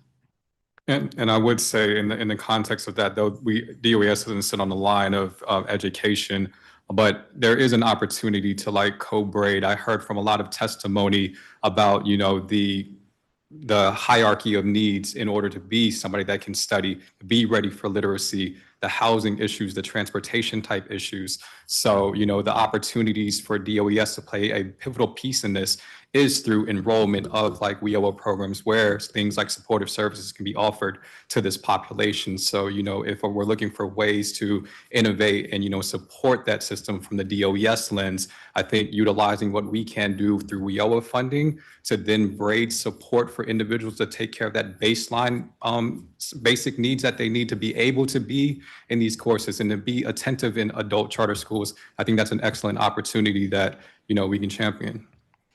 So I'm not sure I like any of those answers. Maybe I'm wrong, but my impression is that we haven't really moved the illiteracy rate in the district very much. We've had the adult public charter schools around for many years. Was it 9 schools? They didn't all get chartered like in the last year. They've been around for a while. So yes, I think what the adult charter schools are doing is great, but I don't think that's the answer to the question because it hasn't moved the needle. What nobody said anything about, and I wouldn't expect DOES to say this, is what about K through 12? So none of these adults became illiterate after they got out of K through 12 or got out of the K through 12 system. Seems to me that this is maybe more of a K through 12 question, but I'm over my time. Councilmember Bonds. I kind of don't mind leaving my retort out there without you being able to answer it. Because I think it is actually pretty serious. That public education is about literacy, numeracy. That's really fundamentally what it's about, while also being able to critical thinking. And I think when we look at the literacy rate, it shows it's a way of looking at how successful or how unsuccessful we are. Councilmember Bonds. Thank you, Chairman, and thanks to this panel. I really have a number of questions, and I don't think, given the hour, we have time for them all. That's an easy way of saying you get off easy, but I do have a few questions that I wanted to, especially. Dr. Davis, you indicated in your testimony that that you would be more mindful of ensuring that the charters, adult charters, are highlighted. I guess that makes me wonder, so when did you become aware of these great schools out here? Because it's almost putting the charter school board online as to a very important resource that perhaps has been neglected in your conglomerate, I'll say. Sorry, thank you, Councilmember Bonds, for giving me an opportunity to elaborate on my statement in my testimony. We have 9 adult charter schools, 10 adult serving charter schools, because we do have another school that is alternative and serves adults. But we have 60 some odd LEAs, and very often a lot of attention is given to our K-12 schools, and not by PCSB. We give attention to all of our schools. We provide oversight and monitoring and supports to all of our schools, but very often we're having conversations about issues pertaining to K-12, and some of the real issues don't get an opportunity to be highlighted in spaces like this for our adult schools. And so my statement was just to say, one, thank you for an opportunity to highlight the good work that is happening in adult schools. And for PCSB, we are continuing to be mindful of reminding folks that we don't only support and authorize K-12 schools, we authorize adult serving schools. The issues related to charter schools are not only unique to those affecting students in the K-12 space, but there are issues that are affecting our adult learners that require equal attention. And so my statement was just to say that we are continuing to think about ways that when we have charter conversations, that we are educating everyone on the continuum of concerns related to charter education, and that includes our adult serving schools. We are well aware of their success, given that we have chartered those schools and continue to monitor them. Yes, thank you very much. I thought I'd give you an opportunity to put in a plug for the work that you're doing. Because the charter schools, adult learning schools have been around for some time and have continued to do a really good job of servicing our population. I wanted to, when you're giving me that information, it makes me wonder if there is within your organization thought about some of the models that you heard about today that are really changing not just the lives of those in those households, where the parent and the kid, if there's some thought about, have you evaluated that model enough to know whether or not it's something we need to do more of? That would be very helpful if we could get some feedback from you on that. I think would be very helpful. Thank you. We haven't done an analysis of, well, let me rephrase what I'm saying. We do measure demand for our schools. We measure the specific schools. We measure re-enrollment in those programs. And you heard testimony yet this afternoon about wait lists for particular programs. Bria had an opportunity to highlight their multi-generational program by design, but there are several of our adult serving schools that are multi-generational in that younger members of the family and older members of the family are navigating that experience. Our biggest feedback is in the re-enrollment that we are seeing, but also the demand for those programs. And that tells us that our community wants more of what our adult students are, our adult schools are offering to their students. But we will continue to monitor that and welcome opportunities with our partners here even to think about what are we learning from the offerings that our adult schools have and what they are experiencing, what could be subject of greater research across the district. And I would not limit that just to our schools, but what are we learning about how adults are navigating all of the resources that we have available to them, for them to have economic mobility And I'm, Ms. Dodge is Yes, definitely. Ms. Dodge forefront of wants that. to jump in, yes. Yes, if I may, I think, we heard Leicester Johnson mentioned earlier, the CEO of Academy of Hope, who sits on our policy board and has been advising the development of the Office of Education through Employment Pathways, talking about that 2-generation impact.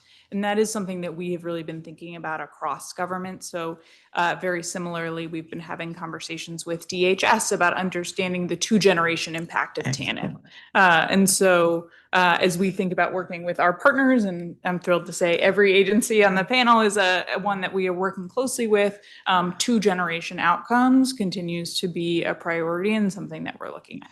Thank you for that. I've said, I think maybe 3 times this evening that, the revolution is coming. What you just mentioned is what I'm talking about when I say revolution is coming. Programs that really work, that change lives, and how do we get to that and do it as quickly and as nimbly as possible. So thank you very much. I don't want anyone to think I'm here advocating that we change our stripes or something here in the United States of America and become Cuban or anything like that. But I just wanted to make it clear that's what I'm talking about when I say our revolution that we want. I did have a question for DOES. You heard, maybe, I believe you were here when there was discussion about foundational training.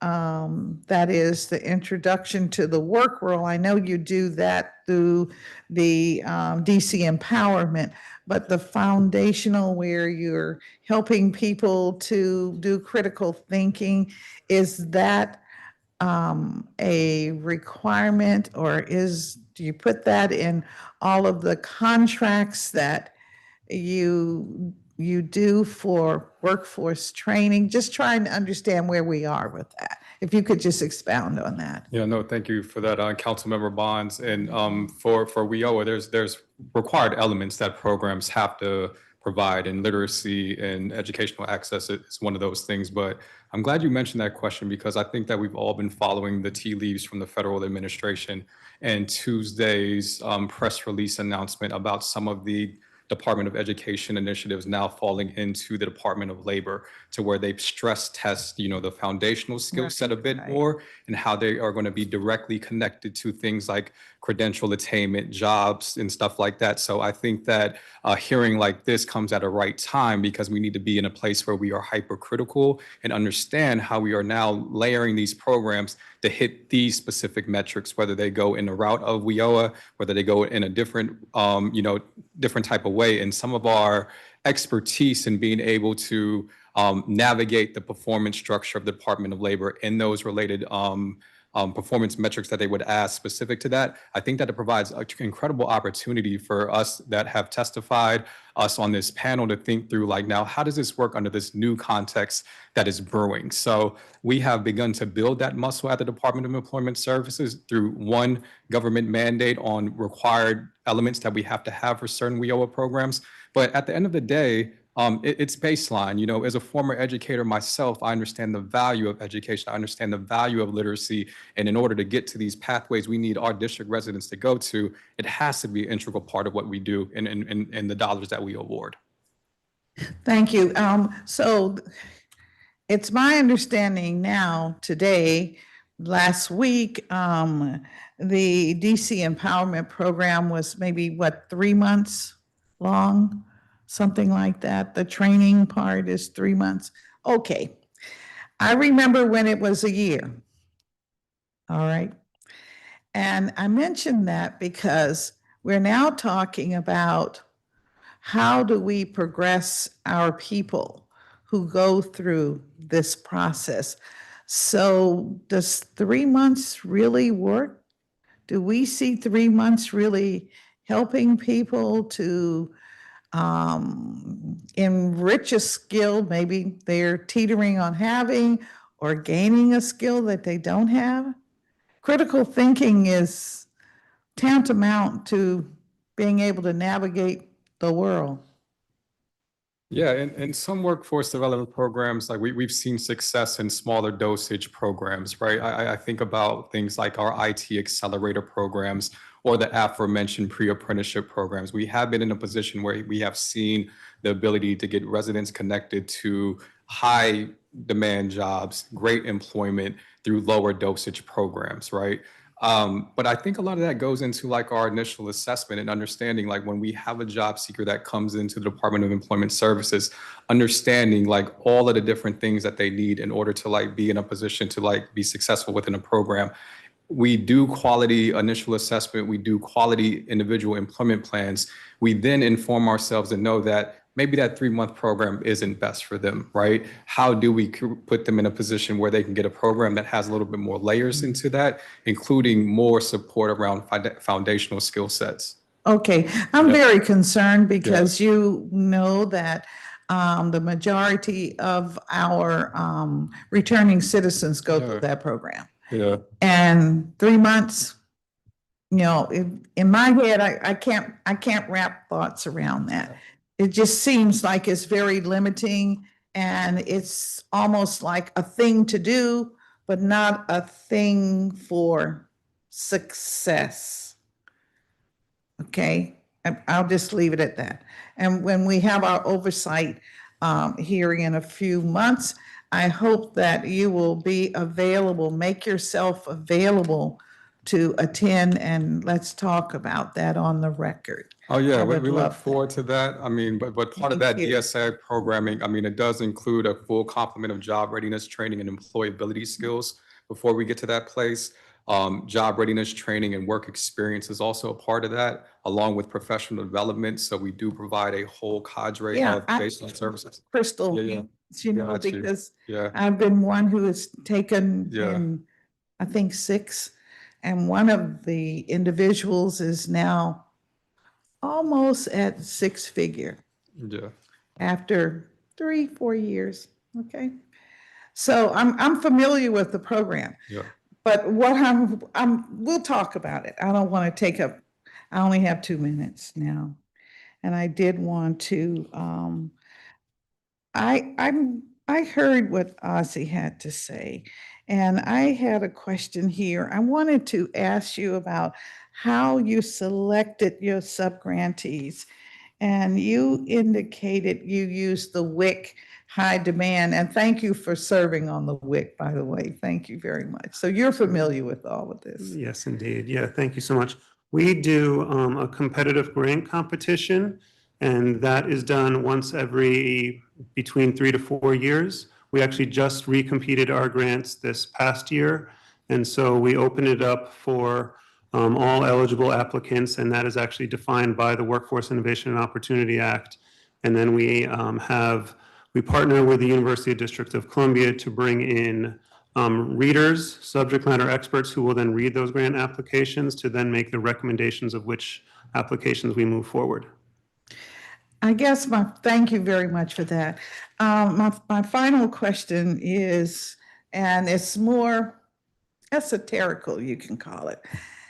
In thinking about what we're trying to accomplish for our community, our city, are we at a point where we really need to drill down on workforce training and connecting it, every trainee to a job if possible?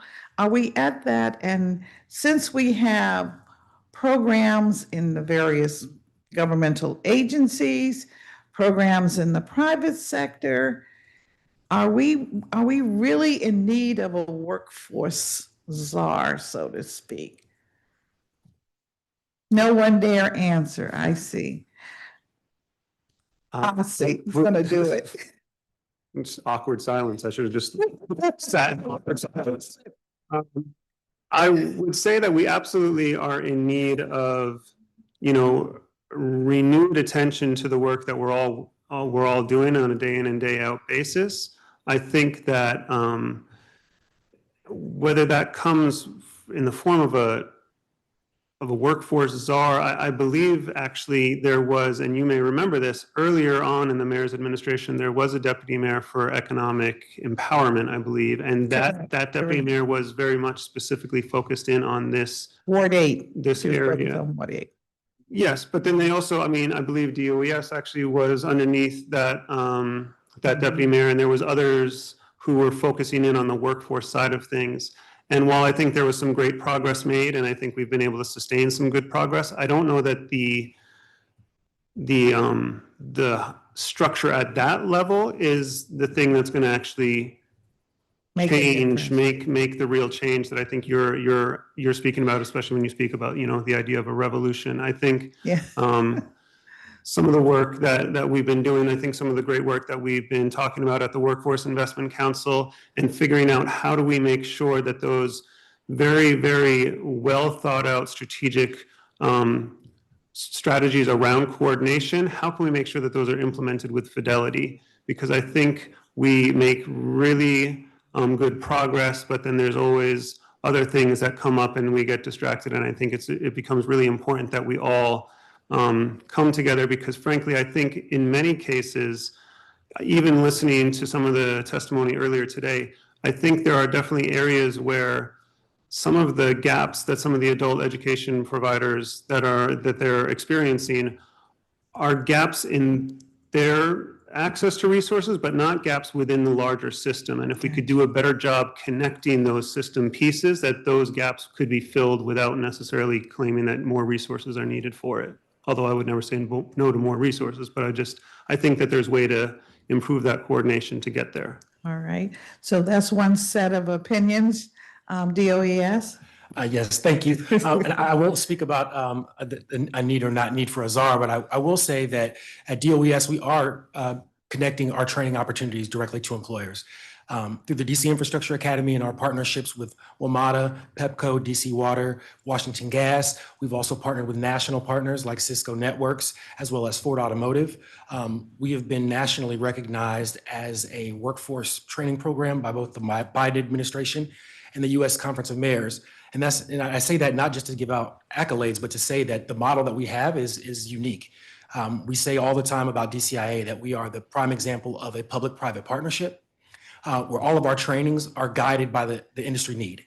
Every program that we have at DCIA, we have someone in that industry who has helped us to mold and sculpt the training opportunities. So that way our graduates are coming out of our program with certificates and skills to go right into the workforce. And we've seen success with that. You've been at some of our graduations, particularly our Pepco program. We just celebrated our over 300th graduate of the Pepco program with a 100% job offer rate upon graduation from that program. It continues to be a huge success. And so, when we talk about that, I would say that we are seeing our return on investment, particularly for that program and other programs at DOES. We are providing opportunities to upskill our participants. They are getting higher paying wages, and they are boosting the economy of the district. And that's what we really are trying to do every day. All right, well, thank you. I don't want to be rude. I see that we're at 8:30, and I'm sure Mr. Chairman wants to skedaddle. So I will talk dollars and cents with DOES later and real programs later. Thank you so much. Thank you, Chairman. Councilmember Bonds, if you want another round of 30 minutes each, we could. We could. You want to? I've been sitting here. I can do that. I've been trained. My first year here, They're getting remember, nervous down there. went on till 10:30, and I was like, yeah. Actually, I don't have any more questions for you all. at Thank you this all time. so much. And you're good, Councilmember? Yes, yes, thank you. So sir. thank you all for your testimony. I'm going to conclude this hearing, which has been on adult workforce education in the district. The record in this matter will be open for 2 weeks. That is, it will close at 5 p.m. on Thursday, December 4th. The time is 8:31 p.m. and this hearing is adjourned. See whether we get any answers. Thank you. Thank you very much. Chair. I know you get there. I understand that. I know you have some.